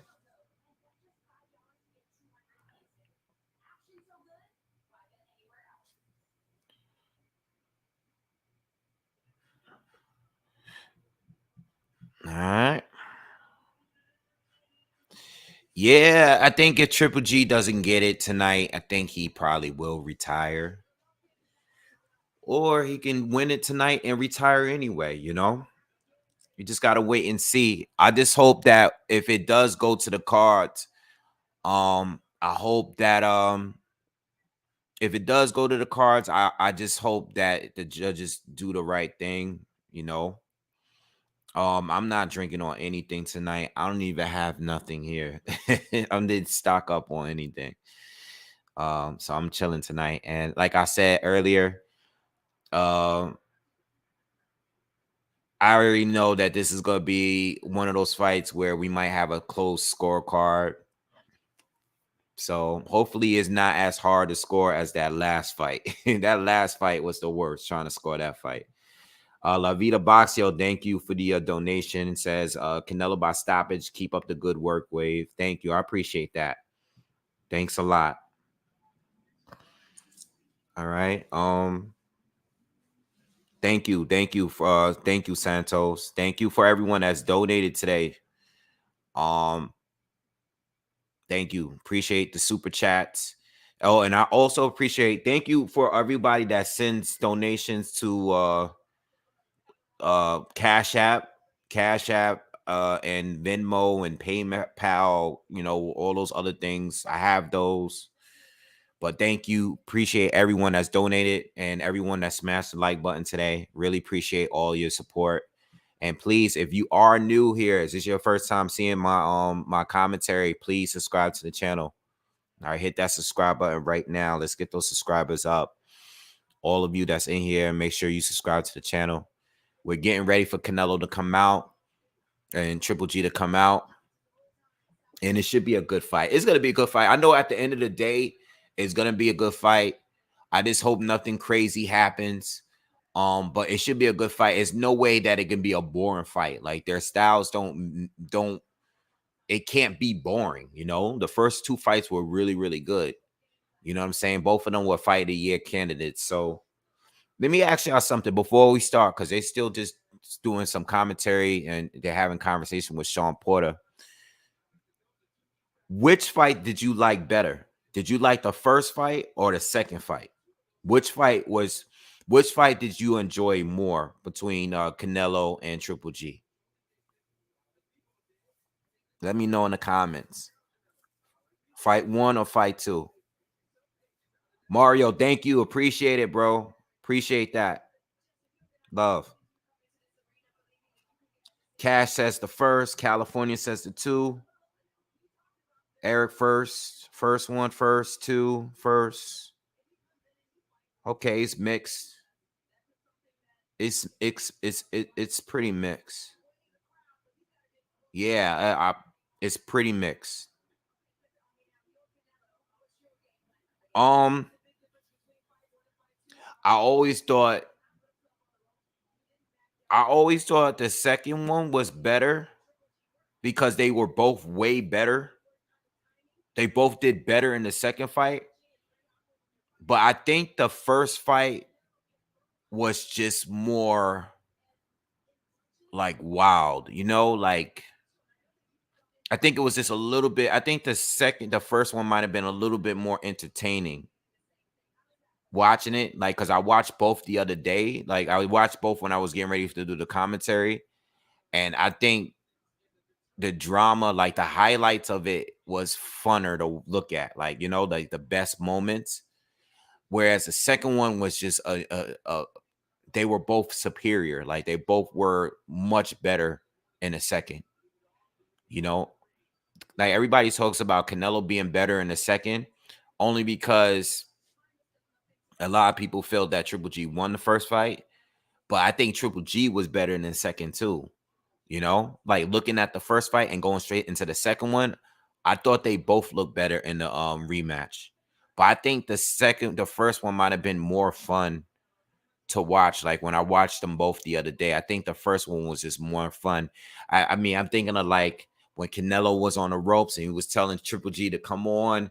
Like I thought that was fun. I like when Canelo hit him with that big right hand in the ninth round, and Triple G just kept coming forward like he didn't care. Canelo hit him with like the biggest shot like he ever threw, and Triple G just kept marching forward. So there's like certain moments in the fight where I thought that it was just more entertaining, but I thought the second fight was like a better, like from a technical standpoint, I thought the second fight was definitely better in that sense. I think this fight, like I said before, I said in my breakdown, I think I think Canelo's going to be more aggressive, and I think Triple G is going to take a different approach here. I think he's going to use the ring a little bit more. I think he's just going to, I don't think he's just going to be going blow to blow.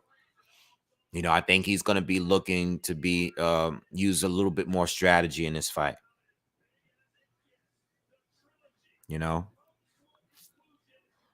Yeah, I think that would have been fair. Like, I think the second one could have gone either way. I think that I said this in the video the other day. The second fight should have been a draw, and I think the first fight should have went to Triple G. The second fight was more like a draw. The first fight was Triple G to me. Even watching it again the other day, Canelo was boxing better, but he just could not be consistent. Like, he would box at the most 1 minute per round, and it just wasn't enough for me. That's why I couldn't give him no rounds in the first fight. But I like what he was doing. I like the way he was boxing and stuff, but Triple G was just more consistent every round in that first fight. Whereas the second fight, that was a totally different fight, that second fight. All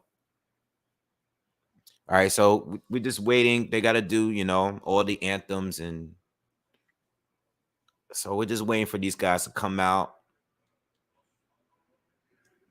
They got Michael B. Jordan in the ring.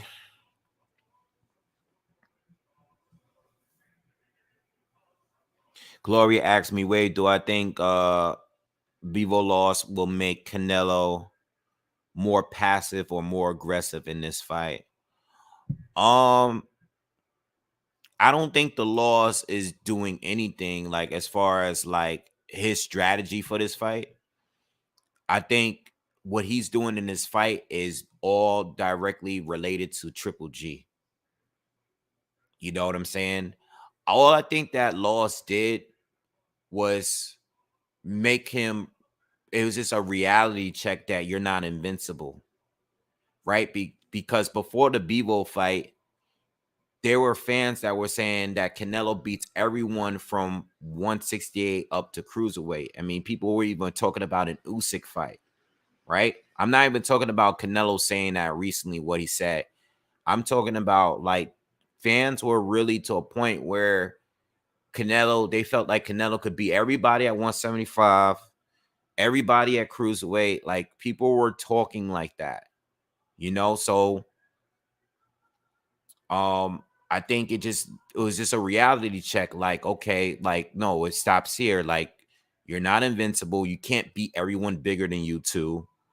And that's all it did. Now, when it comes to Triple G, I think he's going to be more aggressive just simply because of that. Hold on, this anthem is pretty good. Hold on.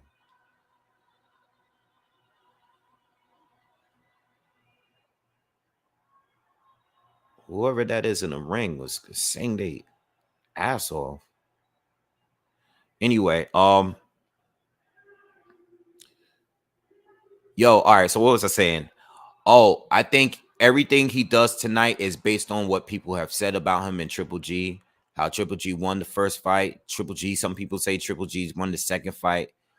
And I think Canelo is gonna want to go in there and be aggressive because he wants to make it clear. Hopefully for him, he doesn't have that issue that Pacquiao had against Marquez in the fourth fight. Remember when Pacquiao was being overly aggressive against Marquez and Marquez caught him and knocked him out? Canelo got to still like understand that he is fighting Triple G, who's a puncher, and he got to fight smart, even if he wants the stoppage. You know, but again, at the end of the day, I think Canelo is smart enough to know that.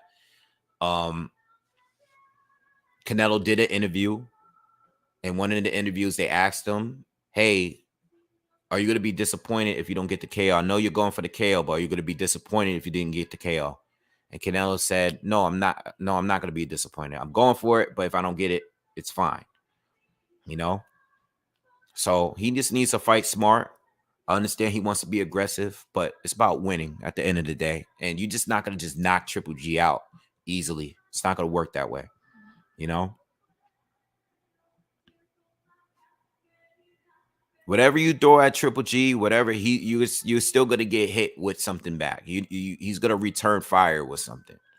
You know, at the very, very least, you got to worry about the man's jab that he's going to throw all night long. You know, I don't think Triple G is getting KO'd. You know, I know a lot of people feel that way, and he might. If he does, he does, and I'm wrong. But I don't think he gets KO'd.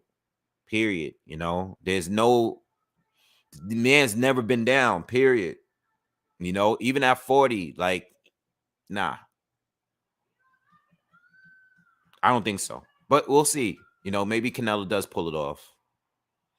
If Canelo is to pull off a knockout win, he should get credit for it.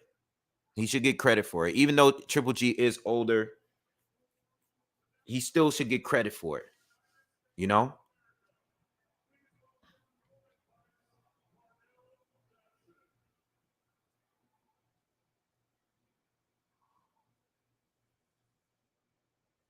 Yeah, neither one of them have ever been down.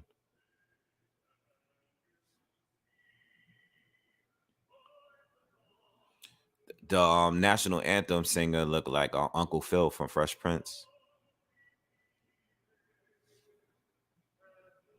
Oh, rest in peace to him too, because he actually passed away.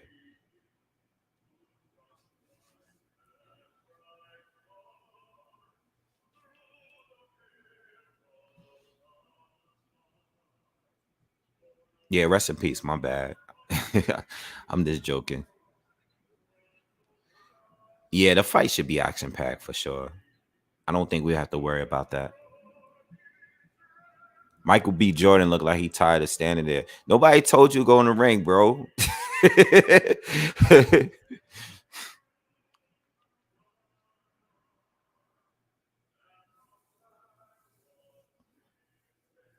Giovanni, would I put Triple G top 10 of all time? Like top 10 what? No. No. You know, nah. Top 10 what exactly though? Like top 10 middleweights or top 10 boxers? Like what do we I think he's top 10 in the current generation, you know, in his generation, probably. But that's as far as it goes. You know, he was pound for pound. I mean, he's been considered pound for pound. I don't have him currently have him in my pound for pound, but he was pound for pound for a good amount of time, you know, but nah. Let's see what he do tonight, and then we could talk about his legacy as you know, we could talk about it then. You know, we'll get there. We get there when we get there, you know. But at the end of the day, Triple G's what's his top three wins? Top three wins, probably Lemieux. Um, I think he beat Canelo, but we're talking about official recorded wins. Lemieux, um, Jacobs, and Deverenchenko, top three. Am I off with that? I would like to think those are his top three wins, right? Jacobs, Lemieux, and Deverenchenko, probably in that order. I don't know, man. That's just they're solid wins, but that's not like, you know, I don't know. 23 title defenses. Yes. How many of it is with the junior title he was holding? He was holding, I believe, the WBA junior one that you guys talk about, Tank holds. I don't know what the junior title wins, you know?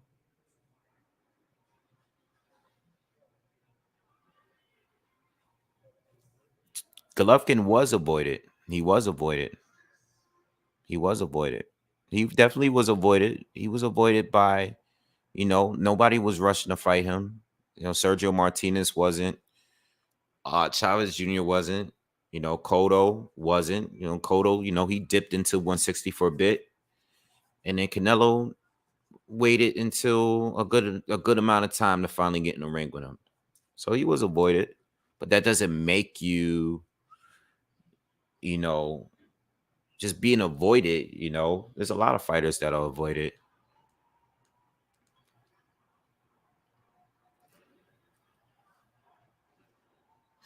All right, so Triple G is walking to the ring. He's not smiling. He got his robe, that blue robe he's always with. He looks focused, man.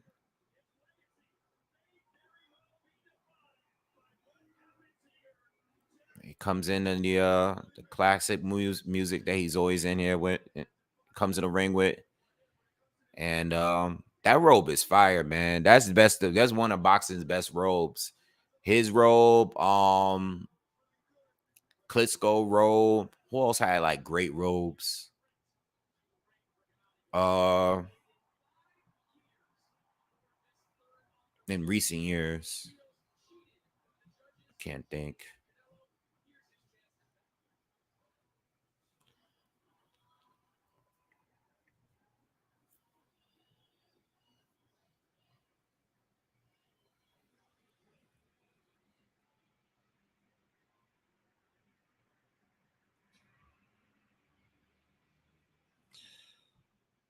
Canelo's looking focused too. Canelo's coming to the ring. Dudes look mad serious. Yo, I mean, like, what got to be going through your mind right now when you fought these two fought each other 2 times, and both of the fights were hard as hell. You in for a both of them are in for a long night, yo. Regardless of who wins this fight, this is gonna be a long night for the both of them. They're gonna be stressed out.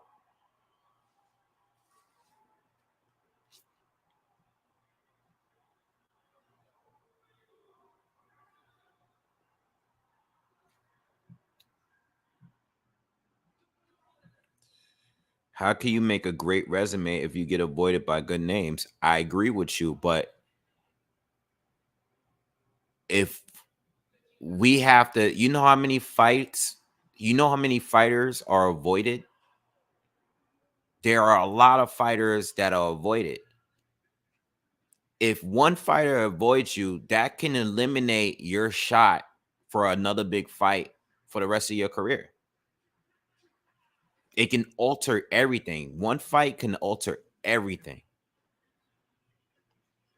So, I'm not going to go into all of that because I can name so many fighters that just didn't get their shot. But yeah, it happens all of the time.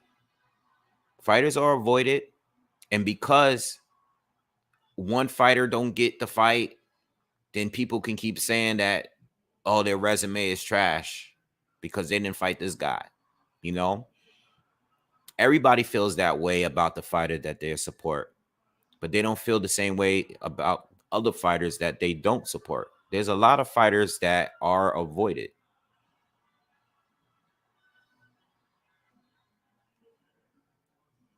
And then there are fighters that are privileged too. Maybe because they're with the right promoter at the time. Or maybe they're not that talented, but they're a star, they're cash cows or whatever. They sell. There's a lot of fighters that's not that good, but they sell.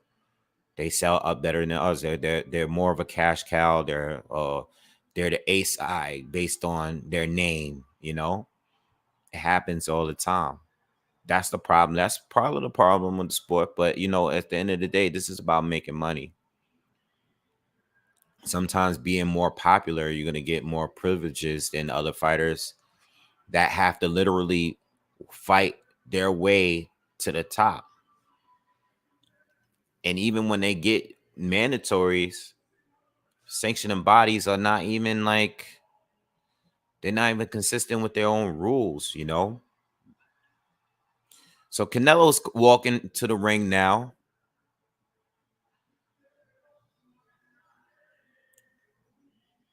He's doing his ring entrance here.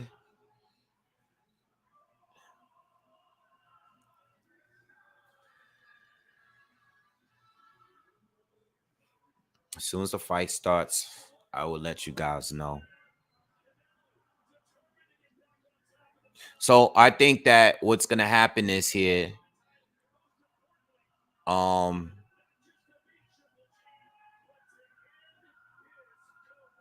I think Canelo's gonna start a little faster. You know, I think the first round is gonna be slow, but I think in the second, third, fourth rounds, I think Canelo is gonna start a little faster. You know, I think somewhere in the middle rounds, Triple G is gonna start picking it up, and I think the later rounds is gonna be a toss up. You know, um, I think there's the chance that Triple might be doing better in the later rounds, and I think they're also. You just gotta wait and see. I'm curious to see what Triple G is gonna look like fighting at 168, because he's fighting at a heavier weight. I want to see how high his volume is gonna be at the heavier weight and at 40. So we just gotta wait and see. There's a lot of variables for this fight, especially for Triple G. No, for the both. I can't just say for Triple G, for both, because Canelo is coming off of a loss at the end of the day. He is coming off of a loss, and Triple G, he has a different trainer this time. He's 40 and he's fighting at 168 for the first time. So we just gotta wait and see. You can make the argument that the weight gain is gonna be better for him. You can make the argument that it might not be. You just gotta wait and see at this point. They're both in the ring now, and we're just waiting for them to go. And that's it. We're just waiting. Yes, the ring girls do look nice. Yes, they do. Shout out to the ring girls.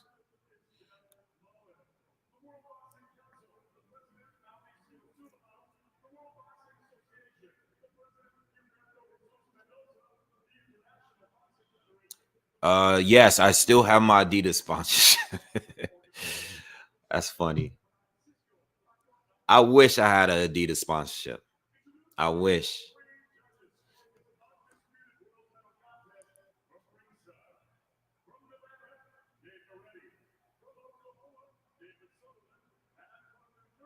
Wasn't Dave Moretti the judge for the was it the rematch or the first fight? Let me look it up. Hold on. Dave Moretti wasn't he a judge for the first Canelo or Triple G fight?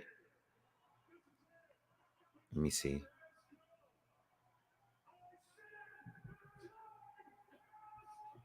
Let me see who the judges are.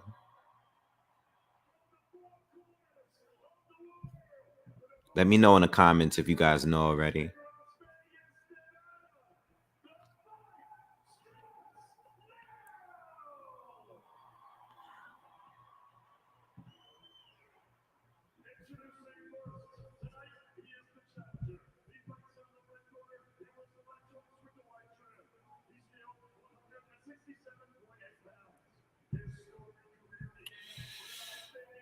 Dave Moretti was in the last fight. Yeah. Glenn Feldman, Dave Moretti, and Steve Weisfeld were the judges in the second fight.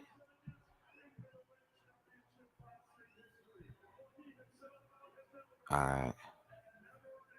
Who's the judges in the first fight? Dave Moretti, They just gonna have Dave Moretti for all 3 fights? Damn. Well, at least he wasn't the 118, 110 scorecard judge. Damn, Dave Moretti's judged all 3 fights. That's crazy. Damn, why can't they just switch the judges up? Yo. Oh, man. Here we go. They messing around, man. They already starting. All right, so they just announced Triple G. Are they booing him or cheering? Sounds a little mixed. More boos, though.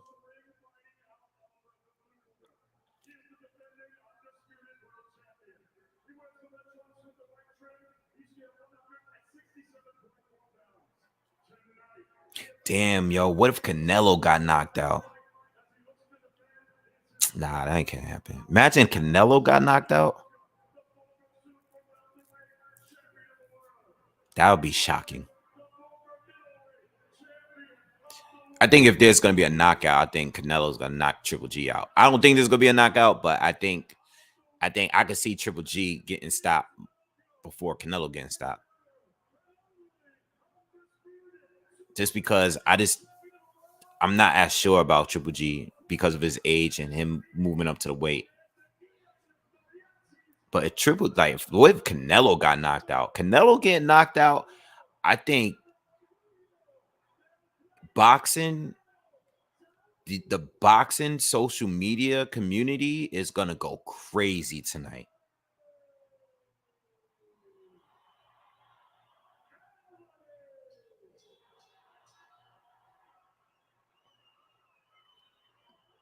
All right, here we go, y'all. All right, we here, y'all. Let's go. Let's go. Let's go. Damn, I'm nervous now. Yo, I'm nervous now. Let's go. All right, let's go. Let's go. Let's go. Oh, man. Yo, we got to finally end this talk. We're going to finally end this talk, this debate. This is the last time Triple G has to redeem himself. You know?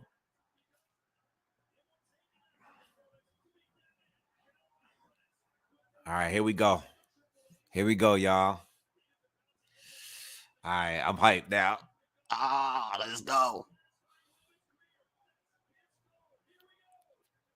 This is going to be a good fight. That place is super packed. All right, round 1. Oh, man. All right. Triple G lands 2 jabs already.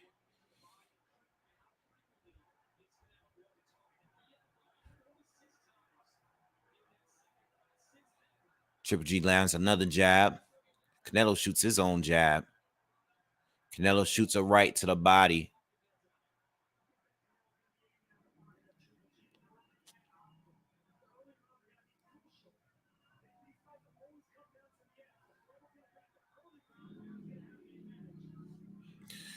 All right, they both in the center of the ring, both moving their heads a lot.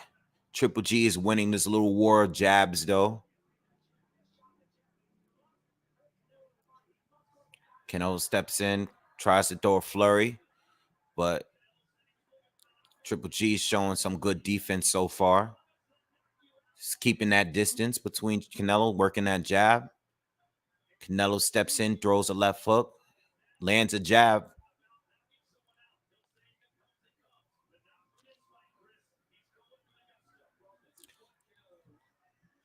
Triple G looks a little chubby, a little soft, a little bit. Canelo lands a right to the body. Triple G lands another jab, and so does Canelo. Minute and 20 seconds left. Canelo lands a jab.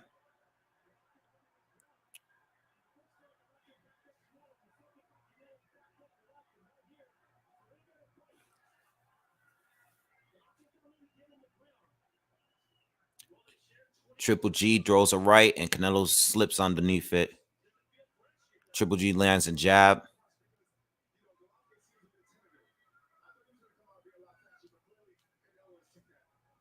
They got Danny Jacobs doing commentary now. 40 seconds left in the first round. Nothing major landed outside of a few jabs, couple body shots from both. Triple G, a lot of movement here. Like I said, Triple G, Canelo's coming forward right now.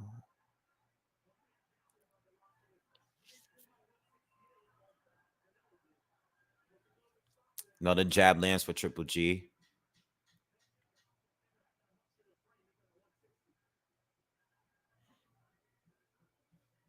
Canelo lands a jab. Very even first round. Very even first round. Triple G definitely landed more jabs than Canelo. Canelo landed a couple shots to the body, few jabs himself, but I like Triple G. I like Triple G for that first round. Again, very, very, very soft round though.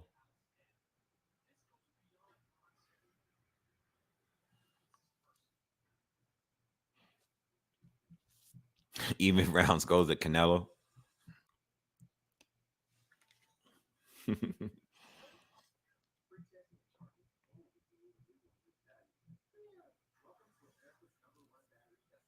Nah, I thought the first round in the second fight was a little faster.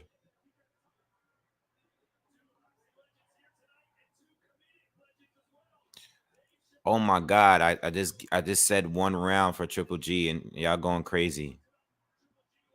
Calm down. All right.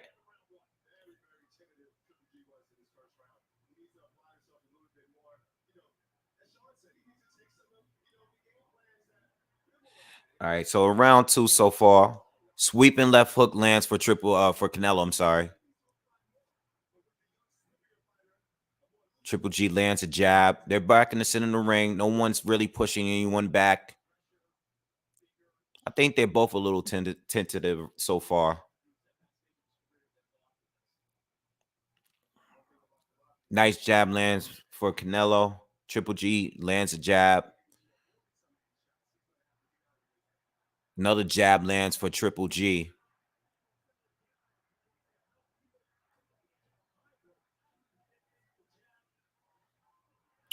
Canelo goes for a 1-2, misses, but he lands a jab. Lands another jab on Triple G. Lands another jab on Triple. Well, one thing for sure, Canelo's throwing more jabs than he was in the Bivol fight, for sure.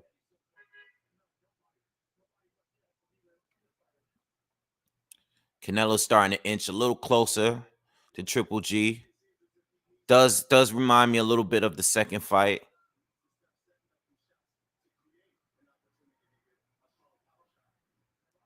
Canelo lands a jab. Triple G responds with a right to the body. Canelo lands two more jabs. Another jab lands for Canelo. He goes for a sweeping left hook, but misses. Triple G lands a jab. Mostly jabs so far, guys. Canelo is landing a lot more in this round than the first.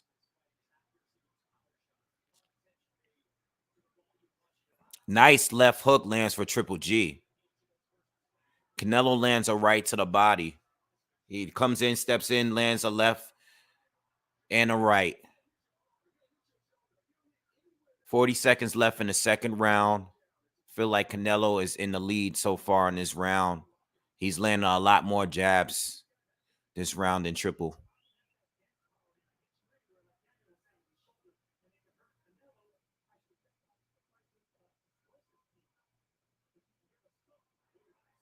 Another big right hand barely misses Triple G from Canelo.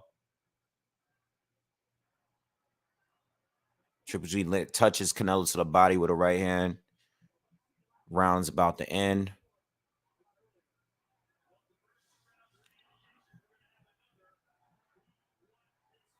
All right. All right. Second round for Canelo. Very, very feel like they really get it going. I feel like I still feel like they still trying to fill each other out, you know? They're both being very cautious. You know, they didn't really go at each other yet, you know, in these first 2 rounds. I have it 1-for-1. I gave Triple G the first round just basically because he landed more jabs. I gave Canelo the second round because he landed way more jabs. You know, Canelo was very on point on the second round. Um, but no real like hard shots landed yet for neither. You know, I think Golovkin landed a hook at some point, and Canelo, they're showing a replay. Canelo landed a hook. So they're showing a replay. All right. So they both traded with hooks in that round, but outside of that, it was just nothing but jabs. All right. All right. All right. So round 3, I have it 1-for-1. These are my scorecard. I'm not telling you what I think the judges are scoring it. I'm just telling you how I'm looking at it. All right. So Canelo's coming out more aggressive. All right. He comes in, lands a jab, throws a right to the body. Triple G's responded with a couple jabs. So Triple G is now picking up the jabs too. So I feel like they both started. I feel like they both agreeing now to fight because they're both being more aggressive now. And Canelo landed 2 hooks so far this round and another right to the body of Triple G. So they're both picking it up here. Canelo's definitely picking it up though in his first minute of the third round.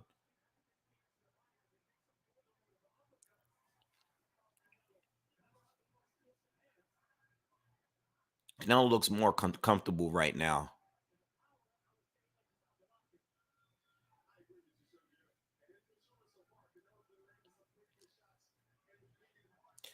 Nice jabs from Canelo here. Nice jabs. This is what he needed to do in the Bivol fight. Triple lands a jab.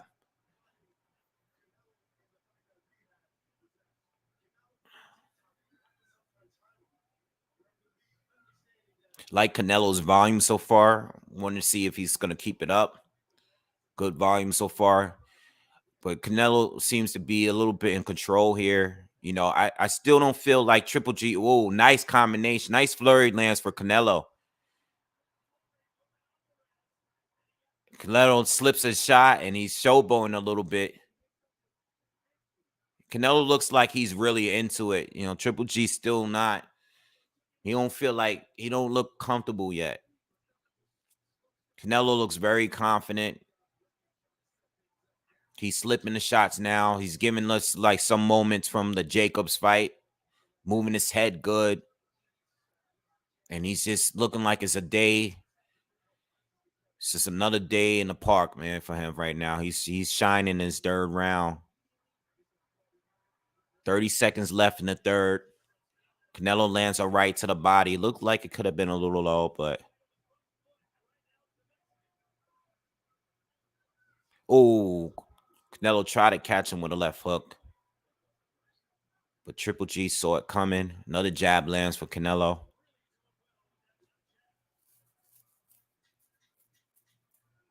Good round for Canelo. Very good round for this round. This round, and it's still early, so I'm just giving you my observation. This round made it look like Canelo improved since the second fight, and Triple G is the same person from their last fight. You know, because Canelo looks very comfortable in there right now. He clearly has respect for Triple G, but it just looked like this round I didn't see Canelo look that confident before, you know. I maybe in the first 2 or 3 rounds in the first Triple G fight, but he looked very confident in this fight and he looks like, you know, he's in control. You know, Triple G is looks stiff. Looks stiff. You know, I gave him the first round only simply because he landed more jabs. But, you know, Canelo that third round was a clear, very clear round. All right, so now we're in round 4. I have it 2-1 for Canelo. All right, and with the first being a swing round, which I gave the Triple G. Canelo's coming out fast again. Triple G's, he's working that jab, but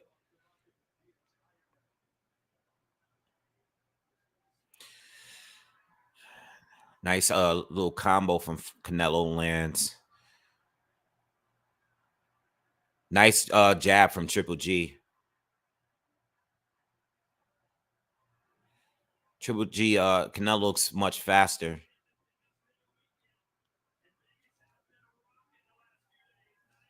He's just more elusive. He moves better. He moves the upper, we already know he slips shots better. Quicker counterer. Canelo steps in, throws a right hand, and lands a right hand to the body. We're seeing, you know how, when Canelo was fighting Jacobs and he would just slip shots and just step back and just like admire his work a little bit. We're getting that from Canelo here. Like he's showboating a little bit, like he's fighting serious, but you could tell like he's showboating a little bit, Triple G looks a little old right now. Looks slow. I mean, maybe Canelo landed a big left hook and rocks Triple G. Just over a minute left in this fourth, and Canelo is just having his way right now. Triple G is not hurt or anything, but he's definitely he's being outboxed clearly right now. See, this is what happens when you go 4 years apart. You're more active and you're fighting top tier 168 fighters. Fast fighters. This is what I said in the breakdown. I'm seeing it as I'm watching it. Canelo is better than what he was in their last meeting. And you're seeing it. And Triple G is older. 25 seconds to go here. And Canelo's still in control. Triple G is landing a jab here and there. But he still looks like he's fighting in the first round where he's just not comfortable yet. He needs something that's going to give him some confidence because he doesn't look confident so far. He looks very awkward. All right, hit those thumbs up, please. Smash that like button, please. All right, I have 3-1. I have it 3-1.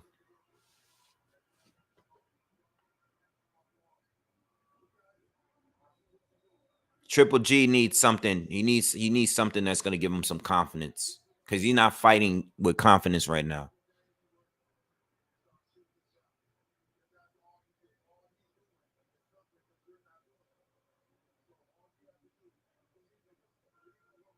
I didn't get to hear everything Jonathan Banks said, but he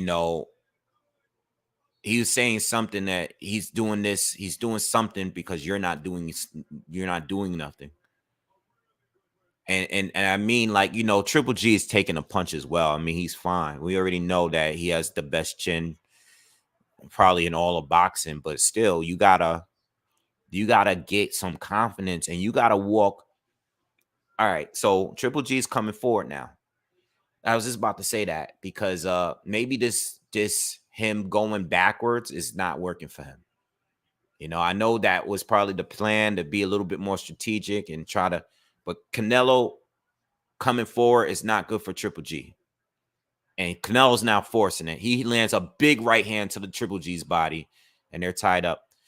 Canelo is forcing Triple G to go backward. And I think Triple is trying to another right hand to the body of Golovkin. Canelo lands a right hand up top. Canelo steps in, lands an upper. Well, those an uppercut. I think Triple G blocked that one. Yeah, Canelo's having his way right now. Bullying Triple G. He's not hitting him with a lot of flush shots, but he's hitting him in the arms. He's hitting him in the body. He's hitting him all over, and he's sitting down on the punches now, and he's very comfortable, and he's beating up Triple G right now. Golovkin is, at least he's not taking the full impact of the punches, but Canelo is winning, and he's making it. He looks very relaxed. This is a step down from what Canelo just went through. A huge step down.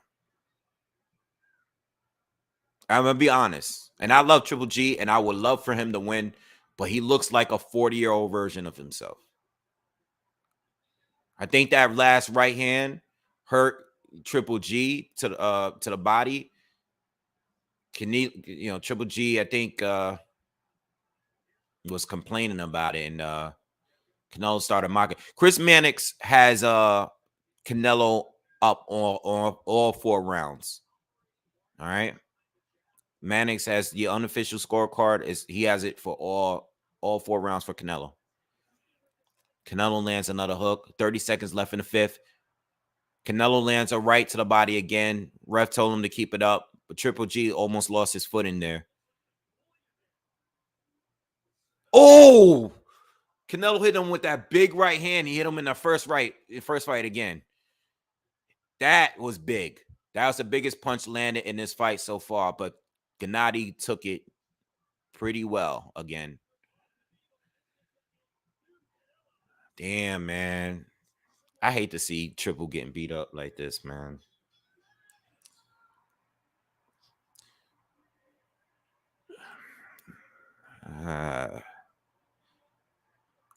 Yeah, Triple G's getting beat up, man. I heard Jonathan Banks say you got to change up.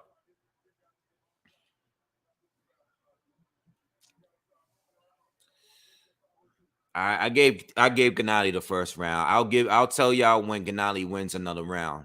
I'll let y'all know. All right, but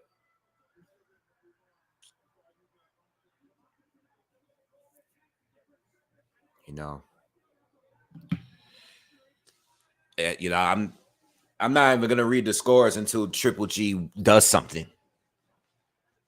That big right hand was like the first fight one. G ate it though. He ate it, but all right. Round 6, all Canelo so far. All Canelo.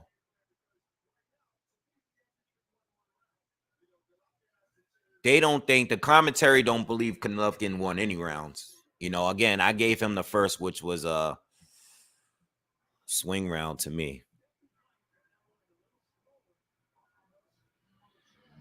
Triple G got to come forward, man. He can't afford to go backwards no more. That's not going to work. Canelo's coming in. Canelo looks stronger. He looks bigger. He's faster. He looks like he's bullying, and he's slipping shots, and he's showboating.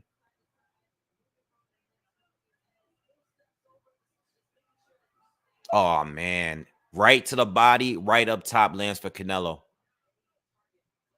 And he's sitting down on these punches. He's trying to knock out Triple G, but he's fighting smart. Nice defense from Triple G just now. He just slipped a couple shots from Canelo. We're almost halfway through the 6th round here. Still Canelo round so far.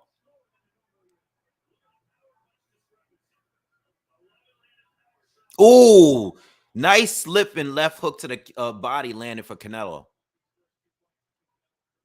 One of his best punches he landed so far in this fight. Nice jab from Canelo lands. Triple G got to do something, man, because this is starting to look like a blowout. Canelo's just walking him down now, and Triple G is just moving. Damn. All right, so look, Golovkin's getting schooled, but he still hasn't shown any signs of, like, really being hurt. Canelo just threw another left hook to the body. Not sure if it was blocked or not. Triple G's trying to stand his ground, but he's just too slow, too stiff. Nice. Oh, he landed an uppercut through the guard there.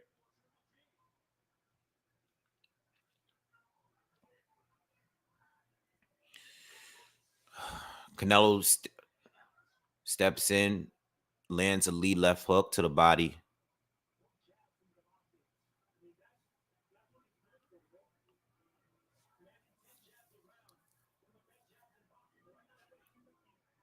He's not landing that mean. He's not throwing as many jabs no more because Canelo's countering him. That's exactly why. Golovkin is not. If Golovkin doesn't have his jab, he doesn't have anything. Let's be real. Golovkin is been one of the best jabbers in the sport, and he needs that jab. And Canelo so far has taken away that jab.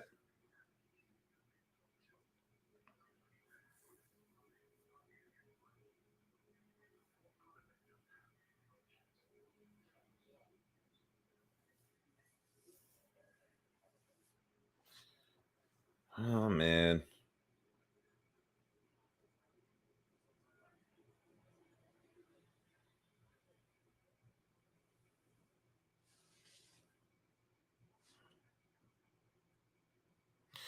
What do you guys think, man? Guys, you don't look happy in the comments.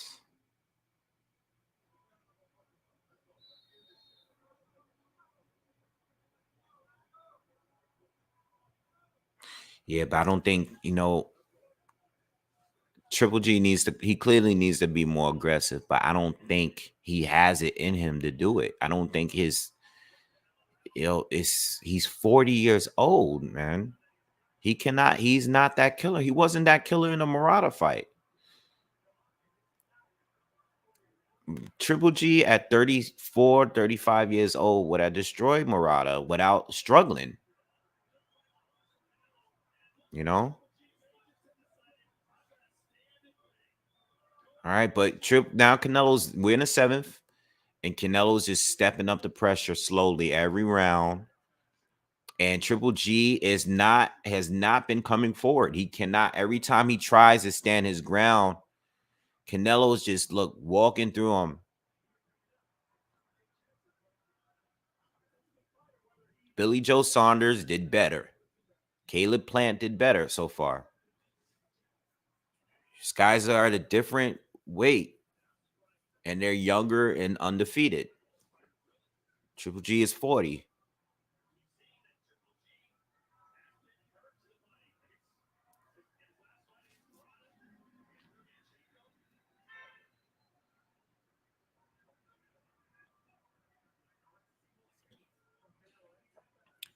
We're halfway through the 7th now.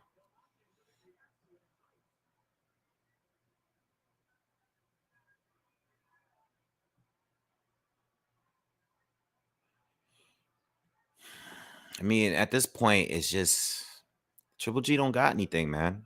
He looks bad. It's not a good fight. Canelo just landed another big right hand. Landed an uppercut. Just walking him down. A minute left in the 7th. Oh, man.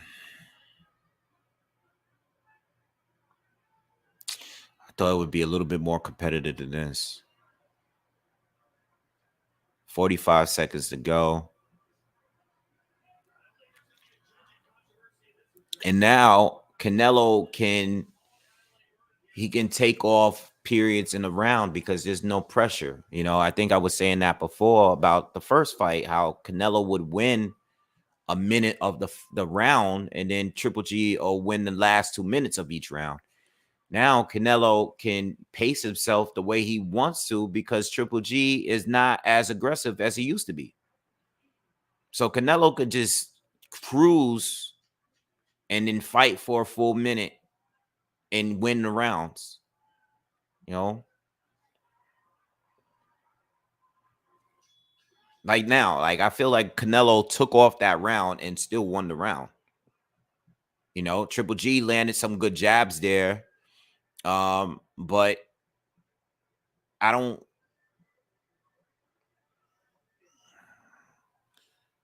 I'm disappointed. The seventh just ended. The seventh round just ended.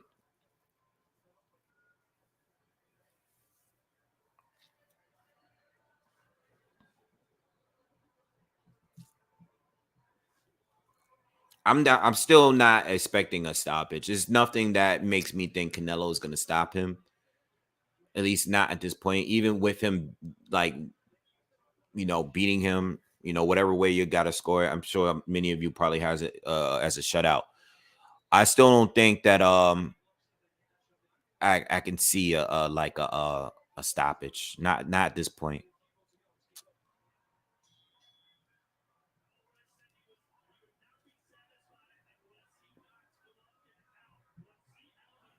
Mm-mm. I still think we get a decision win for Canelo.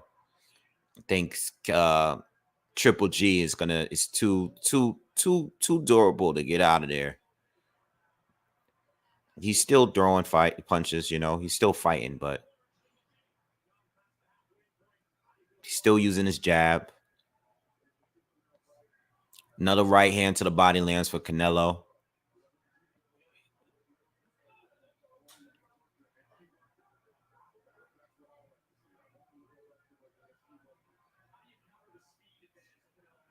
Yeah, it's the speed, man. It's everything. Nice uppercut from Canelo. Triple G got a great chin, man. He's taking the punches. He's even taking the punches to the body well.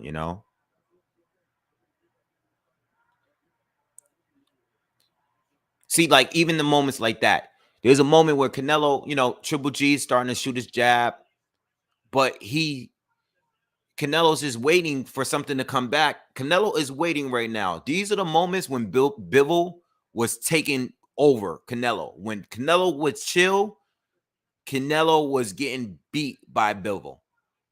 Here, Triple G is just when Canelo's just waiting, Triple G is just he's being very hesitant on whatever he throws. He's so concerned about the counter. He doesn't want to throw. He's not confident in himself. He's done. Mentally, he's done. He's old, but he's already he's scared to throw. Canelo's just having his way with him at this point. There's a minute left in the eighth round.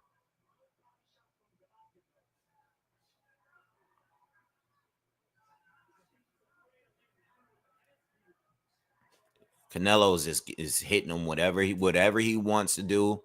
Canelo's doing whatever he wants to do. Nice combinations. He's throwing hooks. He's going to the body. He's doing whatever he wants to do. 30 seconds left in the eighth. Triple G stepped in, lands an uppercut. But it's no power.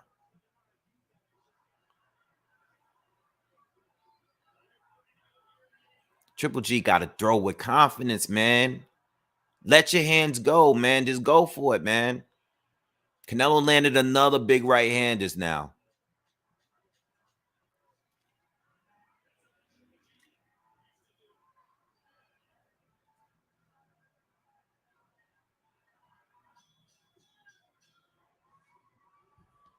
Damn.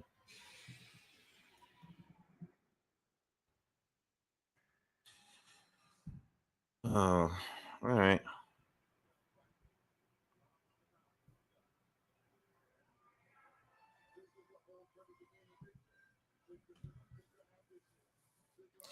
Yeah, I mean, this is what happens with age. It is what it is. But at least he got his last chance. Um, because he doesn't have a recorded win. I think he should have one over Canelo, but at this stage, going 4 years, Canelo has done so much since in 4 years to prepare for more tougher challenges, and this is a step down. for what he's been doing at 168.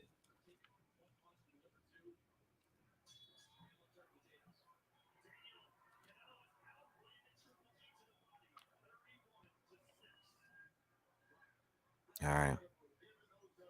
They just said that Canelo's landed against Triple G 31-6 to the body. And I believe those numbers. So Triple G's trying to be a little bit more aggressive. 9th round here, you know. I mean, he probably feels, you know, he got to do something at this point.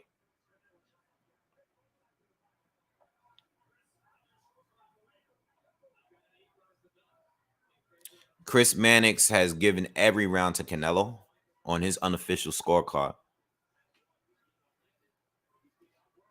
Nice hook for Triple G lands. Nice uppercut from Canelo. Another right hand from Canelo.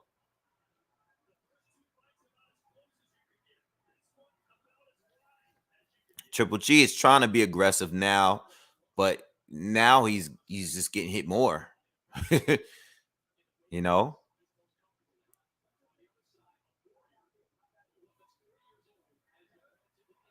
What happened? Yeah, he got hit low. He got hit low. Canelo got hit low. All right, halfway through the 9th here. And pretty much everything we've seen so far, pretty much the same. No changes here in this round. Nice 1-2 lands for Canelo. Triple G starting to pick it up, though. Lands a jab against Canelo. Hurt him a little bit. Yeah. Triple G caught Canelo with a jab that stunned him. I think he caught him right before he was ready to throw. And the crowd reacted to it because Canelo like stumbled for a second. But he's fine.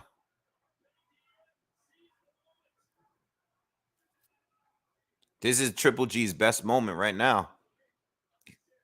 Canelo's taking a little bit time off here.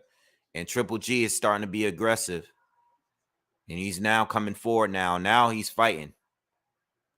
He's landing some shots, lands a jab and a right hand. Best Triple G round so far in this fight.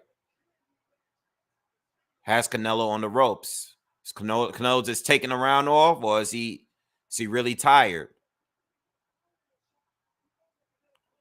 Just got to wait and see how the next round goes. Canelo comes back with a combo. Triple G lands a jab. 12 seconds left in the 9th.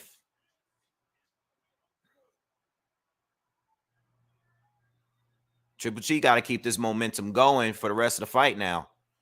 Canelo lands a jab to the body, and the round is done. Best round of the fight. People are finally excited in the arena. And I'm giving Triple G that round. Triple G won that round. That was the first round that reminded me of the first fight. Even though Canelo was winning early, Triple G took over in the second half of that round.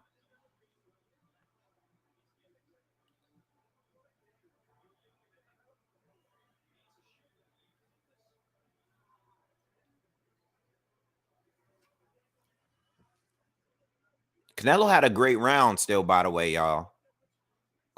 In the first half of the round. So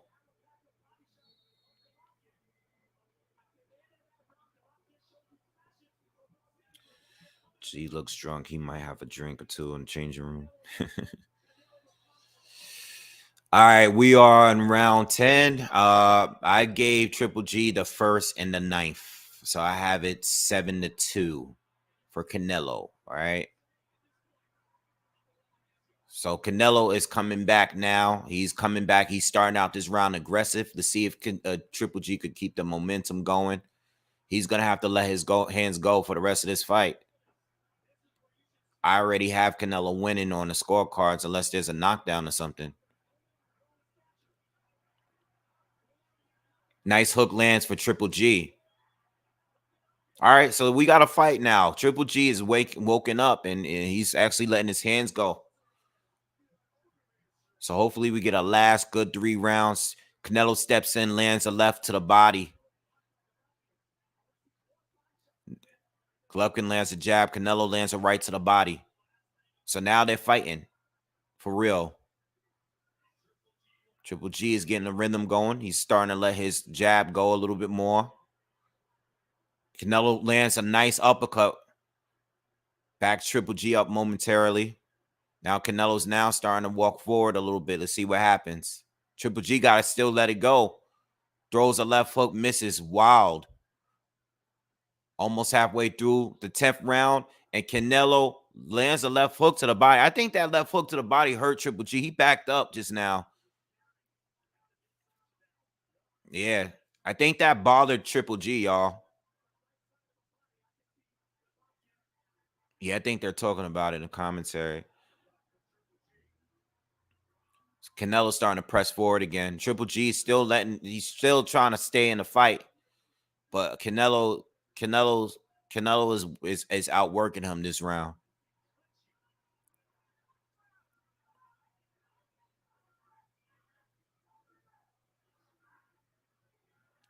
Come on, Triple G. You gotta let your hands go. You gotta fight, man. This is it, man.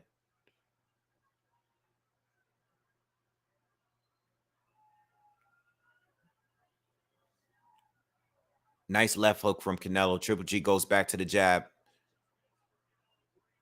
Yeah, Canelo almost caught Triple G with an uppercut.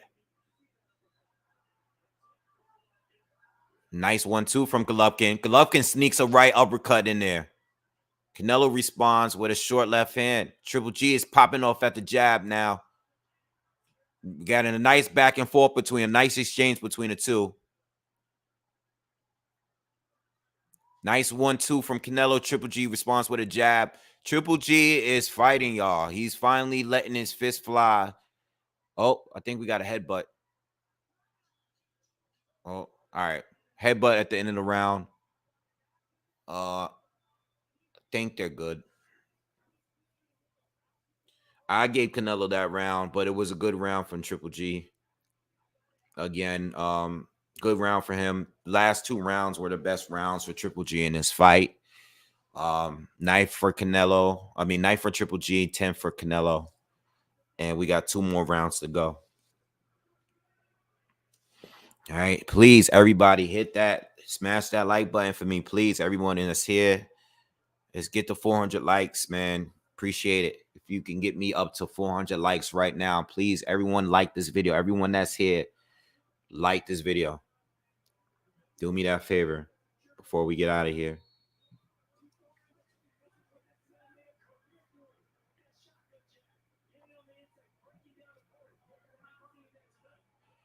Yeah, Father Time it is. Round 11.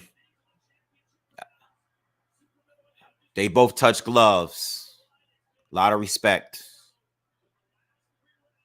Canelo steps in. Triple G is starting to let his, Triple G is starting to fight like himself now. He's throwing mad jabs. Triple G is fighting, bro. He's throwing a lot of jabs now. Let's see if it works out for him. I'm starting to get excited, even though the fight is almost over. Triple G is throwing a lot of jabs, and I like it. And he's landing a lot of them, too.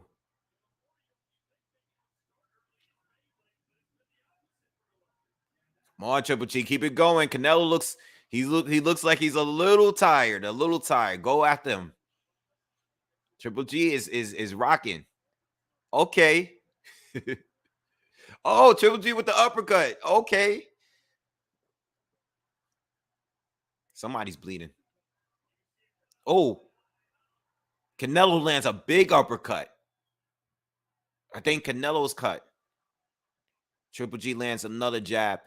I'm trying to see. I can't see. I think it got to be Canelo because I can't see Canelo's face right now. I see Triple G's face clear, and I don't see any blood. But that cut could be from the headbutt from the end of the last round.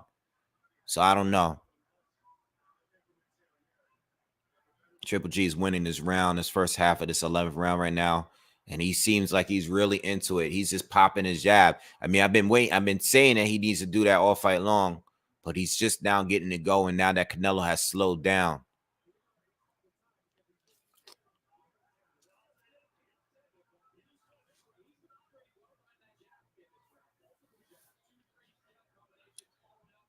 Nice jab again. He's doing good now. Canelo has a cut over his right eye.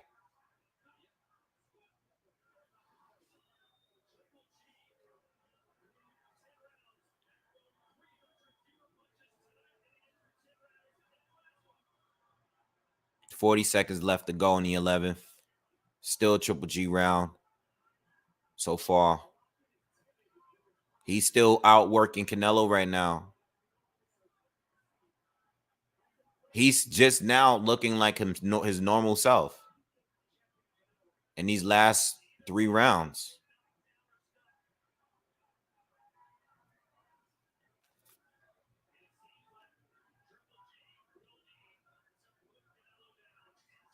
Nice hook from Canelo.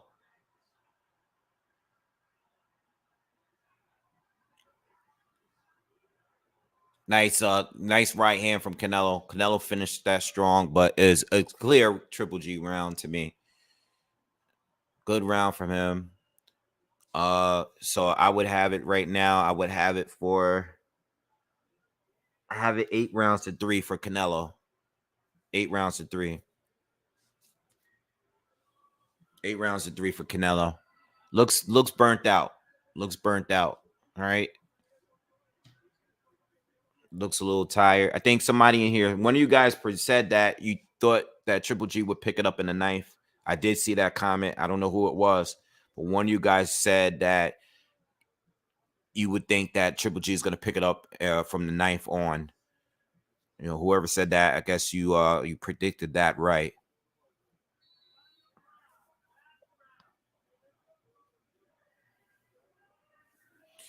All right, final round.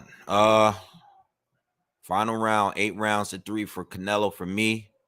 Some of you guys are probably gonna have it 9 to 2 or whatever, but Triple G comes out. He's popping off at his jab. Canelo sinks a short right hand in there. Canelo lands a left. Triple G's popping off with his jab. They're both exchanging. Nice exchanging between the two. Canelo is coming in. He's throwing some heavy. He's landing some heavy shots there. Triple G is landing more jabs though.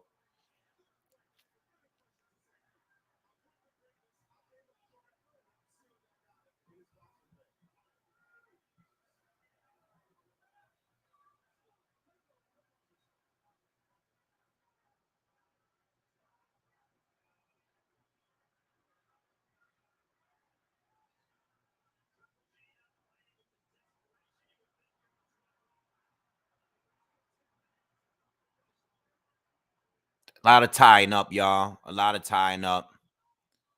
They're both trying to go at it, but it's getting a lot of tying up, a lot of loose hand punches, not clean punches, a lot of wrestling. All right. Almost halfway through the round. Triple G he's still going off with that jab. His jab been on point for the last 3 or 4 rounds.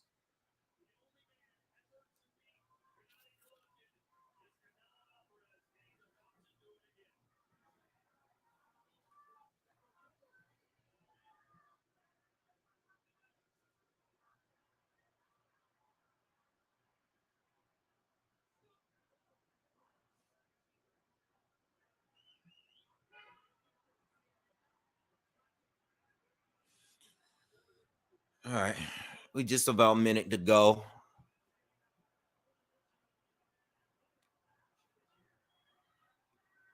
Triple G's just popping the jab.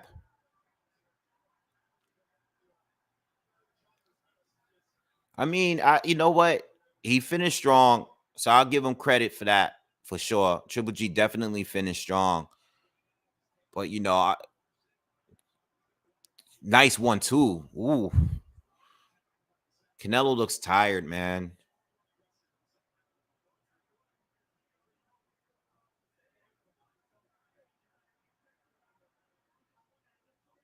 What's Canelo complaining about? Come on.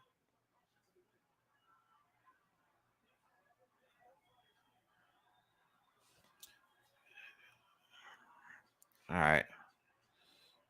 Everybody's standing up on their feet. Whoa, big hook from Canelo. Nice exchange. Nice final exchange from the two. All right. They show respect.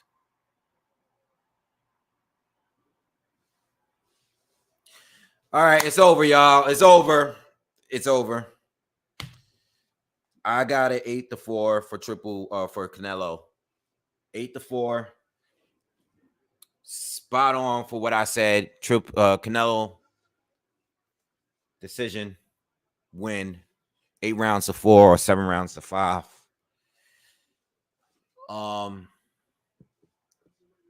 Let's wait for these scorecards so we can take it home.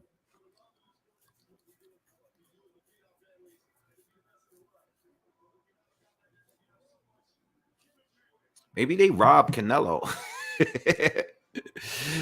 Oh man, maybe they robbed Canelo. All right, I'm ready to hear 118 to 110 for Triple G. Yeah, nah, I got it 8-4 to Canelo, man. I think yeah, I mean, I don't know what Triple G is gonna do. You know, I think that watching him have rally like that in the last 4 rounds makes me feel that he was more capable than what he gave us, to be honest.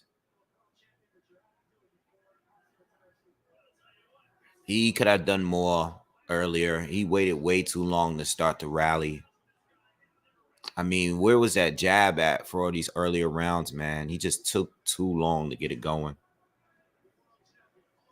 Yeah, Triple G, I'll give him 4 rounds. I'll give him 3 out of the last 4 rounds. I gave him the first. They're gonna rob Canelo. Nah, they ain't robbing him. I'm just playing.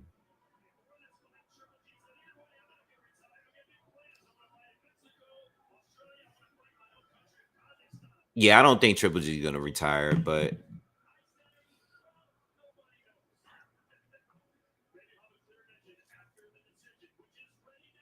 so what does Triple G do? Is he gonna stay at 168? So you go back down to 160? All right, hold on. Let's go. Let's see how they get with these scorecards. Let's go.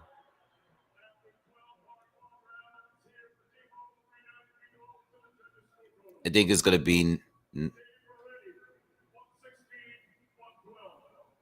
160, 112.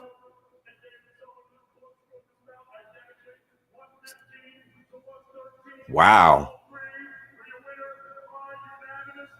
Wow. They almost robbed Canelo.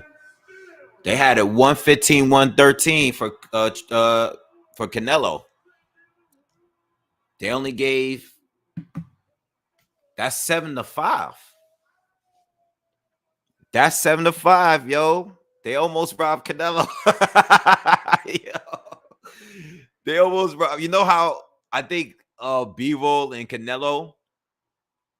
I think Bevo and Canelo had like what was it, like a 115, 113 in there somewhere, and it was like, oh, they almost robbed Bevo. Damn, kid. Definitely wasn't that close.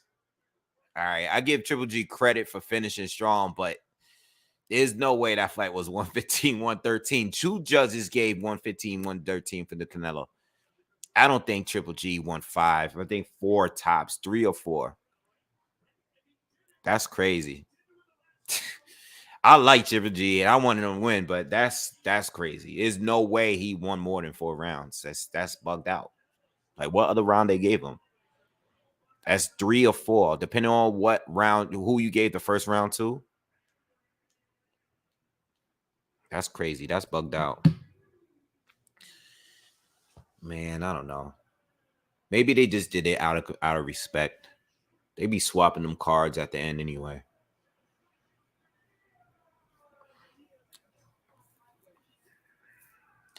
Yeah, this fight did not make me feel that Canelo should be rematching Bivol. So, um, he still has cardio issues, and I know he started off faster, and I know he was more busier and stuff early in the fight. For for Triple G, well, I think I gave Canelo the 10th round. I think that kind of been a swung round because I gave it to Canelo, but it was a good round for Triple G still.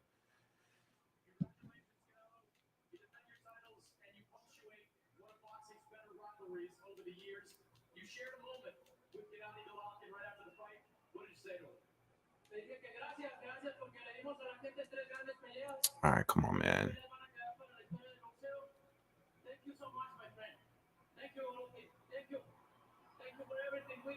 Canelo's showing mad respect to Triple G. He said, "Thank you for everything." Yo, that WBC belt is fire with the dragon thing on it. That's a nice belt.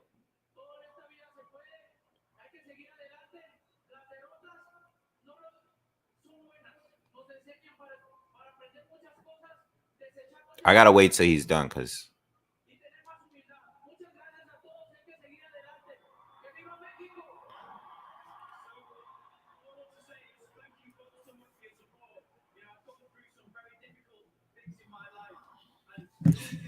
yeah, got so much to say.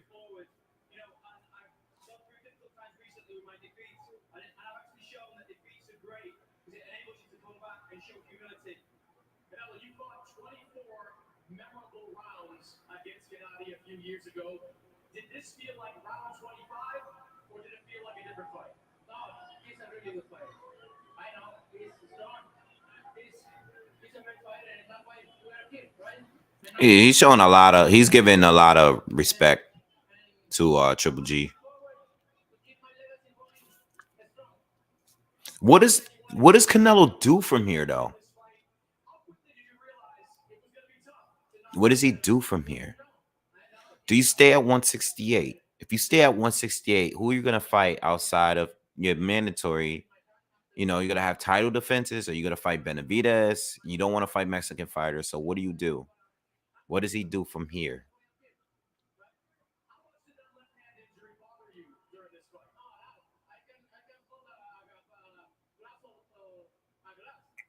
Is a left hand injury?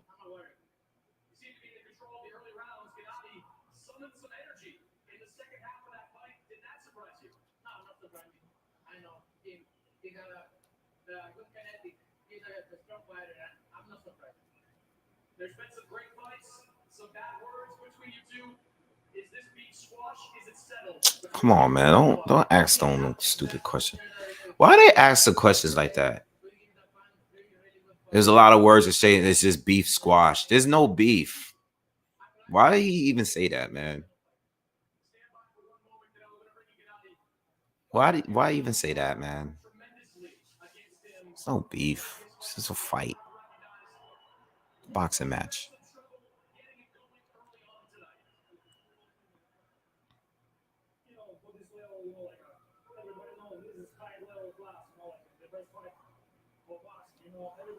This is boxing. It's boxing. He asked him, why did it take you so long to get it going? He said, this is high class boxing.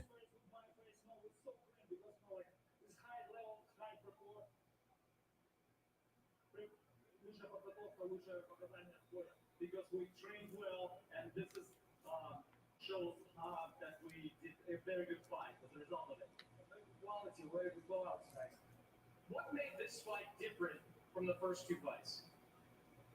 This fight's so smart, like it's more tactic, like a chair. They asked him what makes this fight different from the first two. He said there's more tactics in this fight.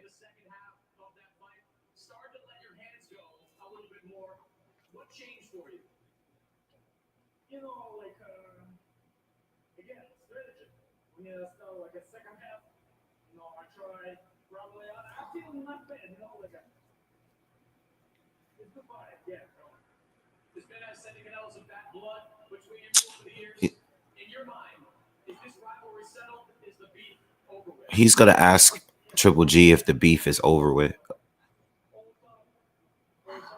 Why is this guy doing that?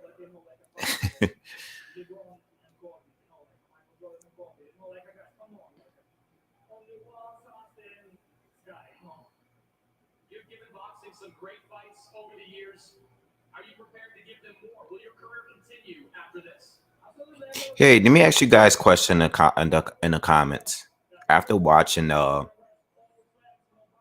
actually, watching those last 4 rounds, what do you think was up with Triple G? Just like let me know why do you think it took him so long to fight that way? Because he looked normal in the last 4 rounds. Do you think that was his strategy to pick it up late, similar to like Lomachenko? Like, what do you guys think? Why did he just not fight at all leading up to it? Was it ring rust?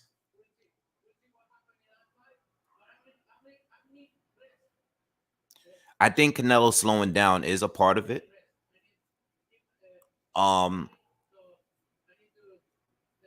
But it was just like a completely different person. Like Triple G looked like a different person. It looked like in the middle of the 8th round, going into the 9th, they went and got they went and took a time machine, got a new Triple G and brought him into the ring.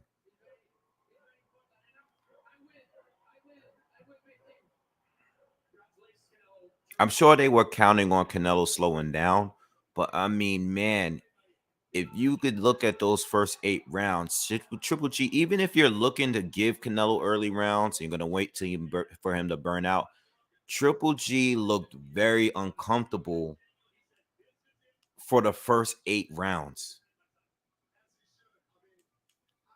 It's not just about winning the rounds. It's the fact that he looked so uncomfortable, looked very stiff.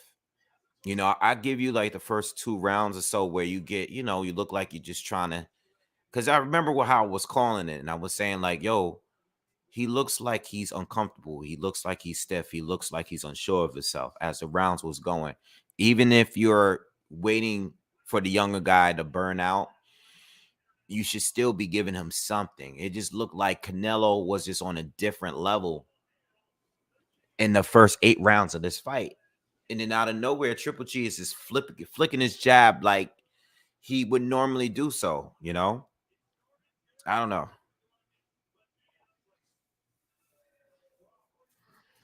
I had a score for 8-4. 8-4 for Canelo. All right. I think the very clear rounds were from 2 to 8. I think those were the rounds for Canelo that I thought was clear Canelo rounds from rounds 2 to 8. I think 1 was debatable. I thought 10 was debatable, even though I gave it to Canelo. I think 9, 11, and 12 was clear for Triple G. Yeah.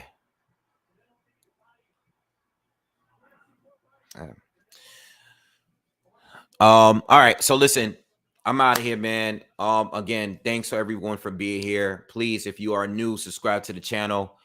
Thank you for everyone that's donated tonight. A lot of you donated tonight. Appreciate the donations. Subscribe to the channel. Please smash the like button if you haven't already. I'm gonna do a quick recap right now as soon as I sign out, and just give you my views. I'm gonna wait a few minutes, collect my thoughts, and give you a recap of the fight. And I'll be here tomorrow live early in the morning because we got more to discuss about this fight and other things. So I'll be here. Be sure to check in. I'm gonna go live and I'm gonna compare this trilogy to the Wilder and Fury trilogy. I'm gonna have an open panel for anyone that wants to join up tomorrow morning. All right. So be on the lookout for that. I'll see y'all. Have a good night. And I'll see you guys on a recap. Peace.